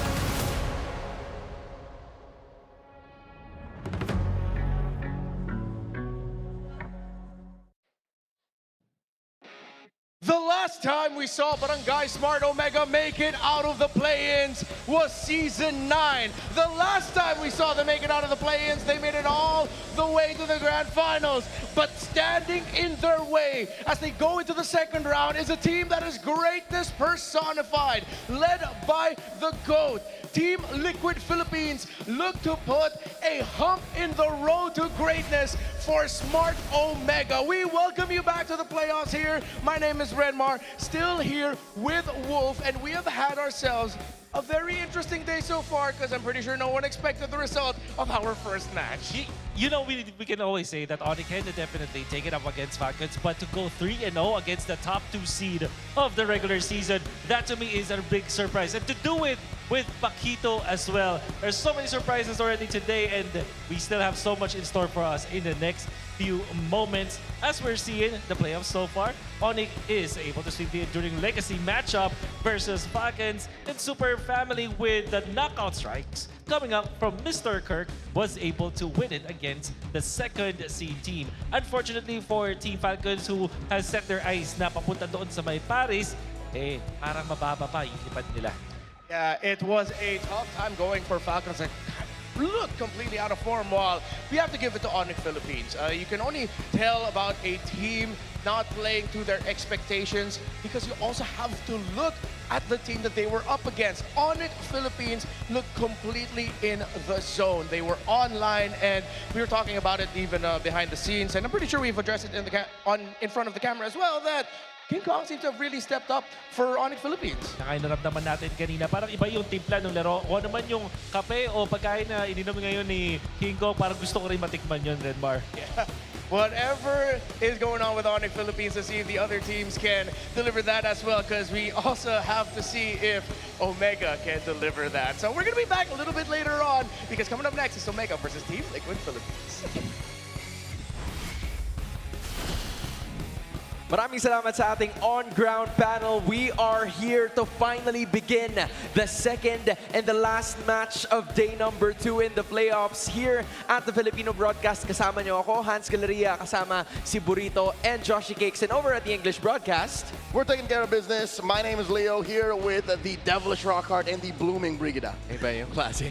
Ibang klase talaga. You gotta appreciate all of those, I don't know, are those adjectives? Yes. It is adjectives. At least, nakukuha ko na yun ng mabuti. Pero ito ang dapat makuha ng either Team Liquid Philippines or Smart Omega. Is it all for one? Is it all for Carl? Or is it one for the barangay as they're looking forward for something here? Iba yung ine-expect ng mga tao, and yet here we are, full support ang ating dalawang teams. We're looking at Smart Omega, the all-for-one. Yung mga pinanggalingan ng mga players na to ay iba-iba. May nanggaling sa MPL Philippines, that's Mingwin. May nanggaling sa mga ibang region, MPL MY Netsky, MPL MENA, Ryzen, and a lot of those are all for just one goal, to dominate and show the power of the bagong barangay. At alalahanin natin, sila na lang ang natitirang David sa larangan ng mga kampyon. Puro Titans na lang natitira sa playoffs. Sila na lang yung pumupugso. And pumupuso sila literal because you see them shine individually more than during their time when they were in their respective regions or leagues kung saan man sila galing. Isipin mo, even si Nets, parang nagbabalik Nets presko siya sa kulay ng buhok niya ngayon eh. And of course, one for all. Look at TLPH, all aura farmed by the GOAT here, 13-1, #1 seed. And of course, still defending para dito sa ating TLPH. Sa totoo lang, narinig ko yung intro kahapon ng MPL Philippines Playoffs. Nabanggit ni Cartesi na sa liga ng pinakamalalakas, siya ang pinakamalakas.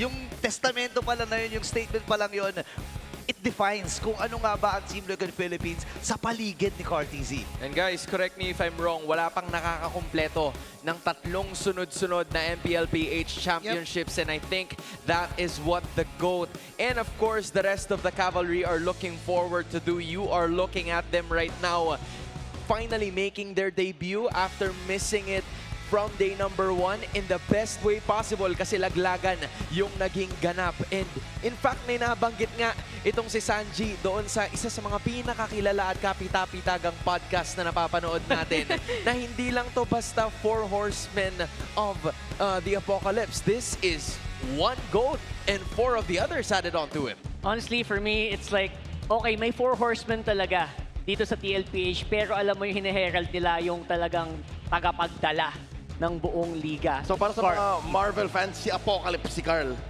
Yun na nga yun. Siya yung pinaka Rurok. Wow, Rurok!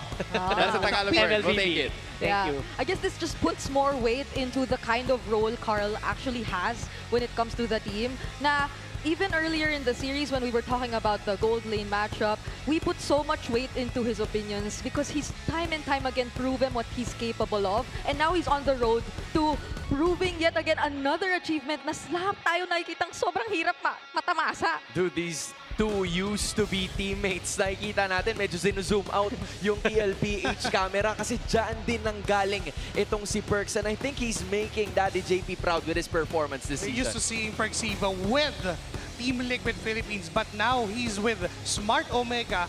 Pinakita niya na kung ano yung mga natutunan niya. Pinakita niya na kung ano yung all those months of preparation na nandun lang siya watching from the sidelines. In-apply niya ngayon with Smart Omega and he's been successful with that all throughout the regular season. Malapit sa nobody expected sa ganitong performance from Smart Omega, but they delivered. Perksiva showed what he went through and what he learned nung time na nandun siya sa kupunan ng sabihin natin pinakamalalakas kasi top 1 nga yung pinanggalingan niya. It's also very apparent because if you look at the hero pool, again, yung performance is there on these very specific heroes that kind of, you learn from the best. And that JP definitely is one of the best for the roam. And you know what? Napamana ng maayos yung performance niya.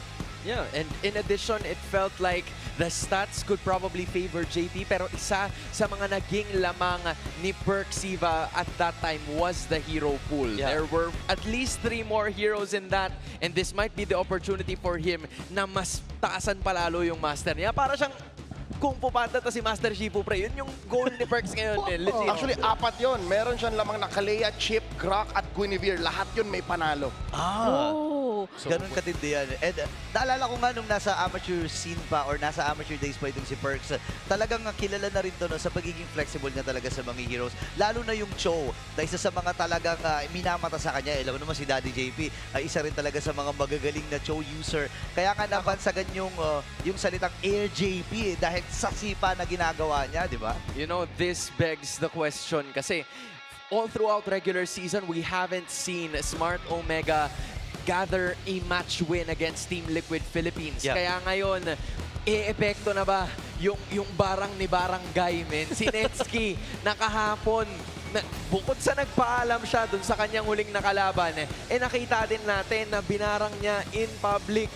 Depende kung si Carl TZ or si Teddy, pinangalanan niya yung dalawa, which is something that he doesn't usually do. Yeah, actually even ONIC ay medyo nakakasunod na Maging sila ay nag-manifest na rin. Kanina, no? Kanina lang nabanggit nila yon. And medyo umepek ata, so let's see if that will be the same case right now for Netsky. Tol, hindi ko alam kung napanood niyo yung interview, pero sabi ni Netsky, si Carl kasi parang medyo mahirap siyang barangin. Lakas kasi talaga pero siguro si Teddy, sabi niya siguro si Teddy baka pwedeng barangin. But that Netsky versus Teddy matchup might be the lead that Netsky has in terms of experience, but Team Liquid Philippines has all experience with all of them. But with that, let's go back to the on-ground panel. Thank you, casters. We're not going to skirt around it any longer. We have to look at the real cooling tactics by Infinix GT50 Pro. Wolf, say something smart. Oh, well, I will say something not smart, which is to not be eng-eng in this particular matchup. Because we do know na kapag katapat mo si Netsky, kailangan talaga magpatawas ka para hindi ka mabarang sa kanyang ginagawa. But kidding aside, I think in this matchup, basta hindi lang sila magkaroon ng kahit anong mga random decisions along the way, this will be good for them. Now, for the side of Team Liquid, they have to pressure the mid lane and they have to force Ryzen into slow rotations. Lalo na kapag nahawakan ni Ryzen yung Leo board na hindi pa sila masyadong nagpapapanalo. In fact, isang beses pa lang nananalo itong si Ryzen with the Leo board in the past few weeks. And ito naman para sa Omega, feeling ko familiar sa ito, Renmar. Pakinggan niyong maigi. Be more intentional with your ganks. If you're Team Liquid, dapat talaga meron kang commitment at alam mo talaga kung paano mag-pick off para naman hindi kayo mapasama. And lastly, be smart with your risks against Team Liquid. Para sa Omega, hindi pwedeng basta risk lang, hindi pwedeng basta sumugal lang. Minsan kailangan matalino ka pa rin. Smart. That boils down a lot of our keys to victory, but I'm pretty sure there's even more than that. Thank you so much, Wolf. In just a bit, you are about to see the believers and dreamers of Barangay Omega Magingay! They believe, they dream, because on the other side are the cavalry of the Dream Breakers! They've shattered many a hope, shattered many expectations, and have secured so many titles. This is the home of champions, but the home of underdogs as well. This is Omega and Team Liquid. This is MPL Philippines Playoffs. Palag Na To!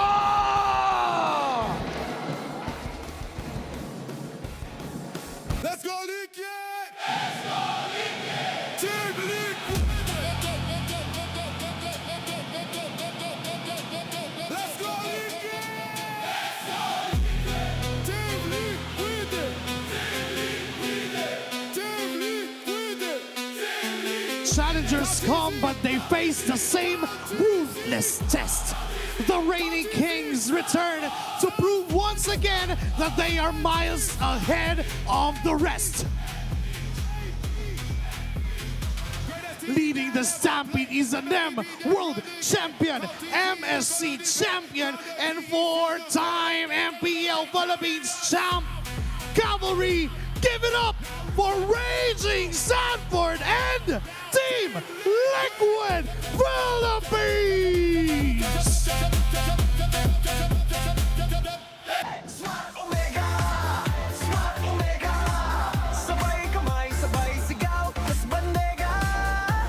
Misfits noon, nire-respeto na ngayon. Handa na silang babagsakin ang mga kampiyon!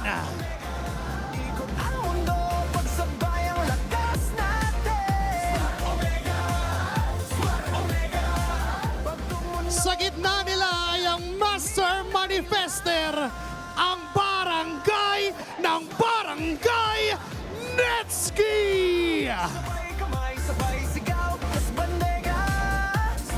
Barangay! Magingay para sa inyong Smart Omega!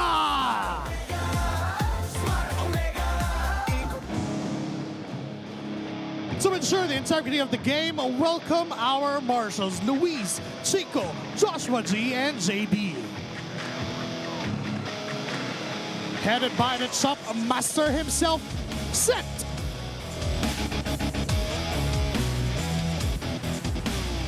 Our head coaches are Coach Snap for Team Liquid Philippines and Coach Wura for Smart Omega. May mga ngahas laban sa pinakamalakas. Ito na ang Team Liquid Philippines versus Smart Omega MPL Superfans Mag-ingay!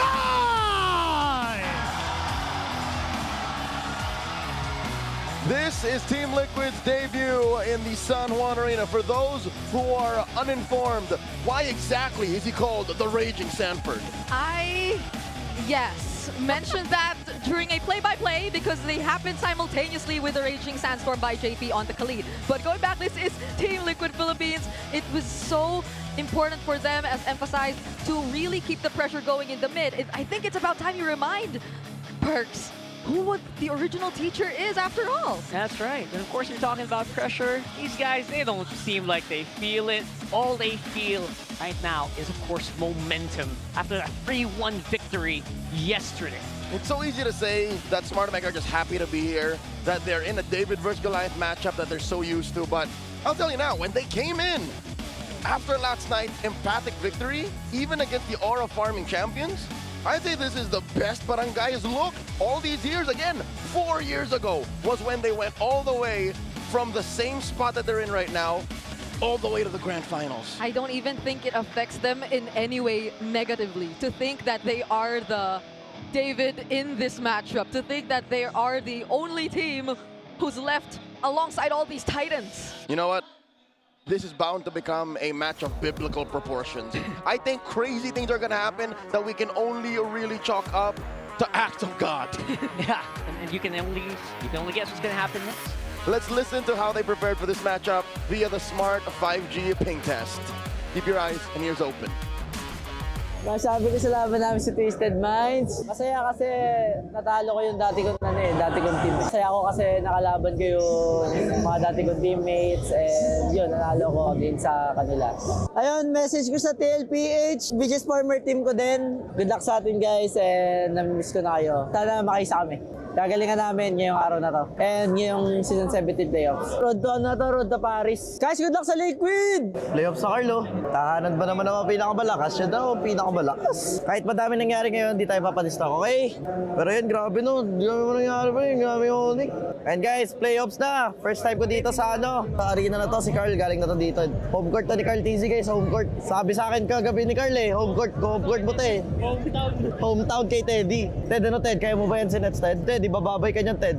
Ibababay ka niyan sa hometown mo. The regular season MVP goes to Carl TZ! Sure ako, ikaw ang aking regular season MVP. That smart 5G ping test was extremely meta. Sanford was mentioning how Carl TZ last night could not stop saying, this is my house. I won a gold medal here 7 years ago. And they were warning the rookie. They were saying, Teddy, be careful. Netsy's gonna say bye. Yeah, you know it, right? Carl-TZ literally just fencing everything and proclaiming he started the trend. He started the rise of MLBB in the Philippines. Him and 6 other gentlemen. Exactly. Yeah. But, you know. Mostly him warning Teddy though. Like, what do you even consider as the English translation for barang? Is it like same Witchcraft. as beat up or no? Vex. Vex. Magical. Okay. Enchant. That's what he's planning to do to, if not Carl, Teddy. So he has to watch out. Yeah, I think you really have to counter curse that with a lot more than just words, right? They got to counter that with just preparation. I really think, you know, they look prepared. They seem to be fired up. And from all the statements I've heard, they know they're the best. They just have to prove it here once more against Barangay, who seem to be so unpredictable coming in this playoffs. And speaking of unpredictable, I feel like this is, again, the first time we'll be seeing Liquid Draft. I'm wondering if there will be surprises similar to what we saw from Falcons. I'm just hoping not too much like what we saw from Falcons. You mean the bad kind? Oh. Yeah. I mean, good for the super fan, but still, San Juan is reeking of an upset. Yeah. No one saw that coming. Snap back to reality. Here is game 1. Team Liquid on the play. We're going into flying clouds. They ban out the Fanny, they take out the Kalea, and Smart Omega take away the Freya and the Baxia. Okay, one of those things that we saw earlier will definitely not happen here. Like, teams forcing that Guinevere and Kalea combination. One of them's broken down here, so you don't need to force yourself to counter pick into that, which I think was the major error here, honestly, drafting in game number 1 between Falcons and ONIC. So, I think this one, very easily, Zushin will be highly contested if it's not banned out here by Omega. Yeah. We have a lot of other big-time first picks available. Love to see Claude, obviously. Or Suyo. That's actually what I'm considering right now for Liquid. Do they still stick to the template of having a priority on a Claude, given the current changes that we've actually seen recently, and now that especially the Suyo is taken out, or do they just revert to a safer, more... Oh! Safer? Not safer, not but... safer. Spicier. Spicier. There you go. First pick.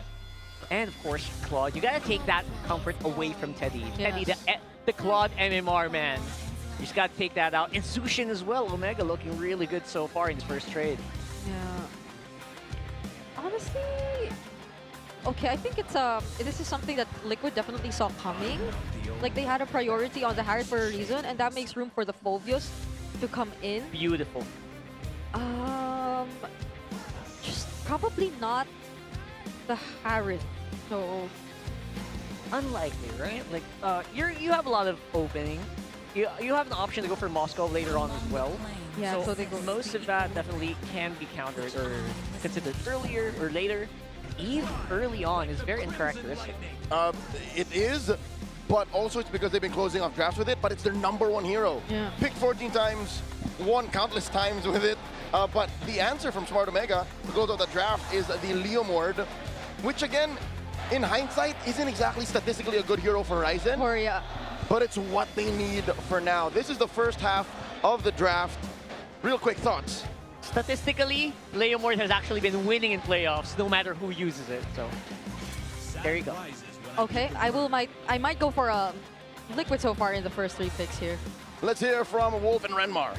Well, pretty interesting run of the draft so far. Yeah, we are analyzing right here from the crowd. So, Wolf, anything that you want to start off with the Claude and Harley trade going this way? Yeah, I'm actually very surprised that this happened, and also surprised because Mima was actually inaaura na tayo dito. Yeah. So in stage, pero what I do want to see from Omega is attacking hero from the side of for James. Like somewhere along the lines of the analyst, I doubt it will be picked up. You know what I'm really scared about is that they gave away the Phobies to TLPH, and I think that is somehow a mistake.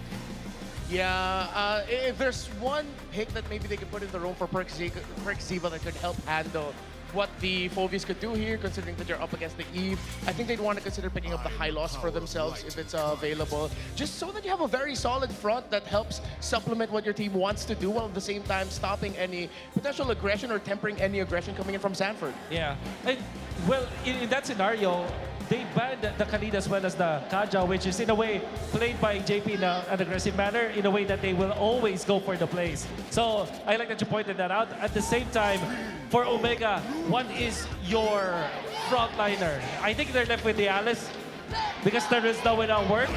Sora is still available though, so that might be the last pick here for Omega. Yeah, called the high loss there. I think they take the trade and consider the Gata Kacha here in the roam if they just want to have that solid, revitalized roamer that could help handle the high loss. Yeah.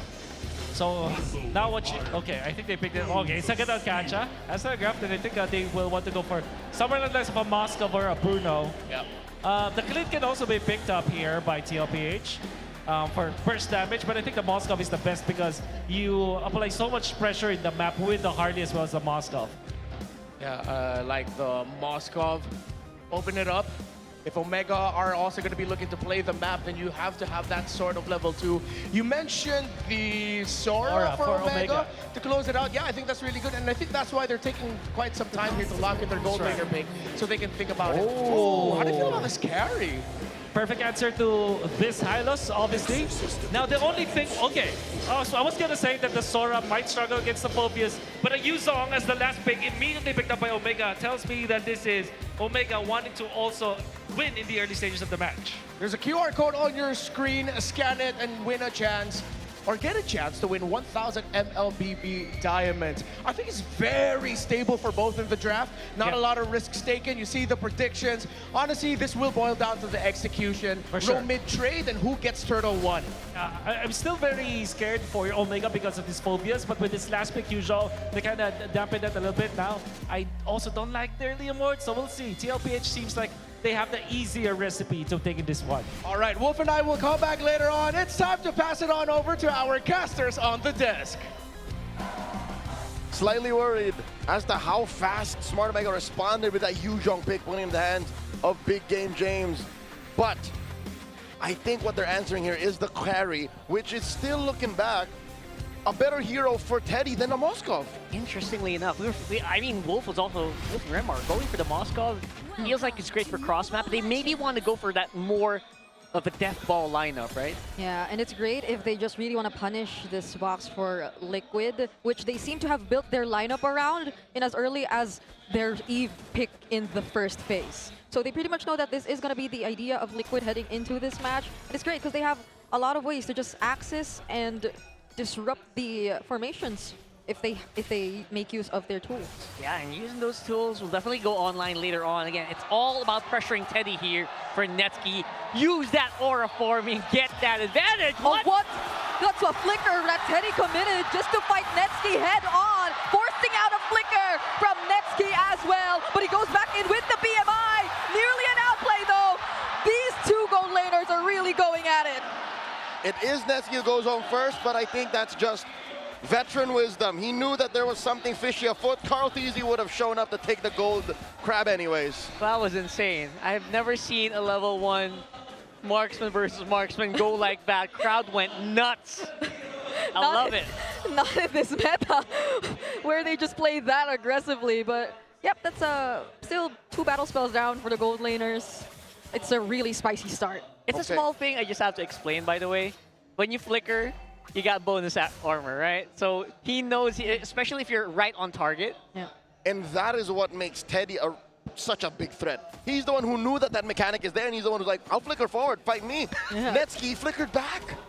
Took him off guard. That was huge. That was honestly huge here.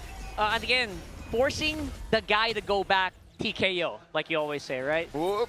Okay. Smart Omega, first to the scene, calls in Barbiel. They're still starting this. They really don't want Liquid to get inside, and that's going to be a successful turtle take for Ryzen. Sanford using the Infernal Pursuits. There goes the real world manipulation, but now they're pushing them out. They're fighting them even with that Black Dragon form activated, and now they're under the turret. Another Infernal Pursuit to keep him somewhat alive.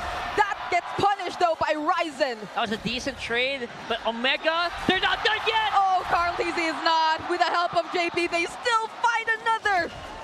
Oh, this is going to be a bloodbath. 3-1 already, not even 3 minutes into the game. You can already tell who's getting advantages, though. The goal lead definitely going over to TL. JP gets taken out here by Ryzen, calling in Barbiel for good measure. Rockhart, ain't no TKOs here, just actual takedowns. Yeah. Okay, Carl TZ still goes back in. Another fight. Wonder who got that, Lit the Wanderer, but this is another fight forced out by Omega. They find the kill on Sanford.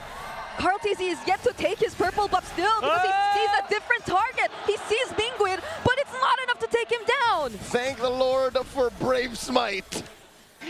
By that small percentage of HP, saved Mingwin. Again, that's how close this game is. They're hanging by threads, just not surviving by it.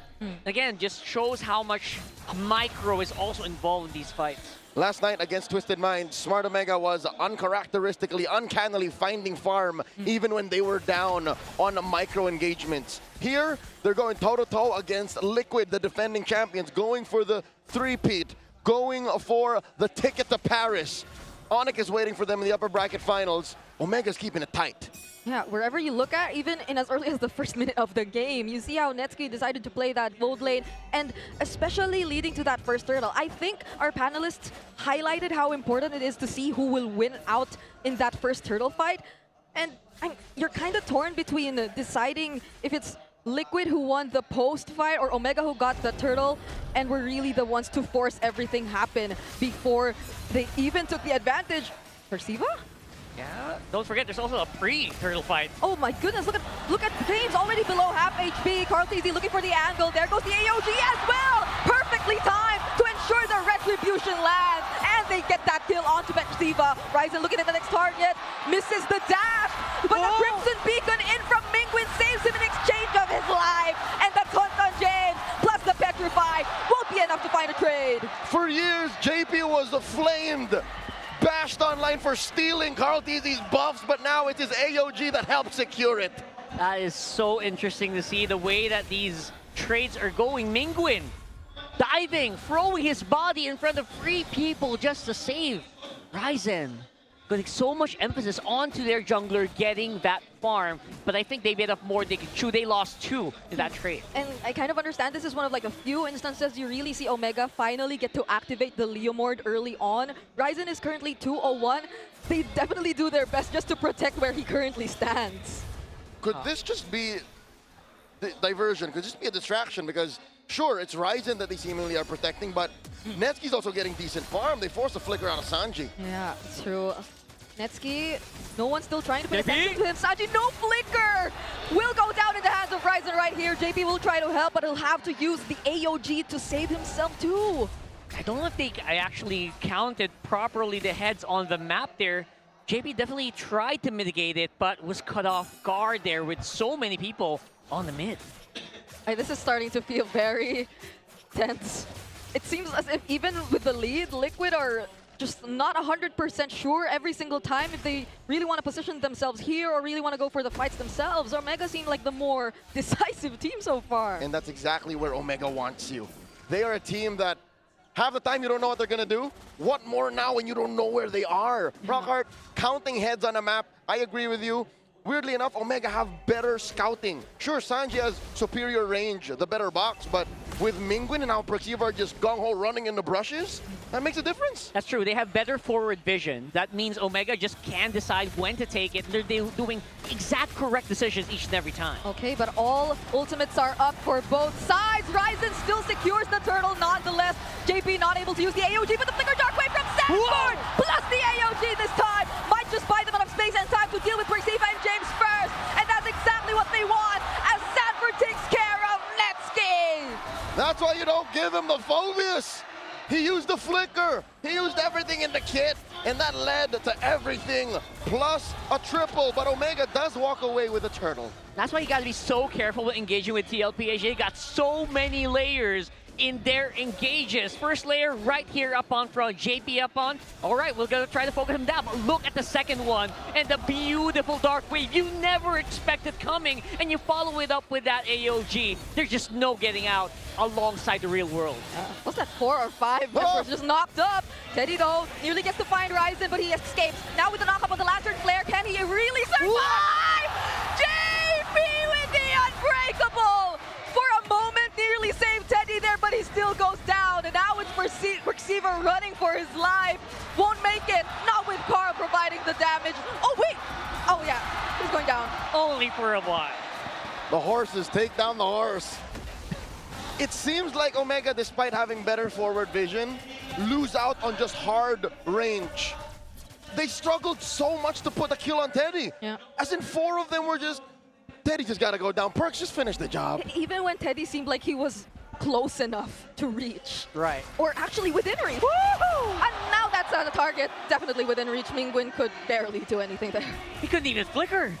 He had the flicker. Can't even, oh my goodness. I can't recall the last time we've seen a Gatot in Rome as prioritized, but if it's JP, I understand. Absolutely worth it, right? Especially when you're seeing how impactful these unbreakables are becoming, catching at least 2 minimum every time he casts it. He's just getting so much stonks here for Team Liquid Philippines now. 4.5k gold lead. You're right, the range is a big problem here for Omega because Netsky's not quite there yet. So they don't really have any fight in the range fights, or the advantage of the range fights, but right now, they can dive, right? As long as they can coordinate their dive properly, easier said than done though. Yeah. And when they do dive, what answers them straight to the face? A flying 40. Yeah. And a Dark Wave. Because I think another All layer, that. Yeah. Because I think another layer to the problem is the decisions they make mid-clash. Like where they put themselves and who they target during a clash.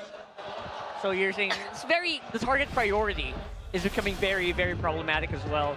I guess that's just a factor when you have like a Harley flying all over the place, which I think is also showing us the reason why this Harley is just so good as a first pick for TL, right? They first pick it for a reason. We're seeing it right now.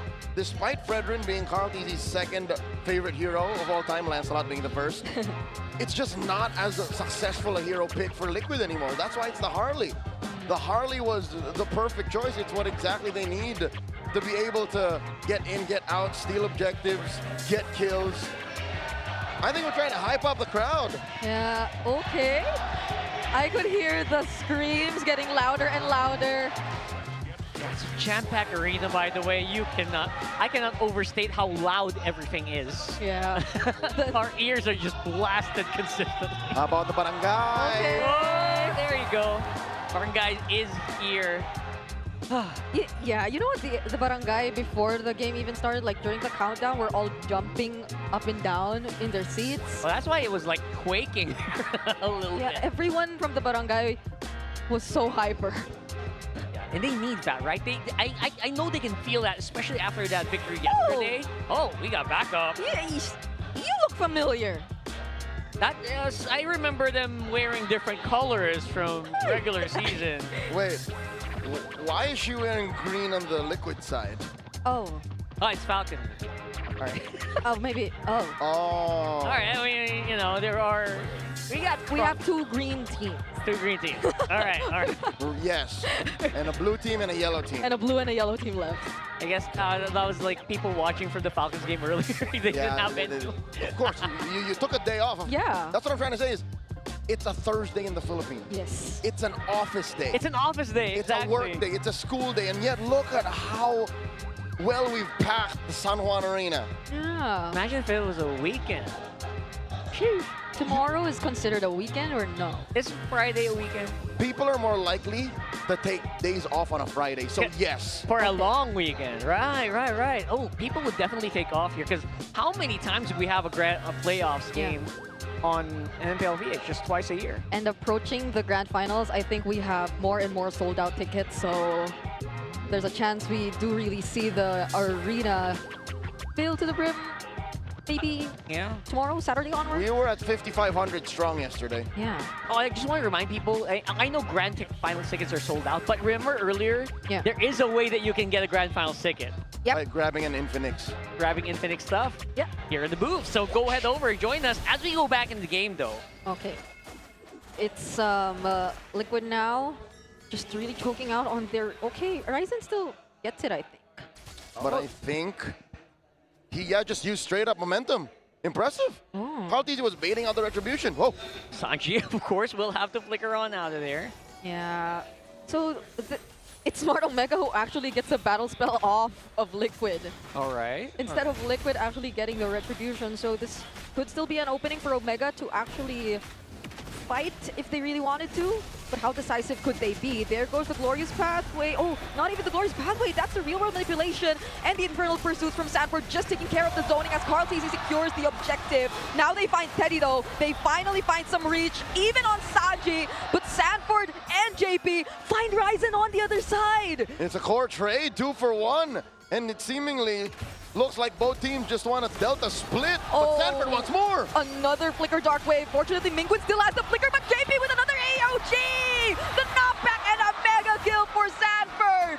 I'm just calling it right now. This Phobius is going to be permabanned in this series after seeing all the chaos that is introducing in these team fights, especially since Omega's already so hell-bent on winning these fights anyway, foregoing the Lord, foregoing any chance to retry it. It was a good start. They found Teddy, they found Sanji. Yeah. But Smart Omega's front line and cores were already compromised there. And again, to start to give up the Lord is a little too much to ask when you're going against Liquid. They will get to pop the Holy Shield and even get the crash.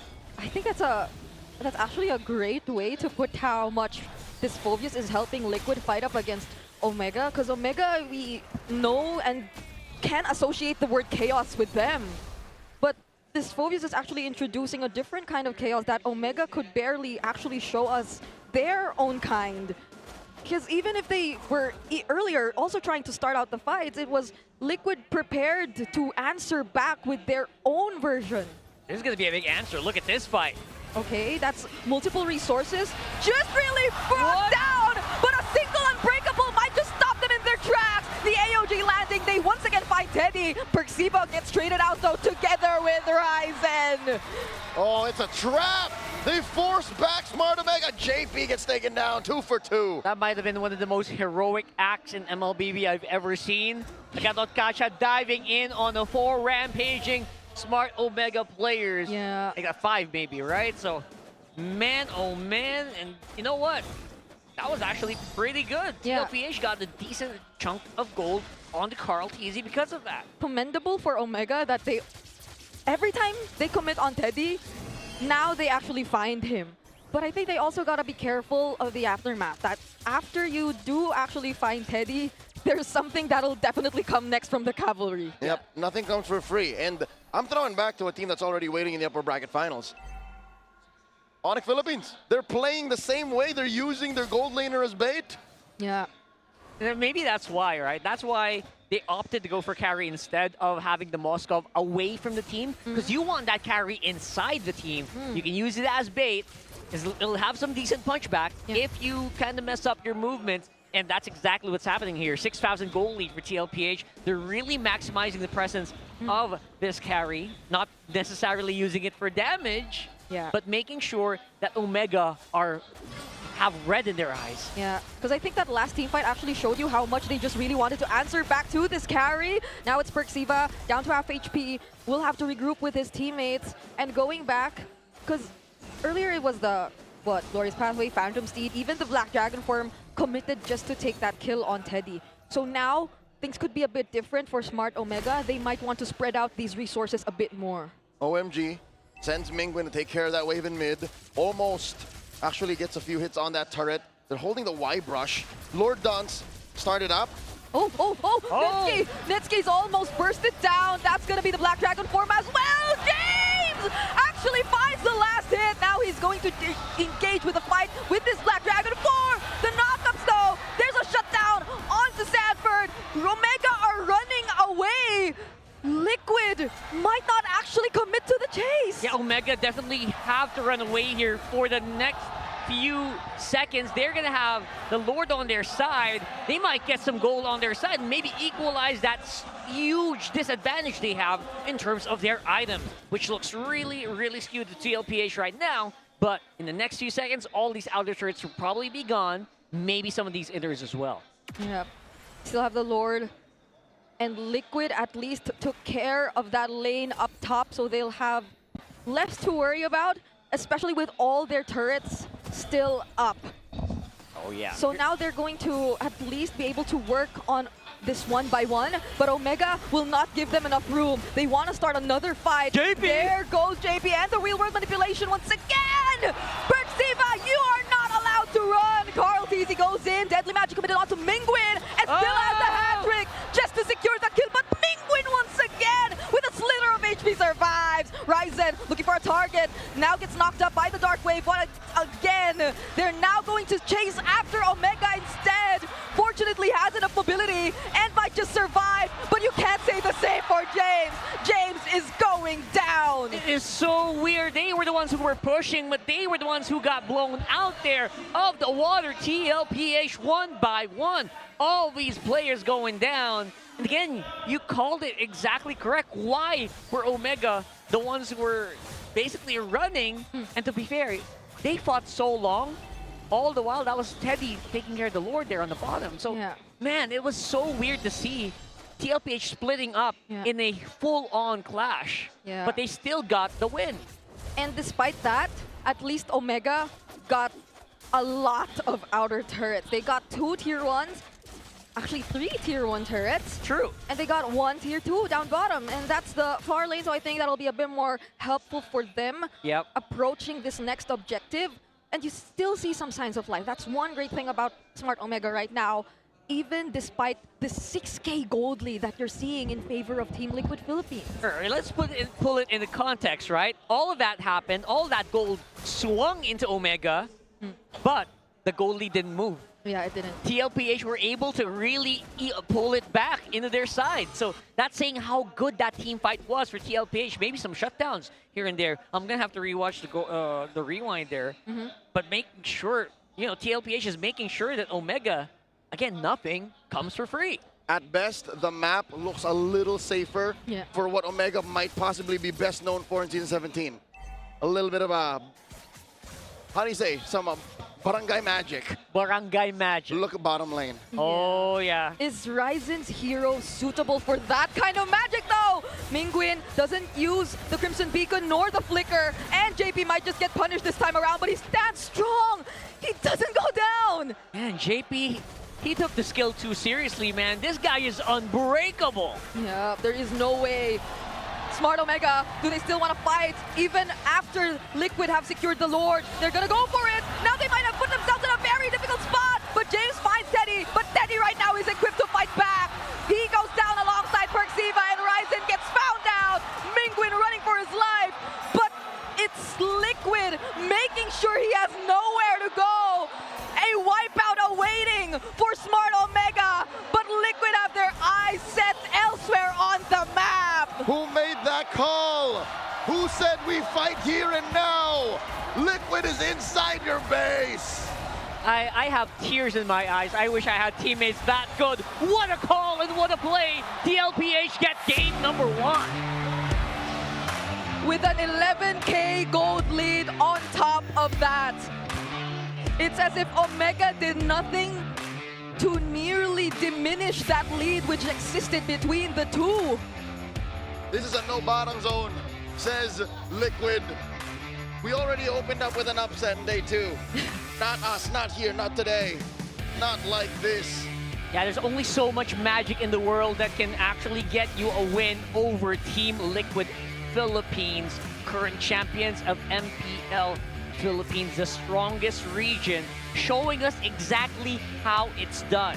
Not by just winning your lanes, not by just getting a small win, by pure commitment, pure conviction in their gameplay. JP, man, that guy is a beast as well.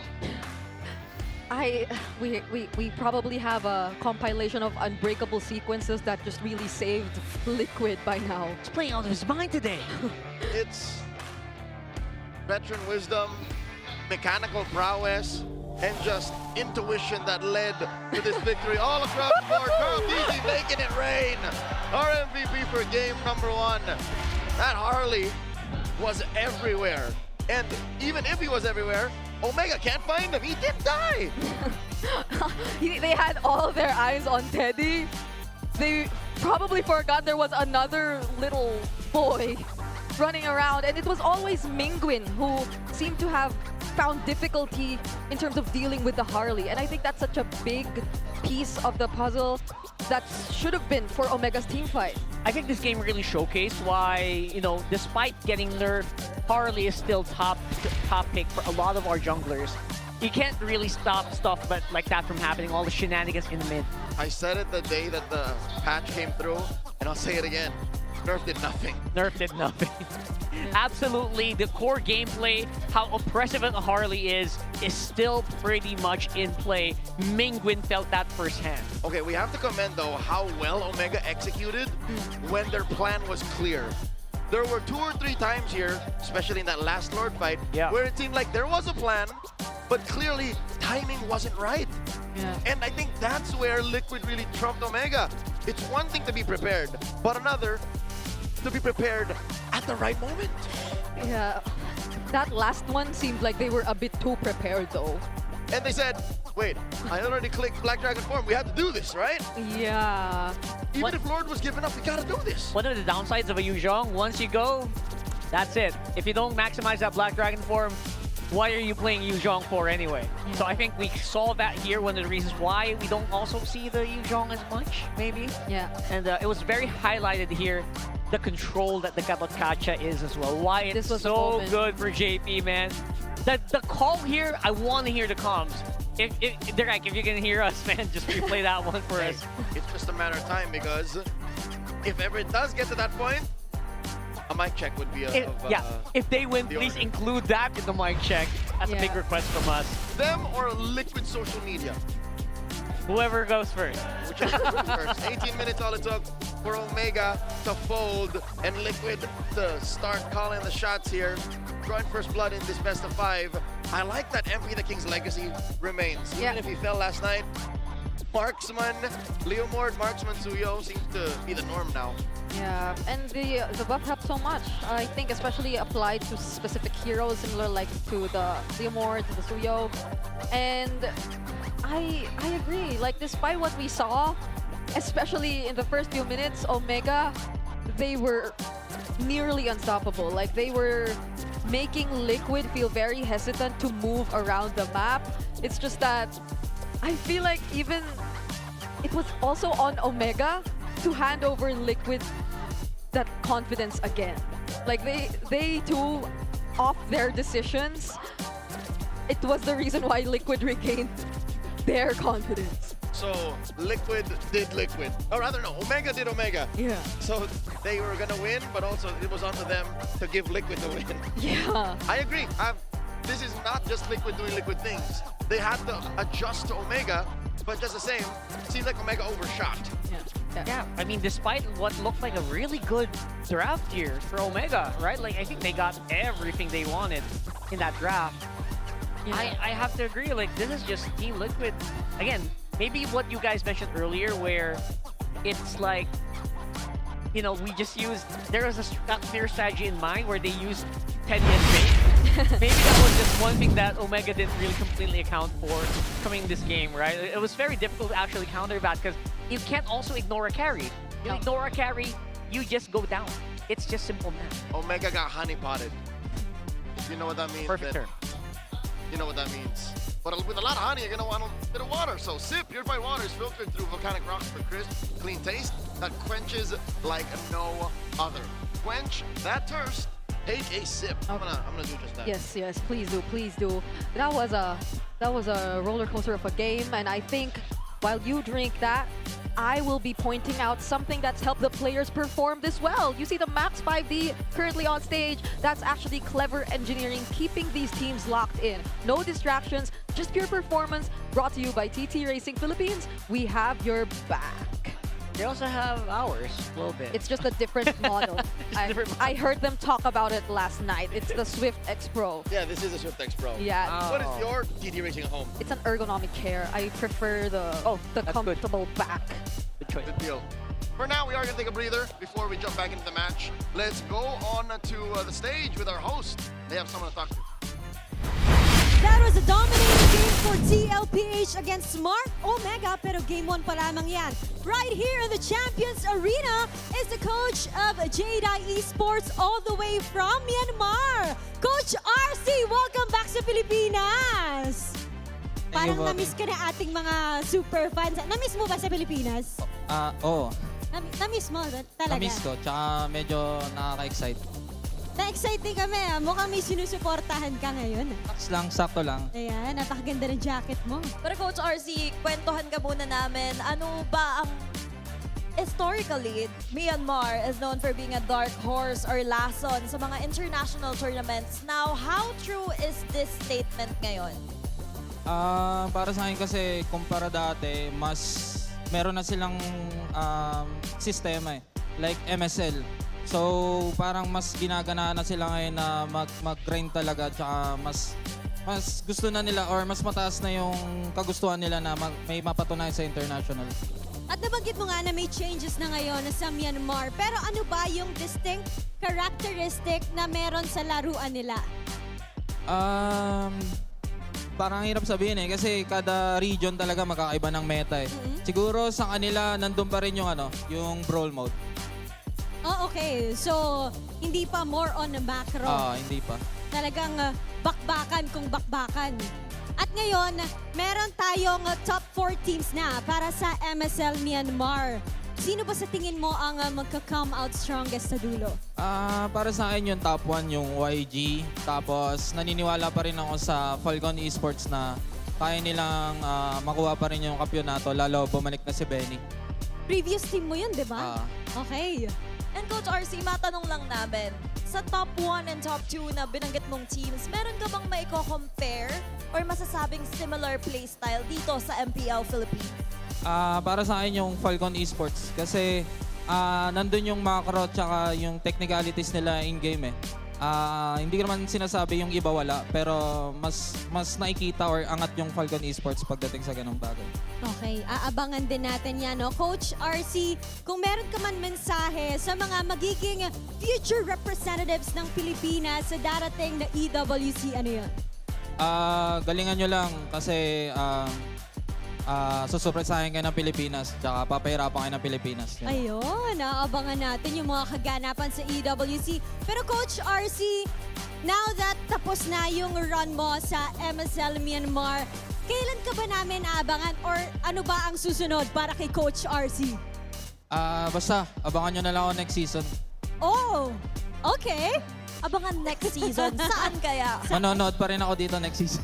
Pero, from the happenings in Myanmar, balik tayo dito sa Pilipinas dahil patuloy lang ang aksyon. Papunta na tayo sa Game 2 between Smart Omega and Team Liquid Philippines. Renmar, Wolf, palag na to.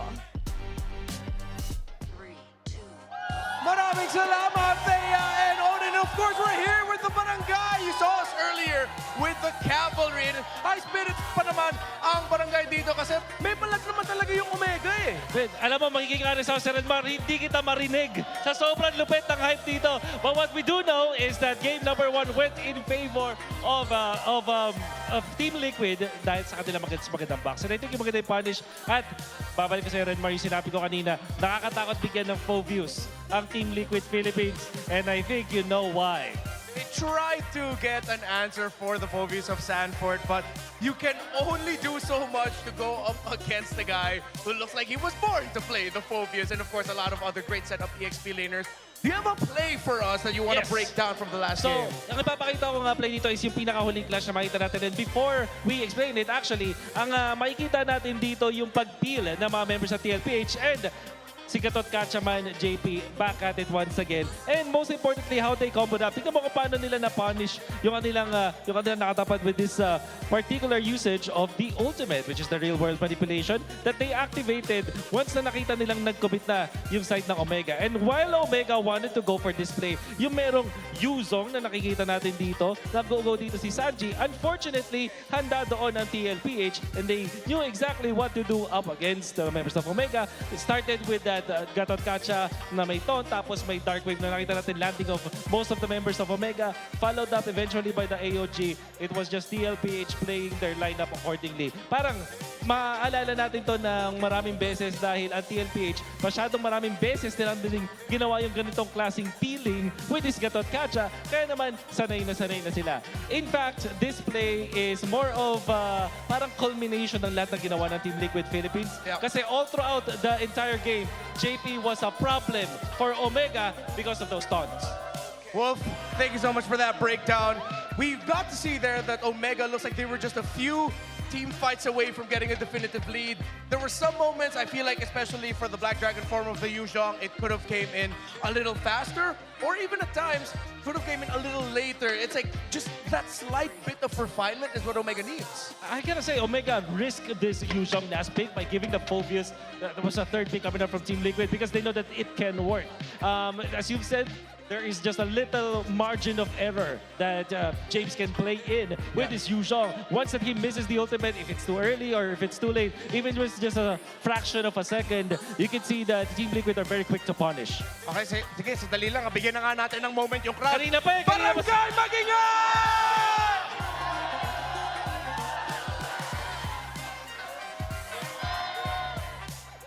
Ang saya? Sa tingin nyo, ilang games para manalo ang Omega? Ilang games para manalo Omega? Siguro. Lahat. Omega in 5? Hanggang game 5, para naman Omega! Kasi walang anong game 4? Game 5! Game 5! Ang bait binigyan pa ng isa pang panalo yung Liquid. Binigyan nyo pa ng 4 wins, but we know na itong Omega, makikita naman natin na nagpa-perform sila. It's just that Team Liquid are very good at punishing their mistakes, and we'll see kung meron pang nakaabang dito para sa Omega. I just really hope that they don't give out free heroes like yung mga tipong libreng Phobius or whatnot para sa kabilang katapat. Well, we're going to be seeing the draft in just a bit. Okay. And I feel like we can just spend a little bit more time talking here. Okay. Parang exciting ng laban, no? Like, going back into the game, there were really a lot of moments where it really felt like, oh, yung kaya ng Omega, makalalaban na lang sila. I agree. Is it more of, okay, what do you think they need more of? More faster decisions or mas maingat? Okay. Kung pipili ka lang ng isa. Honestly, faster decisions Mas mabilis dapat. Parang gusto ko yung parang palaban sila eh. Laban lang ng laban, diretso lang ng diretso, and to take it up against TLPH, yun yung gusto ko makita sa kanila. Yeah, they did really, really well, and let's see if they'll be able to continue that. All right, so we're gonna go on a little stroll around the arena. Paalam na We're gonna muna, see that. Thank you, Barangay Omega! Solid, all right. Hopefully later we'll get a chance with the cavalry on the side. But yes, we're going to be seeing the draft starting up in just a bit. Of course, wherever you're watching, wherever you are, whether it's online or on-site, especially for those online, go ahead and comment any predictions that you have. Honestly, even looking back at the draft, Wolf, I had no problems with it. They both drafted really well. Omega also drafted really well with it. That I didn't feel like there were any decisions made during the drafting phase earlier that I felt like it really needed to get addressed. Maybe it's a hot take. I feel like they can still get away with giving out the Phobius. Okay, especially kung prepared naman sila with the Yuzhong eventually. Yun lang naman talaga yun, Renmar. I agree with you. It's just that it's difficult to pull off. So you just have to really find a way to give these risks, pero at the same time, meron ka mga better trades. And also, of course, mas maganda dapat yung execution mo. Para kailangan talaga mag-level up ng lahat. Hey, if you want to level up your tickets, get your tickets now to enjoy 150 pesos off. Use the promo code MPL S17 POX Day 2, valid until 9 p.m. only today. Buy your tickets here, scan the QR code on your screens. It is 7:44 p.m. in the Philippines by the time of me saying that, so you still have like little less than under an hour or over an hour to be able to get a cheaper ticket, more affordable one. But our tickets are already really affordable. Renmar, I just want to bring up something real quick. Minor lang din. Go lang. Before we show that we are heading into Broken Walls. Bigla ko na naalala, Coach Snap was actually from Omega. So, medyo may naramdaman akong konting friction kanina no, na nagkaroon tayo ng walk-in between Snap and Coach Mura. I'm sure na they're good friends and everything. Pero feeling ko on the battlefield, meron pa rin yan. May something pa rin yan eh. Oh, for sure. By the way, there is just an important note that we do have to point out here. Following the league's operational guidelines, Smart Omega will forgo side selection privileges for 1 game. Side selection. All right. So that's side selection in terms of where you're going to be picking. Whether it's blue side, red side, they forgo those privileges, and that means automatically Liquid will be able to decide which side they're going to be starting the draft at. Oh yeah, so do not be surprised, Paul, because it was shown earlier, and we saw that typically the other team will select the side for game number 2, but it's not going to be the case now. It's going to be Team Liquid. I feel like the drafting might be very similar. If the Harley as well as the Suyo is open, I think that the Harley still is the priority for Team Liquid Philippines.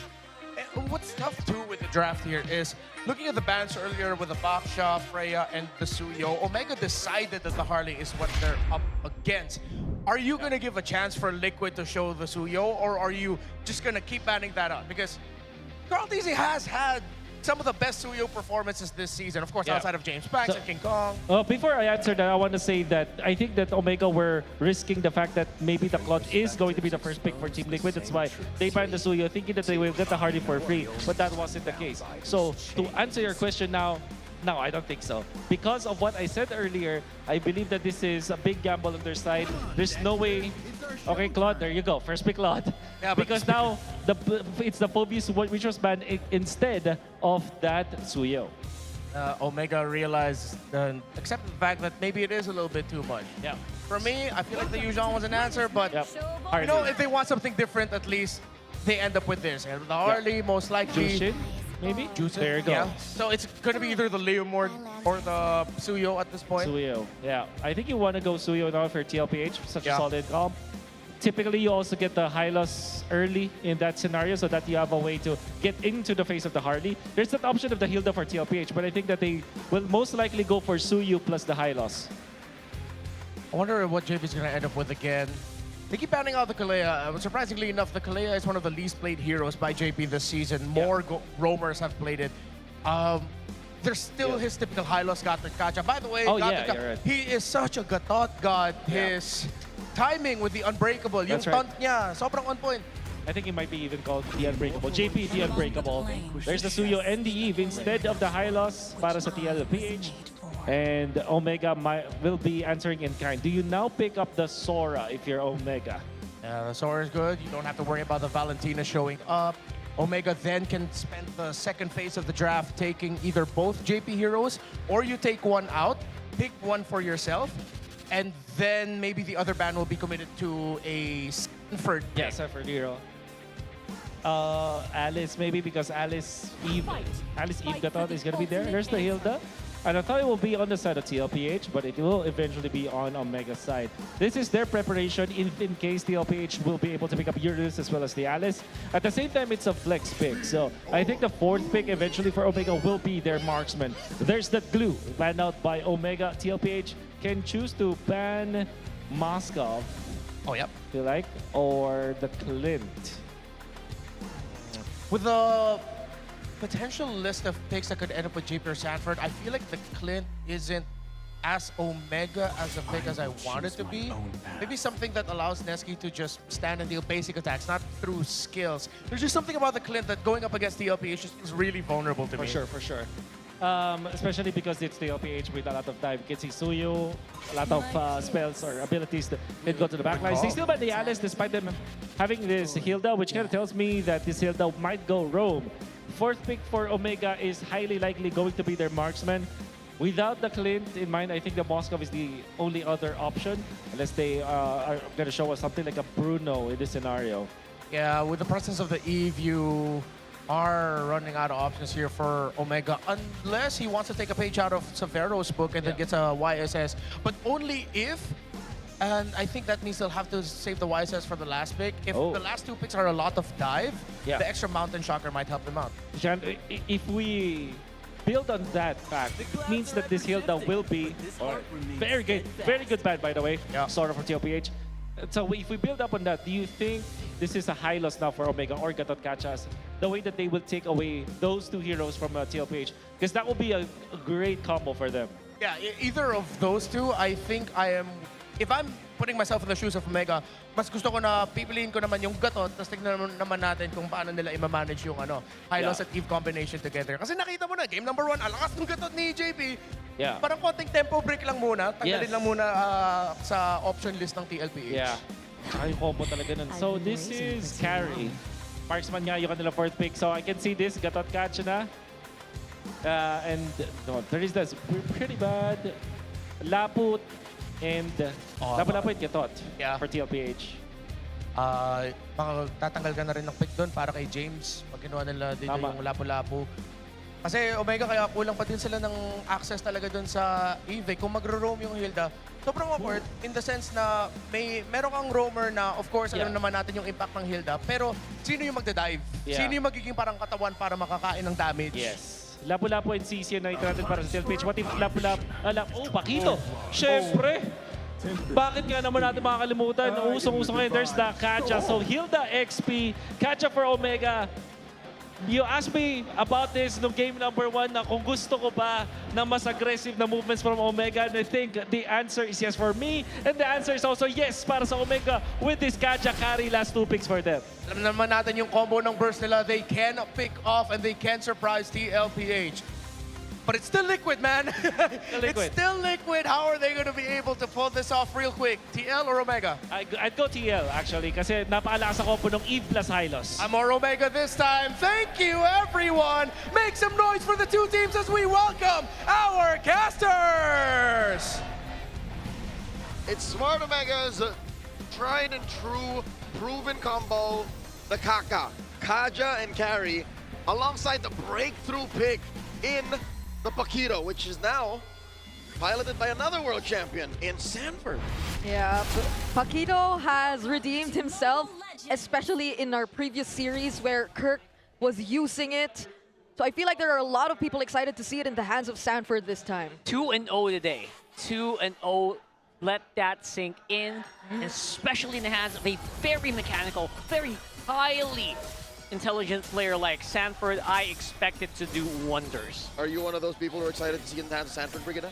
I mean, yes, it's one of the signature picks. No way! How? What? Carl Deasy did retribution? He didn't. So he just let James walk away with it. Okay, really good start for Omega though. It's like Haley's comment right there. I don't see that a lot. Millions in the moon that would happen. Yeah, and even in terms of how well they are managing like the mid lane, Omega are now just making their presence felt. That's how. Okay. Look, James started with a sword. Oh, James, who's by the way all the way from top lane, joining the rest of Omega, trying to invade Carl. No boots gameplay.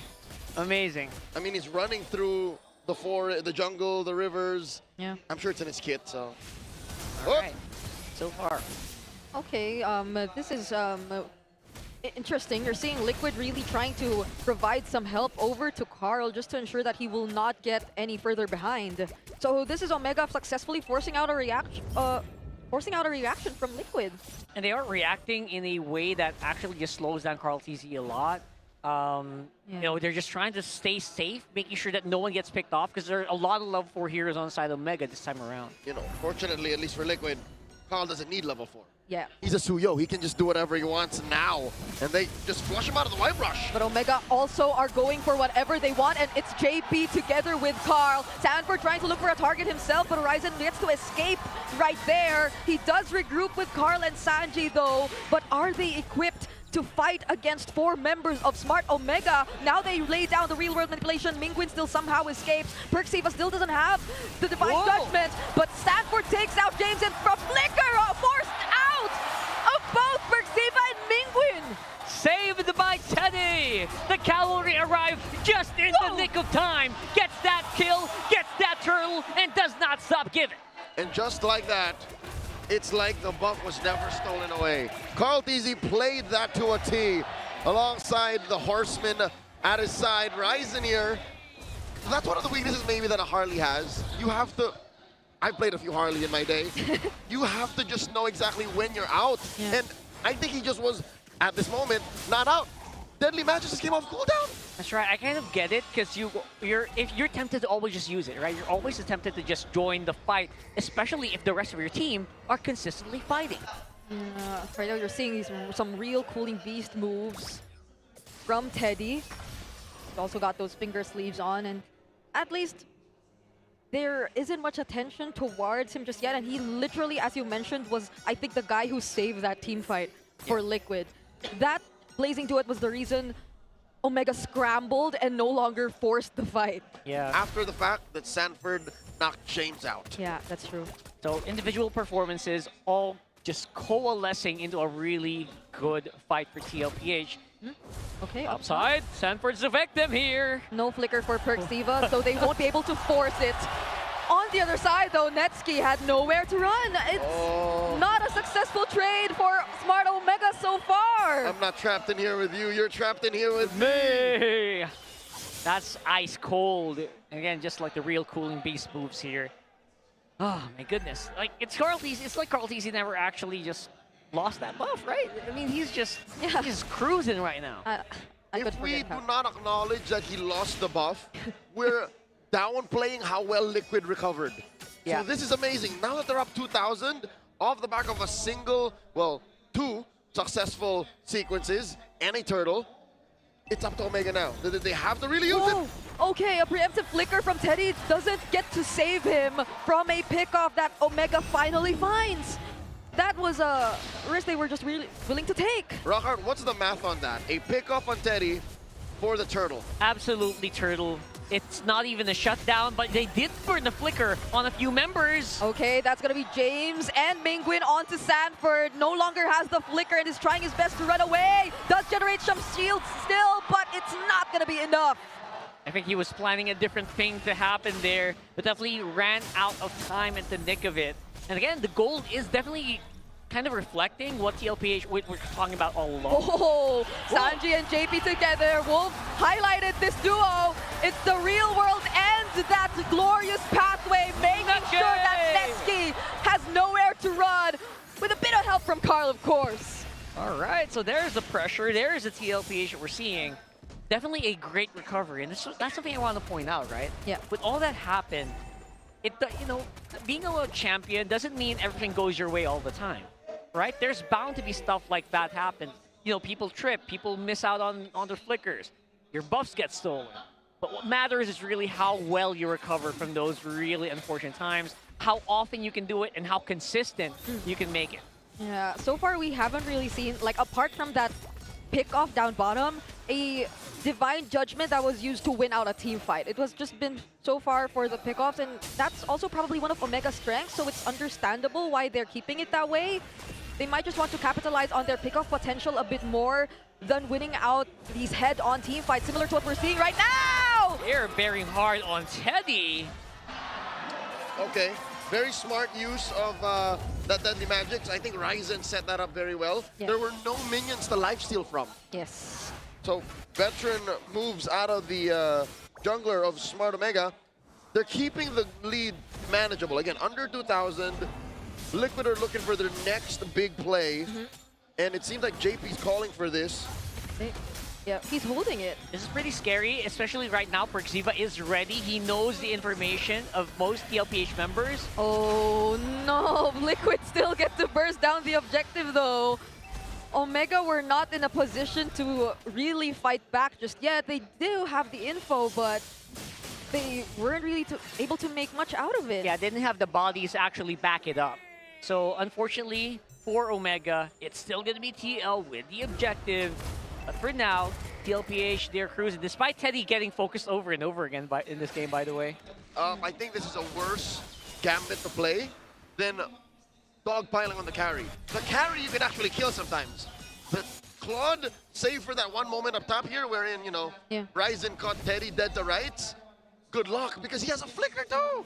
And then he's gonna start building up some kit. He has now what? A DHS on his way to, the Golden Staff. So he has all of the attack speed and the lifesteal needed now to survive even, like, again, a point-blank deadly magics. Yeah, and how many minutes do you have left until Liquid just decide to really group up and not really leave anyone behind as much? I would say only like maybe 4 more minutes at max, because you know Liquid, they want to finish games early. Okay, now Sanford here trying to survive, might just get away from this even with the deadly magic already used. Little cheeky there. Yeah, that's a flicker used though. All right, that's something that's taken from Omega. Again, small things like that can really add up, but you got to make use of the map. You've got to push Perxiva further. Just use that Divine Judgment over and over again. Otherwise, you're just wasting these. Interesting. Is that right? Yeah. Oh, Divine Judgment used onto JP, has the Glorious Pathway, and the Revitalize won't be enough to keep him alive. Another successful pickoff from Smart Omega, but now it's Liquid forcing the fight. Real World plus the Blazing Duet. Teddy has his eyes set on Perxiva. Sanji with a flicker to make sure he goes down. 1 for 1. Roamer for Roamer. Key item pickup for Sanford. Is that right? Rockard, he got an Oracle. Yeah. I mean, it really helps with the shielding. You know, shielding on the Paquito is just massive. That just kind of signals that he's leaning more toward the tank-type Paquito, a lot less maybe of the team-fighting Paquito we saw earlier. I'm guessing he's going to delay the Malefic Roar a little bit more. Okay, Omega actually trying to make their way through, but it's not going to be enough. Sanford first to fall, now it's going to be Perxiva, lands the stun, it's a double for the GOAT! Ryzen finds Sanji, but they're probably going to transition elsewhere. Oh, that is huge right now. Obviously, we have a Lord to wait for. There goes that Malefic Roar for Carl TZ. This Suyo is gonna rip you to shreds now. Again, the tempo just not lost here for TLPH. A little bit of a consolation prize. They will get the turret on the bottom, but don't forget, they have a lot of Lord waves to handle here. That carry has to be careful. Perxiva up on mid. Yeah, okay, James here gets caught. Now the 3 members of Liquid trying to take him out. Does survive though, just barely. There's a Lord still marching down bottom. Oh, they decide to commit the Divine Judgment onto JP! But he's gonna be okay, he still has to Revitalize. The stun doesn't land from Carl. And they're just onto this mid-tier 1. Ryzen didn't have enough time to find a pickoff. Sneaky Dean landed the Deadly Magics where it wanted to be, but yes, I think he was 2 or 3 cards short to actually get Teddy again. Yeah. That's a very, very good effort here for Mr. Dean Sumagi. And again, they can't really he can't answer the Lord and deal with TLPH at the same time at this point. They tried, and now they're suffering the consequences. They're spread too thin. They're losing turrets left and right. Bottom lane will have the Holy Shield pop. Even top lane, Sanford actually got a minion through.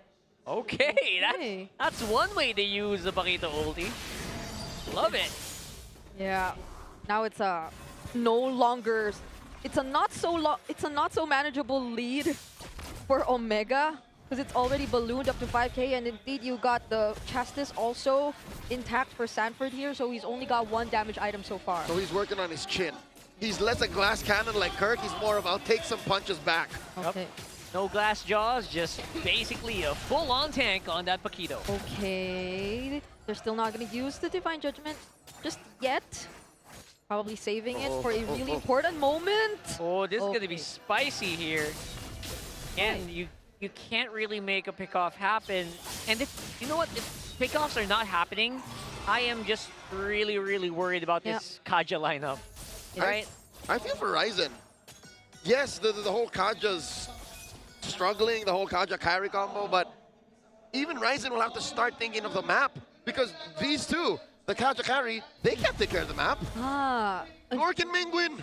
Is that why there's this kind of build coming in for Sanford too? Because he might seem like one of the more viable targets, but with a Chastis and an Oracle, that just might make a bit more room for him. And what next? An Athena's? It looks like it, or maybe an Immortality. Okay.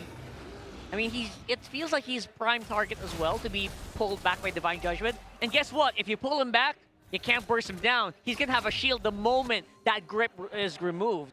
And that is something that's going to be very difficult for Omega to deal with, especially for Harley. Hey, you get caught right there by Carl TZ. And he's going to be okay. He's fine. And that's a free Lord if I've ever seen one. Beautifully managed. In-game mechanically manifested, this is my house. Get out. Ryzen was caught out, forced out trespassing. Oh my lord. Liquid's lord. Not so sneaky Dean of him right there. Not so sneaky at all. Oh, even the Crimson Beacon gets forced out of Mingwin as they need barely just a single minion wave to take care of that tier 2 in mid, even before the Lord actually spawns. Liquid have near full control of the map. Yeah, things are starting to really, really look grim here for Omega. Look at James, can't even last long. And this is going bad if they find another pickoff right before the Lord Siege, and they do. This is miserable because Omega were just trying to be proactive. And they were on their own side of the jungle. They had every right to kind of flush out these bushes, but they get punished.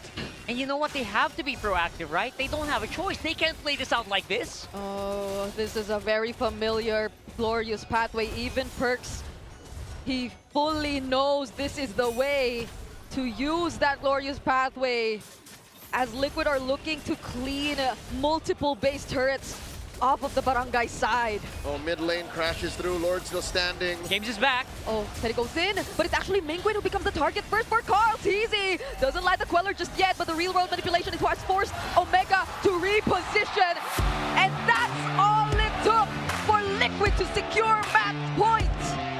That was like the biggest non-fight game I've ever seen. I did not see any straight up flashes, always pickoffs, and when the pickoff doesn't happen, guess what? TLPH is on top. Here's the problem with honest lineups that have a clear combo. They wanted to make Nakaja carry work, but you know what, in hindsight, the Paquito Gambit might have been the difference maker. It might have been, yeah, no, get me. As soon as you let go of that Divine Judgment, I got shields, I'm living. Yeah.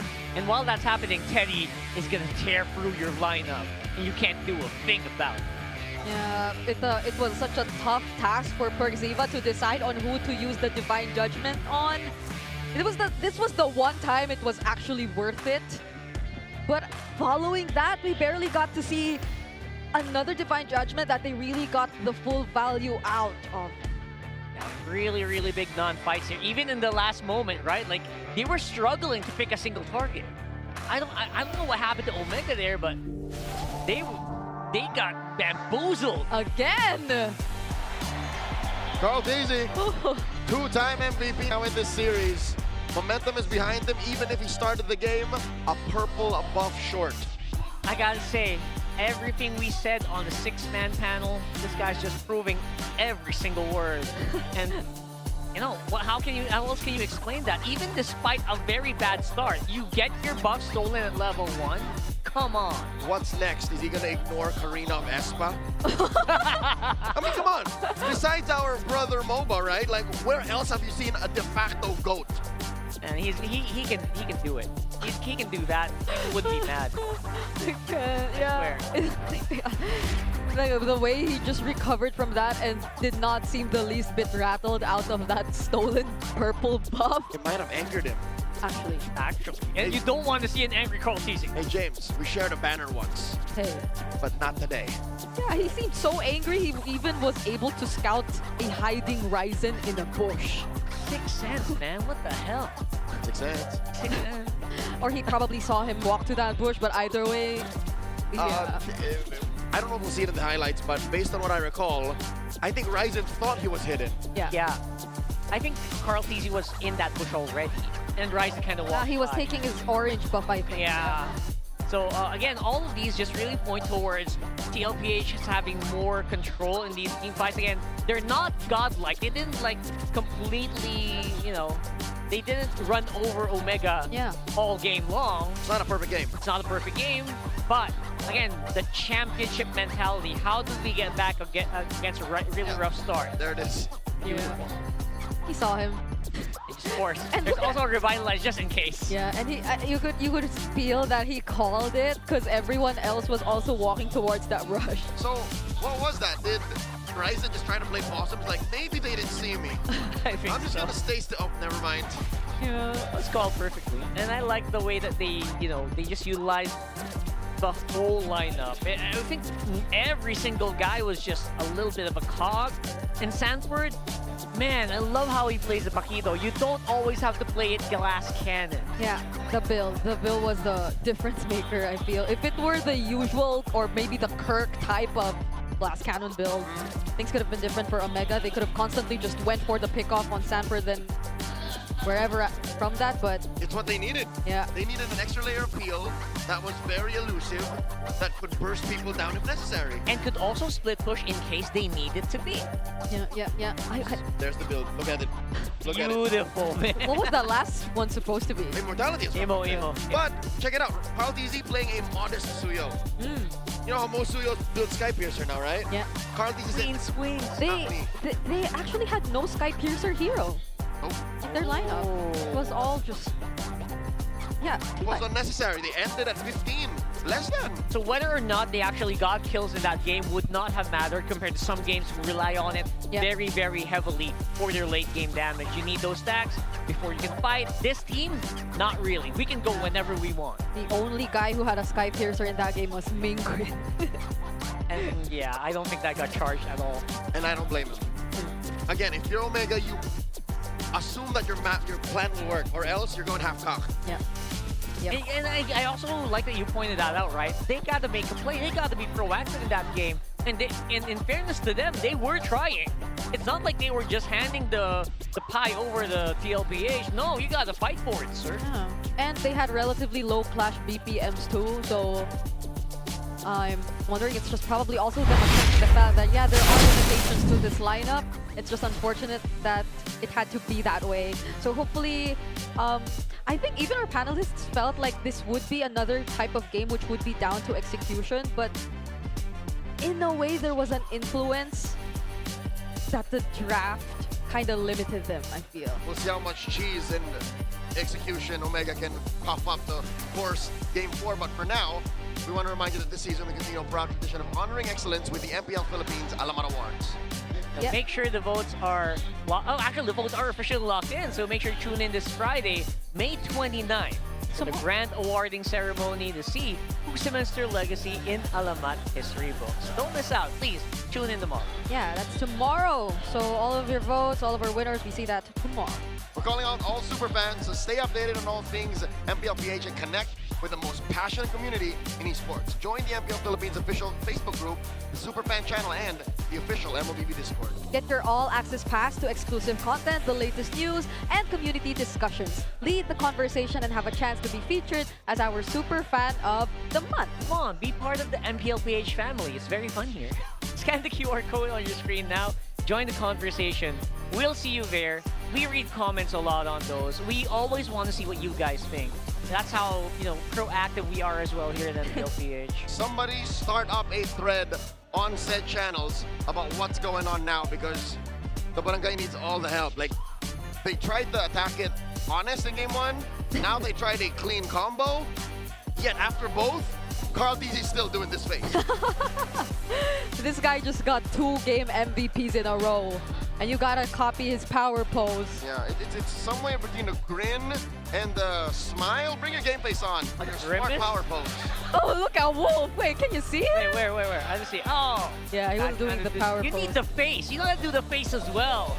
Like this gentleman is doing. Okay, he didn't show his teeth, but I think that was the close. Yeah. I was close.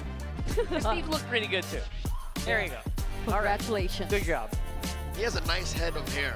Oh, yeah. Speaking of, did you know that men are 5 times more prone to dandruff? Don't let flakes ruin your focus. Okay, power up with Clear Men. Its triple cooling power gives you 100% dandruff-free hair for that ultimate fresh feeling. And it's a time that our winner supercharges with Clear, because just look at how luscious that hair is. Okay. Love okay. that. His hair has 0 form. You see how much he ruffled it? He didn't care. Just like, Stays there. Yes. Would you consider that like a blessing if you try to do that to your hair and it doesn't budge? no. No? No. Because you're gonna need a lot of product to make it look like something else. Oh. Yeah. And you know what? You know how women are actually very, they take a long time to get fixed. Guys, just the hair, just making it ruffled in the exact proper form. Most guys, some guys. Is he not all. speaking from experience? No, not most guys, not all guys. I have the same problem. My hair just always looks like this.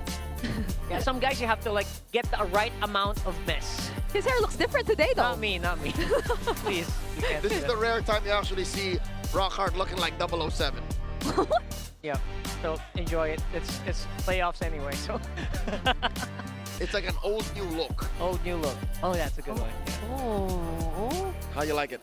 Thank you. A lot of people praise his hair today, though. Thank you. I appreciate that. It does look good. You look I don't dashing believe you today. guys, but thank you. You look dashing today. Just take it, Rockhart. For now, we're gonna throw over to our hosts. They got an interview with some athletes on stage. MPL Superfans, guess who's in the house? We have PVL superstars beside us, Thea. And Denise, they need no introduction, but guys, for the sake of formality, introduce yourselves to our ML Superfans. Hello po, I'm Abby Maranyo. I'm Alina Bingor. I'm Erica Deloria. Zaka Randang po. Ellie Soyud po. Gratza Sultanas. Okay, palakpakan naman natin sila. Alam ko, dito sa mga superfans, marami ring volleyball fans. And I wanna ask, home turf nyo to. Itong San Juan Arena. Yes. Kilalang kilala nyo to. Pero bihis na bihis tonight no? Anong pakiramdam nung nakaapa kayo, nung nakita nyo na ganito pala sa MPL playoffs? Ang ganda po ng setup. Really far different from the way it's set up sa mga games namin. Ganda ng stage. Tsaka nakakatuwa po kasi dito kami, tapos makita kami ng mga esports fans na may ibang sport. Siyempre, expose sila sa esports. Kami naman, mga atleta din po kami, pero sa volleyball naman po kami. And speaking of fans, sanay kayo sa PVL fans na sobrang energetic. Meron bang similarity or parang difference sa napaka-energetic rin na ML Superfans ngayon? Yes, kasi kanina nung nagka-clash na sila, sobrang ingay. So, ganito pala yung feeling. Yes! So, tsaka first time ko kasing manood, so exciting pala talaga siya. Alam mo, Thea, ngayon lang ako nakakita ng volleyball superstars na kinilig, na kinakabahan din coming here to the stage. And I know, may team kayo na sinusuportahan. Yes. Sino yun? Siyempre, ang sinusuportahan namin ngayon ay yung Team Liquid! Let's go, Liquid! Let's go! Let's go, Liquid! Guys, sino ang favorite players niya sa Liquid? Lahat po sila, kasi magagaling po sila lahat. Yung core kanina. Ano lang? Yung core kanina. Yung core daw po. Si Carl TC. Tama ba ako? Narinig ko kayang-kaya niyong kalabanan si Carl. Ang galing niya, super. Kayang-kaya niyong kalabanan si Carl. Sa volleyball. Sa volleyball na lang, yes. Dito. Pero kanina, guys, we interviewed the players of Navi PH. They are the female players from the Philippines who will represent us internationally. Now, coming from great female athletes, meron ba kayong message sa kanila? Ang message, gusto ko mag-message sa kanila na napakasarap magsilbi para sa bayan natin. So, kung pagpunta nila doon, representing our country, mag-enjoy sila, alalahanin lang nila na maraming Pilipino ang sobrang proud sa kanila sa pag-represent doon. Kaya gawin lang nila yung best nila at mag-enjoy sila in every step of the way. There will always be a common denominator between athletes. And I want to know, alam na alam niyo yung pakiramdam kapag aapak sa playoffs. It's different you guys would always say reset, lahat pantay-pantay. So ano yung advice na mabibigay nyo sa mga players natin ngayon, this playoffs? Sa playoffs, ano ba sa atin yon? Meron din tayong ganun, di ba? Kasi mag-playoffs din tayo. Pag playoffs talagang mas sharper yung discipline mo sa pag-condition ng mind mo and kailangan mas focus ka. Talagang concentrated ka sa mga games, aralin mo yung kalaban mo and always make sure that every time you go, you play in the game, ready ka. Kasi pag alam mong kompleto ka sa araw na yon, kahit anong diskarte gagawin mo, confident ka eh, tama? Yes. Aral ka talaga dapat. Yes. And dapat tapangan mo lang din. And knowing the Filipinos na matapang talaga tayo. So, At yun, kahit ano talagang sport, tapang yung pinapagamit. And you know, guys, we have a wall of fame here at MPL Philippines where we want to honor various Filipinos who are an expert in their fields. And of course, guys, we want you to sign these. Thank you so much po. I can't believe this, Thea. You know, mula World of Volleyball, nakapunta dito sa World of Esports. I can't believe that we're coming to this day na athletes from different fields are supporting one another. It's such a heartwarming moment. And it just continues kasi kahit anong sport na pinapanood mo, it's possible na you're also a fan of esports and it's nice to see volleyball and Mobile Legends in one arena. Marami din po naglalaro talaga ng ML sa volleyball. I Mga agree. Volleyball players, maraming naglalaro. Alam nyo, kada bago kayo maglaro, naglalaro pa rin kayo ng ML, eh, no? Actually, kung hindi nyo natatanong, isa sa mga pag may game kami the night before game, isa sa mga ritual ko is maglaro ng ML. So, kailangan tuloy-tuloy yung win streak bago ako matutulog. May And ganong also, ano eh. ako kasi yung boyfriend ko yung nag-introduce sa akin ng ML. Ginagawa ko siyang, di ba pag, di naman natin maiwasan na stress tayo. So, pang stress reliever ko talaga siya. So, well, let's see mamaya kung stress reliever ng players natin yan. Kasi medyo intense dito. But I love hearing rituals like this and disciplines like this, Thea. At magpapatuloy na tayo sa Game 3, guys. Ready na ba kayo mapanood yung Game 3 excited na yan? kami! Patuloy tayo sa aksyon! Ranmar, Wolf, Palag Na To! I love volleyball and I love that we're here with the cavalry! No dopamine, no stress. They are at match point. Unbelievable. Sayang-saya sila, pre. Iba. Ano na? Parang nakita natin na talagang kailangan na ng ano na para sa Omega because of how dominant TLPH was. I can't blame Omega though because TLPH are coming off of a hot streak. Tapos nakita naman natin kung gano'n ka-perfecto at ka-planado yung kanilang mga ginagawa. So I think it's Omega. They have their plans up against TLPH but they cannot execute. I guess they really have to find something different.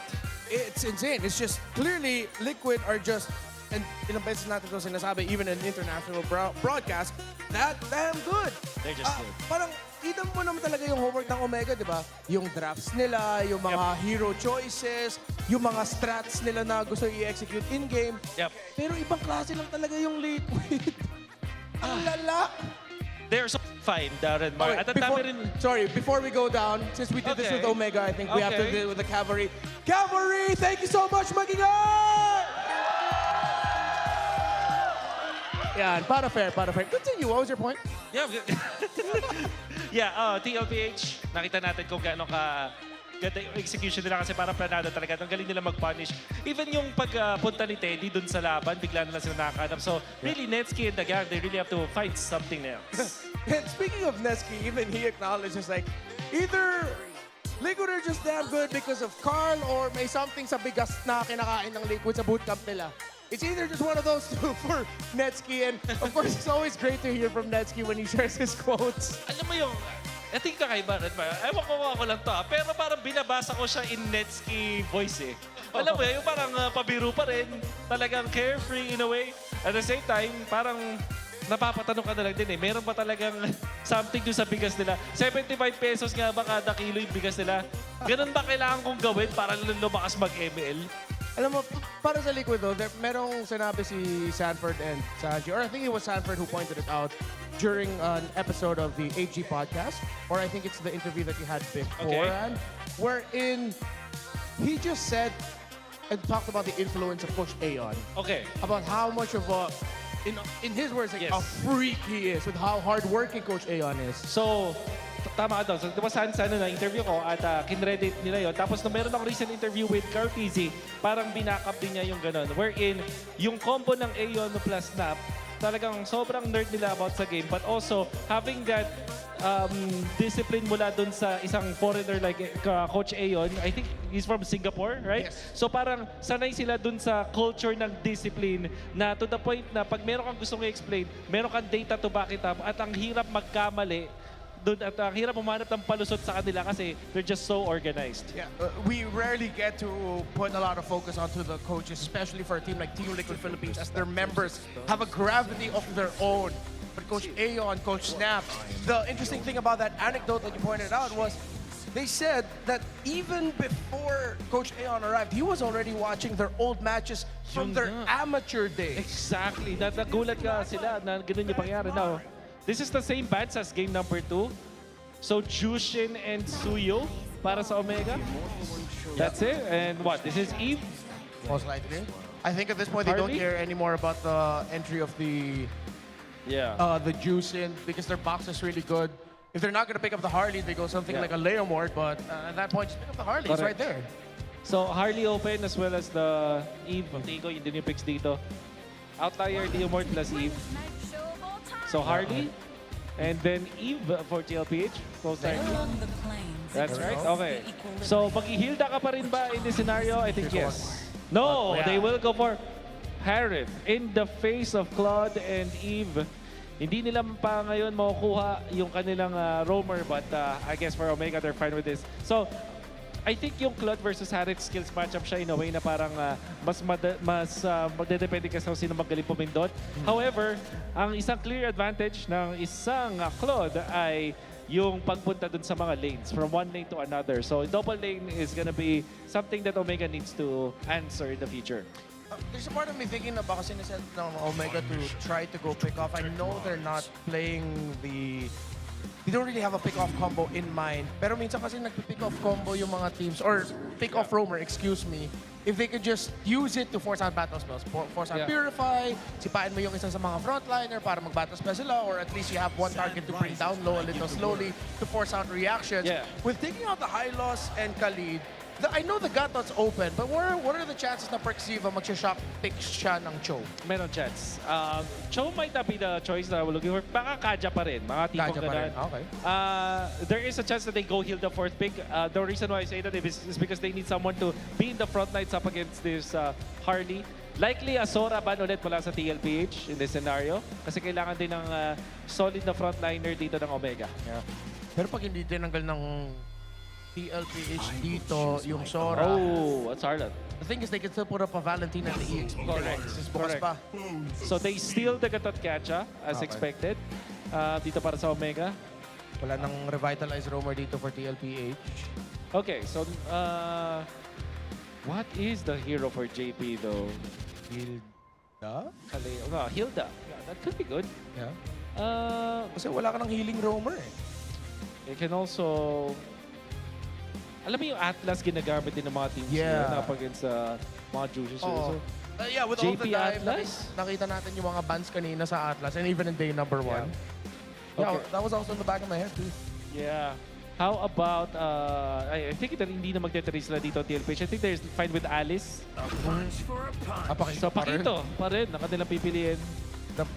Feeling ko ito na yung maging sleeper hit ng ng playoffs eh. Tapos nag-glue din sila. Very disciplined. Walang special dito ang ginagawa ng TLPH in terms of their picks. Ang special na ginagawa nila is their execution. In a way na sobrang kabisado nila kung paano ito i-execute. TLPH are not veering off of the meta picks that they know to use. And Omega, this has to be a wonderful last pick. They still will go for the Yuzong. I don't like this para sa Omega. I think this is way too risky. Yeah. TLPH, napakasolido nito. I think we are on the verge of another 3-0 today, Renmar. It really seems like it. Team Liquid Philippines want one step closer to go to Paris in MSC at EWC 2026. Pero it's Omega. Omega and their season of surprises. Omega and their unexpected run. Barangay! Kailangan ng Omega ang suporta nyo magingay! Cavalry ayaw magpatalo! Cavalry, make some noise! Let's go! On the brink of defeat, Smart Omega rely on just cold hard mechanics. These are just good heroes in Season 17. And they're going up against Liquid, who's willing to cook a little. They bring back the Paquito. Yep. Could we even still consider it as something they're just trying to cook? It's already been evident in game number 2 that they know the workaround, and I'm more or less curious to see if this will be a similar build, or is it something they can just adjust on the fly depending on the matchup? I mean, you could say it's kind of medium rare right now. Maybe they want it more well done, so they want to get that maybe 4-0 today. Because right now it is 3-0, right? So right now it feels like they didn't really change much, right? Just one guy. And again, why break or why fix what's not broken? I think TLPH just knows how to kind of just handle this. Now, take 2 on to the Yuzhong. I'm not sure if this is the right place to do it. Honestly, I had so many thoughts on that draft. To build on what Wolf said, how he doesn't like it, I think it's because Omega are so ult-reliant. Look at that. A single AOG play strong, a Zaman Force committed early, a Black Dragon form. We've seen earlier in the season, series, how wrong that could go. If anything, it's just Ryzen and Mingwei that's playing in the mid-ground. Everyone else is like all in, and then Liquid can punish hard. Look, JP can just mount, get out of there. Little baby boys in Teddy and Carl TZ. There's just so much downtime for Smart Omega, and I don't know if that's the best way to go if you want to go for a more chaotic approach in terms of the gameplay. This is something that's a bit more predictable in a sense if you were Liquid, and even, as you mentioned, JP, who was, I think, kind of just forced to pick up the glue considering the amount of roam bans that were already taken out. It still seems as if it fits perfectly into whatever idea Liquid has. I mean, you know what? JP doesn't have like the biggest hero pool, but he plays all these heroes well anyway. So, right, we've seen JP perform on that glue as well. Again, maybe that's something that Omega can kind of attack on, but then again, it is a glue. Built-in survivability. Turtle 1 already spawned. Omega first to the scene. JP flushes Berxiva out of that brush. And now, Black Dragon 4. Okay, Stanford trying to poke down James. That's gonna be a flicker committed. Ryzen gets taken out first. Very unfortunate for Smart Omega as the turtle gets soft reset. Carl TZ goes from the behinds and still secures the objective nonetheless. Flicker force out of Stanford. Carl TZ tries to take out James. Sanji will find the kill. And now it's Berxiva looking to be in danger. Will survive, but just briefly, not until Carl TZ picks him up. Is it just me or is Sanford in a rush? Feels like it. I honestly feel like it. Even Teddy, he joined these fights so early on, got 2 assists, get that gold into a claw. This is just a great start for TL, 2,000 gold ahead. Yeah, now they have access to Ryzen. They're disrupting his jungling, and JP's holding down this purple buff. I refuse to believe it till you mention it, Rockhart. A single sequence and a single objective, 2,000 up? Where do you get that money? Yeah. That's Teddy also working on the energy shields down bot, nearly taking it all out. This is gonna get out of hand very, very quickly if Omega does not do something about this. Now, what is the play? What's gonna be the damage control here? I don't think there's much, because I think they kind of just have to go for this. Okay, that's a Purify for Teddy. He'll be okay, even with the Unbreakable. Short term, this is the answer. Attack Teddy when he has no Purify, because this is the weakest Teddy will ever be the whole game. Yeah, you've got 80 seconds of a window. Maybe make something out of that. Something could happen. That's within Turtle 2, rather, coming up in about 30. Yeah. But elsewhere, I don't know, you can't exactly dive Sanji. Oh. That's tough. Nor 40, look, 40. 40 welcomes it. You know what it is. Okay, James also wasn't even able to land the Petrify just yet, so they still have majority of their resources up for this upcoming fight. Sanford still, though, They can fight. yeah, might just try to go for it. That's just a couple punches, and James now down to half HP. And you know Sanford gonna get caught out here. Lands the Unbreakable. Does recall a bit, but Liquid are still going to get the prio here on this objective. Oh, look at the smile on Coach Aeon's face. V whispering into his ears. Carl Teasy takes turtle number 2. Ryzen didn't even have the retribution at that moment, even though he decided to go in. Fortunately, still survives. But Netsky on the other side of the map actually goes down in the hands of Sanji. Yeah, one of the weaknesses here, of course, it is going to be TLPH, who are manipulating the map so well. Even under the turret, they are not afraid to fight. One hit left. Perxiva survives. James, though, forced to use the Black Dragon form. There might be a dive from Liquid, but they change targets. They say Ryzen is more valuable this time. Bro, even the projectiles are so synced out. Amazing. Everything is going well for Liquid. I don't know if I've ever seen it, or I'm just amazed by how even Patrick joins you when you commit AOG. I haven't seen it in a while. I wonder if Patrick sticks to you as well after Black Dragon form. I haven't seen that in a while as well. Confirm Angela does. So maybe it also does. Maybe it because does. it technically has the same. It's just a matter of time till Daddy JP does that. Bottom lane cracks. Top lane, damage control by James.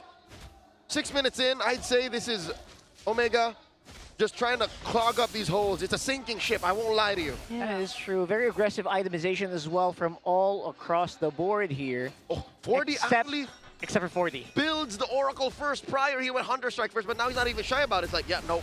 Oh. Yeah. Iron Chin. Amazing. Big up 40. Look at what a single Oracle could do just to help him survive. Now it's Scorsese finding James, using the Deadly Magic, making sure he goes down. He is already on a killing spree. And that's after multiple members of the Mega Press make 40 go down. And under the turret yet again, Liquid find another fight. 3 for 1. It's the tank XP. They're not even ashamed of it. They're not trying to hide it. The fact that Ryzen won't be here for the last turtle makes this all the more worse for Liquid. They're up 6,000 gold. Mingwin does survive the Deadly Magic's barrage, but that's just a consolation prize. If anything, he didn't get away. Liquid let him live. That's right. Surviving against TLPH is not the goal, right? You don't want to survive. You want to be able to overwhelm them. If you don't do step 2, it's done. You're getting cooked while you're surviving. So 7 minutes in and you're already 7K ahead. That's like 1K gold per minute. That is massive. I'm not known to slam on teams, but Omega ain't living, dude. They're just surviving. Ryzen gets jumped. Okay, that's 2 members onto Ryzen. Tries to dance around, but now with the help of Carl, there is no getting away. Will lose his purple buff as well. Liquid are just stampeding through. The way they're doing this is so surgical as well. 3 on 1. James in front. What a play from Teddy! The Black Dragon form wasn't even casted. Now it's a real world flushing them out of this tier 2. Liquid are taking down turrets. Teddy's taking your lunch money. No more. That's no more right. orange birds. Oh my goodness. That's just insult to injury right there. Did Perks die midair? I think he did. Because he also, yeah. I don't see the body. There it is. There it is. Halfway. It went back down to the ground. Oh my goodness. This is just a disaster so far for Omega. You know what they were taking their lunch money for? Maybe they got a date somewhere. Sanji spamming his recall. Sanji has a date? Sanji's the bait? I mean, all of them are. It's Sanji and Teddy, if it's clear. But none of them have died. Neither of them have died. No, absolutely. Because again, this was all going off the back of James finding the perfect targets, Ryzen jumping in, getting stacks on his Sky Piercer, and then Netsky just riding that wave towards a late game power spike. But neither of those things happened. They're getting starved, man. They're getting starved right now. Omega got to do something. I don't know what you do, honestly, in that position. 10,000 goal lead at 8 minutes. This is where the most powerful barang happens. If they were to come back from this, it would be off of Liquid making a mistake. Literal witchcraft. Yep. That's a divine force majeure. play. Oh. Yeah, they are just gonna take this Lord for themselves. No way Omega contests. Not when you're down 10K. Yeah. Not with the map looking like this. It's gonna have to be like a chain of really unfortunate events. Maybe Teddy slipping up somewhere, misses on the Purify, and then Sanji just falling over on his own. Yeah. We're not speaking hyperbole. This literally is the truth of the matter. From underneath tier 3, Mingwin gets fished out. They're under the tower, they're just dying. Yeah, that was just 4 members of Liquid too. 11K up. Again, what's the play here? Maybe catch them while they're doing the recall? I don't know. Is this the play? They're trying. I think that was not a not so successful attempt. James, though, might just get to find Sanji here. Does land the Petrify, but Sanji lives! And Cartesi once again forcing out the AOG from Berxiva. Again, it is something that you gotta do. If you are Omega, you can't just fall over and play dead. You gotta try something. Okay, Sanji's low, though. He still will not recall! The flicker in from Stanford! Pushing Omega back together with a blazing duet, and that's a turret for Liquid. Cartesi finds Mingwin, and Netsky responds with a Zaman Force, but will it be enough? Because Liquid is in their face!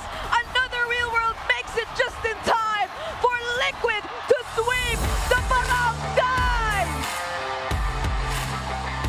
The defending champions step closer to going to Paris. Liquid are going to the upper bracket finals. No amount of witchcraft, of magic, of forces of nature are going to be enough to stop the rampage of the cavalry today. The only force of nature we're seeing here are the 4 horsemen and the goat. Yeah. Unbelievable. They just... What? We aren't even past 9 o'clock p.m. PH time. 8:40 Eastern. Beautifully. Thank you for the conversion. 3:40 Saudi time. Good morning to our friends in North America. Yes, good morning. You wake up to a 3-0 yet again. Would be some nice time for some dates and coffee in Riyadh. In Riyadh. Okay. Oh Look at how my goodness. happy the cavalry is. Well, not to say that we didn't sort of expect the outcome, but I guess I was also hoping for a bit more fight from the barangay, especially coming off their win last night. It's not like they had a bad draft. This is a draft that, again, you would dream, you would drool to get away with in Season 17. Yeah, but you have a Suyo, you have a Zushin. Yeah, I know what you mean. You have a Harith? That's amazing, right? It's just dominance. It's just pure display of dominance here for Team Liquid. There's a reason why this is a David versus Goliath match. With that said, let's hear from Goliath, final boss on stage.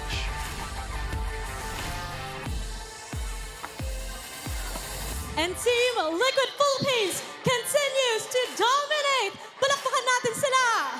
For Liquid. Let's all clap for Liquid. Odin, I can't believe this. Walang nagduda, they continue to dominate. No one doubted them. They continue to dominate. Lead, 3-0 TLPH. Alam mo, naunahan ko na si Carl. Okay, let me talk to Carl Teasy first. Tinanong namin si Yesterday we asked Nets, and his message was, he hopes you become an eng-eng. reaction mo doon. What was your reaction? Nag-ready na po ako agad. I prepared. Ako na yung mga ritual ko para... I did my rituals just to make sure it doesn't happen. Monetsky, kahit anong gawin mo. Okay, Dapat kay Carl it Teasy. didn't work, Netsky, unfortunately. The first time makapunta sa playoffs. Okay, I want to ask the first timer in the playoffs. Teddy, hello. A round of applause talaga for Teddy. This is your first playoffs win. Kamusta? How was it so far? Sobrang saya po. Kasi This is your first playoffs win. I'm super happy. I was nervous at first because the pressure feels different, but it's really happy. I feel really happy. At nakaabot ka together with your kuyas, your brothers. Gaano pa supportive? At You made it here with your brothers. How supportive were they throughout your journey? Siyempre po, sobrang saya na sila yung ka-team ko kasi I'm really happy that they were my teammates because I really learned a lot from them. mas madami pa ako natutunan.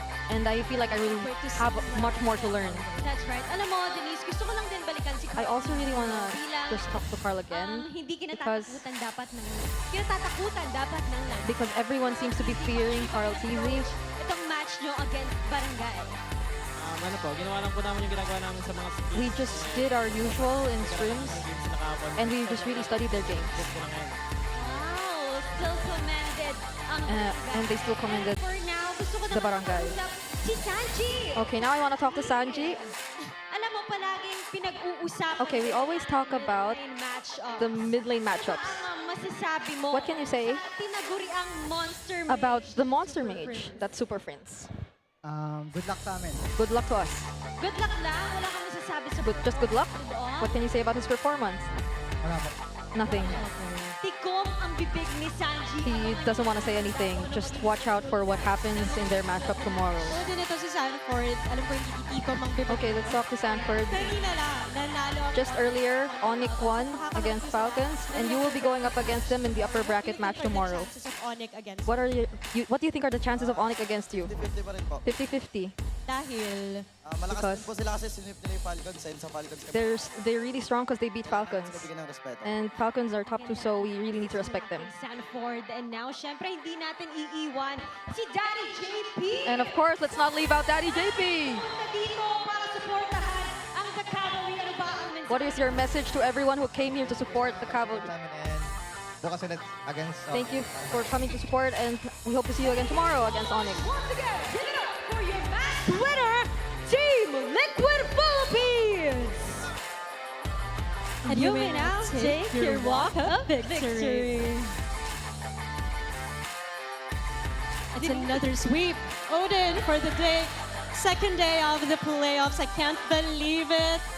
I mean, did you see kung gaano ka-dominating ang Team Liquid Philippines? To know what's gonna happen or kung ano nga ba nangyari in that match. Balik na muna yung casters. Casters?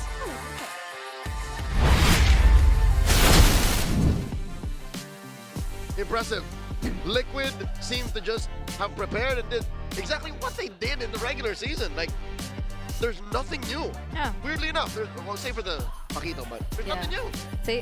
Even Carl said that they just did what they usually do in scrims. And of course, a bit of preparation, studying Omega based on their performance last night. And our MVP of the game has to be none other than Sanji. That's right. It's just another day in the office. Like, what are you guys talking about? What's this playoffs thing? But all seriousness, though, congratulations to Teddy. First playoffs. Yeah. Yeah. And he's doing excellent, exceptional. And I understand where the MVP is coming from, where the chef, where the lone stallion, where team captain is coming from. He didn't want to say anything about Teddy's performance because the job's not done. There's no reason for him to celebrate, save for maybe a little bit since he did excellent here in game number 3. Because it's just the upper bracket finals. Yeah. It's not the grand finals. It's not a ticket to Valerie. It's not the championship yet. It's not 3-peat, so I get it. Yeah. He also doesn't want to say anything just yet about his matchup tomorrow, which is the Monster Mage Super Prince. He seems like a guy who just really wants to prove and show everything through actions or through his performance in game. Absolutely. And if you're talking performance, tower diving has been mastered by Team Liquid Philippines to a T. Aggro juggle. Amazing. Again, brings tears to my eyes how they seem to have mastered. They seem to know the clockwork of these turrets in and out. Every single minion hit seems to be accounted for as well.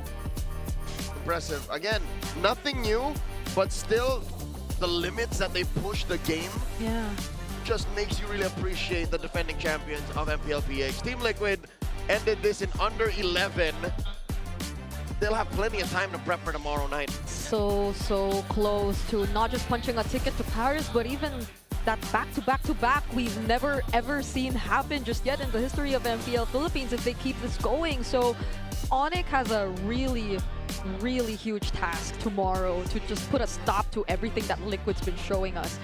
And that's another problem. Like, they weren't really pushed to their limit as much. They didn't reveal much of their preparations during the break leading to the playoffs based on this series. Could have showed me this game, and I would tell you, yeah, that looks like a regular season Liquid game. Yeah. Which is a big plus, because again, they finished these games in such a quick time that the enemy doesn't really have that much material to work with, right? Whoever they're facing, in this case, it's ONIC.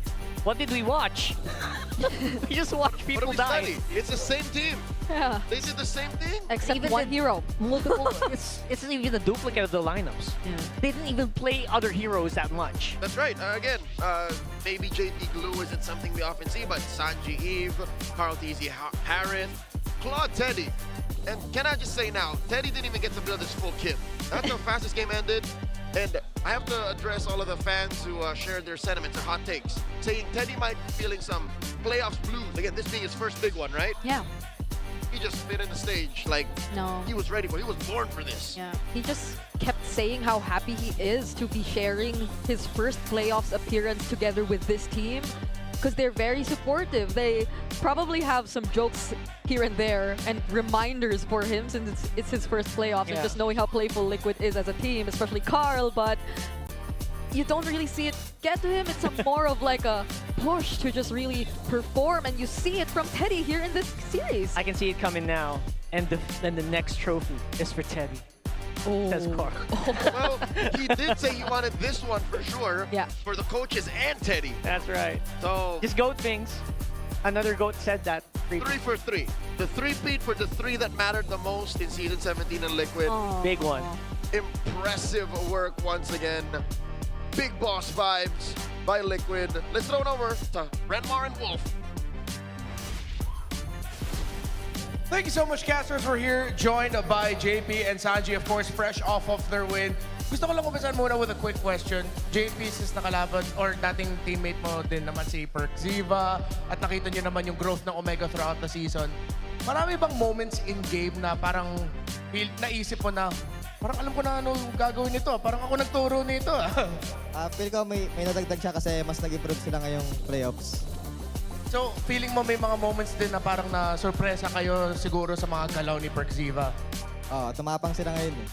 Okay. Bigyan nyo naman ng tips paano lumakas as a mid-duo kasi grabe kayong dalawa eh. Ano bang mga banding ginagawa nyo para mapalakas yung chemistry nyo? Nag-1v1. Oo. Nag-1v1 daw siya. Sino palagi panalo, Sanji? Ako syempre. Mga anong heroes? Mga anong heroes? Chu. Okay. So kahit sa room to room, chudo-ju, ikaw panalo siya panalo. Chu Bea. Sino panalo sa Bea? Ako. Yo! Okay, feeling ko on of these days, dapat makita natin yung 1v1 na Alright. JP Sanji. Pero meron din tayong mga plays na gusto i-breakdown. So, tulungan nyo kami para ma-explain kung ano nangyari dito. Sobrang ganda kasi nung nangyari dito na turn around nyo yung laban na inunahan dito ng Omega. So pwede nyo ma-explain yung shot calling ninyo tsaka yung usap-usapan nyo dito.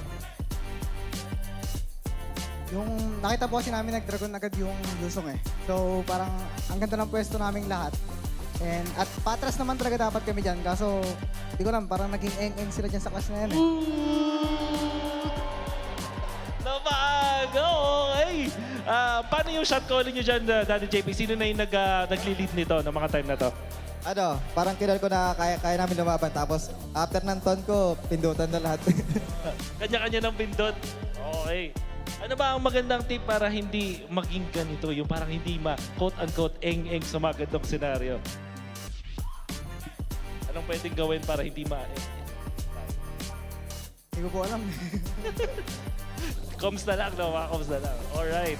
Alright, it's good we get a little bit of a glimpse, of course, from JP and Sanji. And thank you. We're not going to take too much of your time here. Of course, you can celebrate with the team. Good luck sa inyong dalawa sa laban nyo bukas against ONIC. This has been Renmar and Wolf. Thank you so much for joining us here on the on-ground panel. We're going to toss you back on over to our casters. But before that, let's check out this Infinix Liquid Cooling Beast Mode. Mic check. Sino may start nyo, pre? Hero tayo. Ito mo ng gatot. Pag lumapit. Tara. Hinga. Pagkain namin dalawa ng harit, pre. Hinga, sushin. Kay. Ito. Ay, wala. Nangat ako. Suyo ko, pre. Dalawa. Suyo. Hindi ako makakala. Suyo, pre. Patay. Hero lang. Wait, Carl. Harit. Mabalik ka. Suyo. Walang touch. Walang kahitan na. Nice. Nagunti na gatot. Nice, G. Patay na natin. Dragon. Ay, buya ko. Suyo, pre. Walang kahitan na. Patay ka ulit, tsaka yan. Kakabuhay mo lang, yeah. Sila mabawi sa top. Buya ko. Ay, lima tap. Wala ako dyan, pre, malayo ako. Lima tap, ha. Tingin sa akin. Pre, dalawa. Nice, Ford. Isa tayo to. Ford, babuhay ko. Yamat mo ako. Glowing ako. Ako na to. Tara, pasabog. Ako na dyan, ya? Ako na dyan, ya? Akala ko lambot pala. Ready kayo, pre? Si Teddy. Ted, tingin sa akin, Ted, ha? Ted, tara, Ted. Dalawa. Okay lang. May bot pa. Piri. Para box ka, par. Edad. Suyo ka, tay. Double. Try and double. Babaksan ka.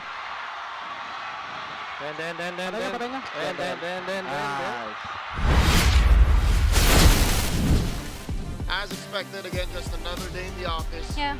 Liquid did very little to strain themselves. Yeah, the comms were very clear and straight to the point. Just keep looking. I wish I had teammates like that. Yeah. I swear. You know what? If you were to start your own e-project, you could. If you think you could bring what it takes to run the show, you can with the e-project esports for everyone. We're giving you the power to bring the MPL energy to your own local community. That's right. Participants get exclusive access to tournament modes, free in-game items, and even diamonds. Just head on over to ph-mpl.com/e-project to start your application. Yeah, it's time to turn that passion into action. Visit our website for more information. So I would reckon a lot of fans, a lot of would-be esports athletes listen to that and heard, yeah, okay, maybe I can. In my next e-project tournament, I will shot call like Carl. I mean, that was clean. Yeah. What else can we say? Yeah. Find teammates like that. And they were still laughing about it. They were happy.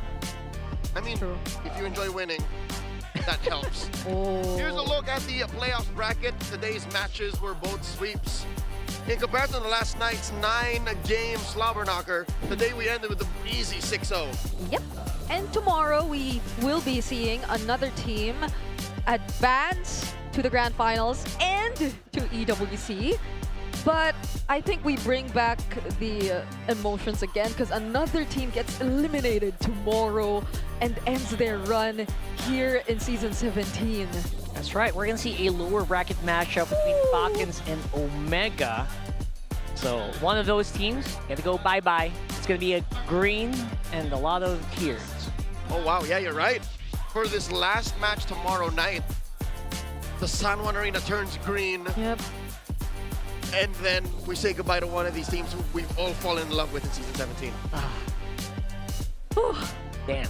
Yeah, we need their all-out support tomorrow. On the other hand, happening in the Super Fan City. Wow! The Infinix Fancy Laban playoffs are as such. Today, we witnessed a couple of matches, and in the semis, playing in BO3 starting tomorrow, you have the Auroras facing off against Barangay Omega, the Barangays, and then AP Bren.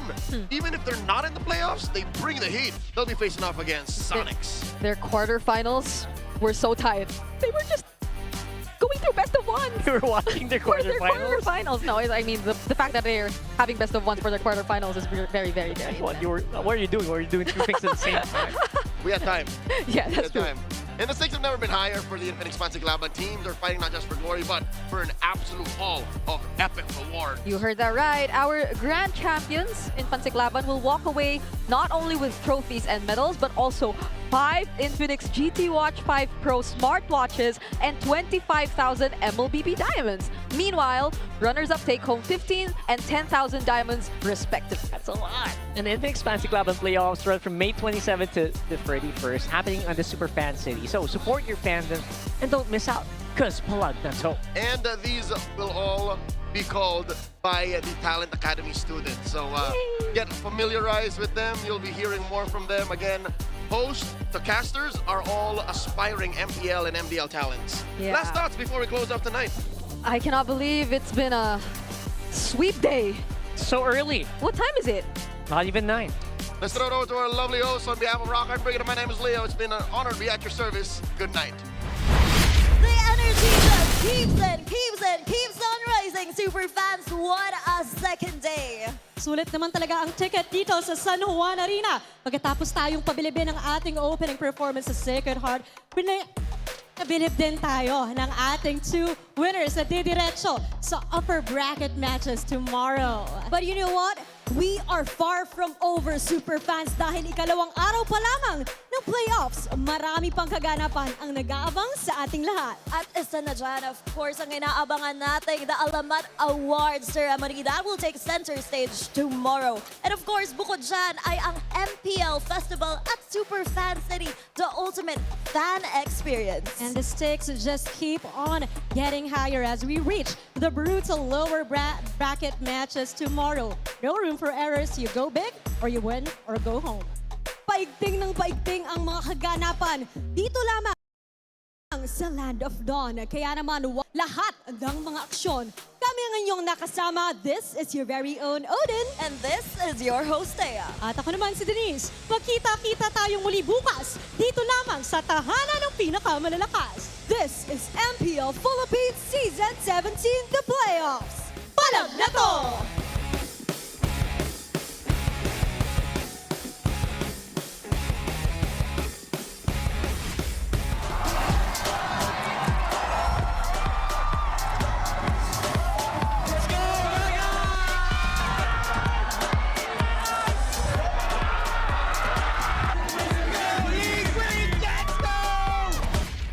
The 17th season of MPL Philippines is brought to you by the following sponsors. Infinix, the official gaming phone partner, the power behind every madlang gamer. Smart, the simply reliable connectivity partner of the MPL. Our partner in esports, Clear Men. And our strategic partners, TT Racing, Theory, and SIP. Don't miss any MPL action by following our official Facebook and subscribing to our YouTube channel. Follow MPL PH on TikTok for more content. Catch the MPL PH Season 17 playoffs live at the San Juan Arena.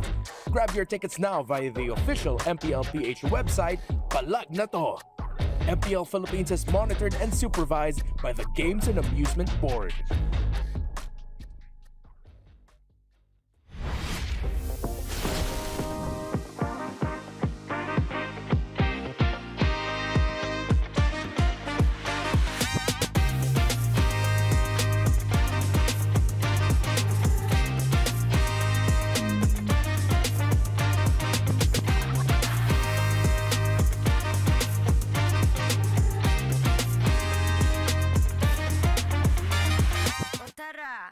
Palag ka ba?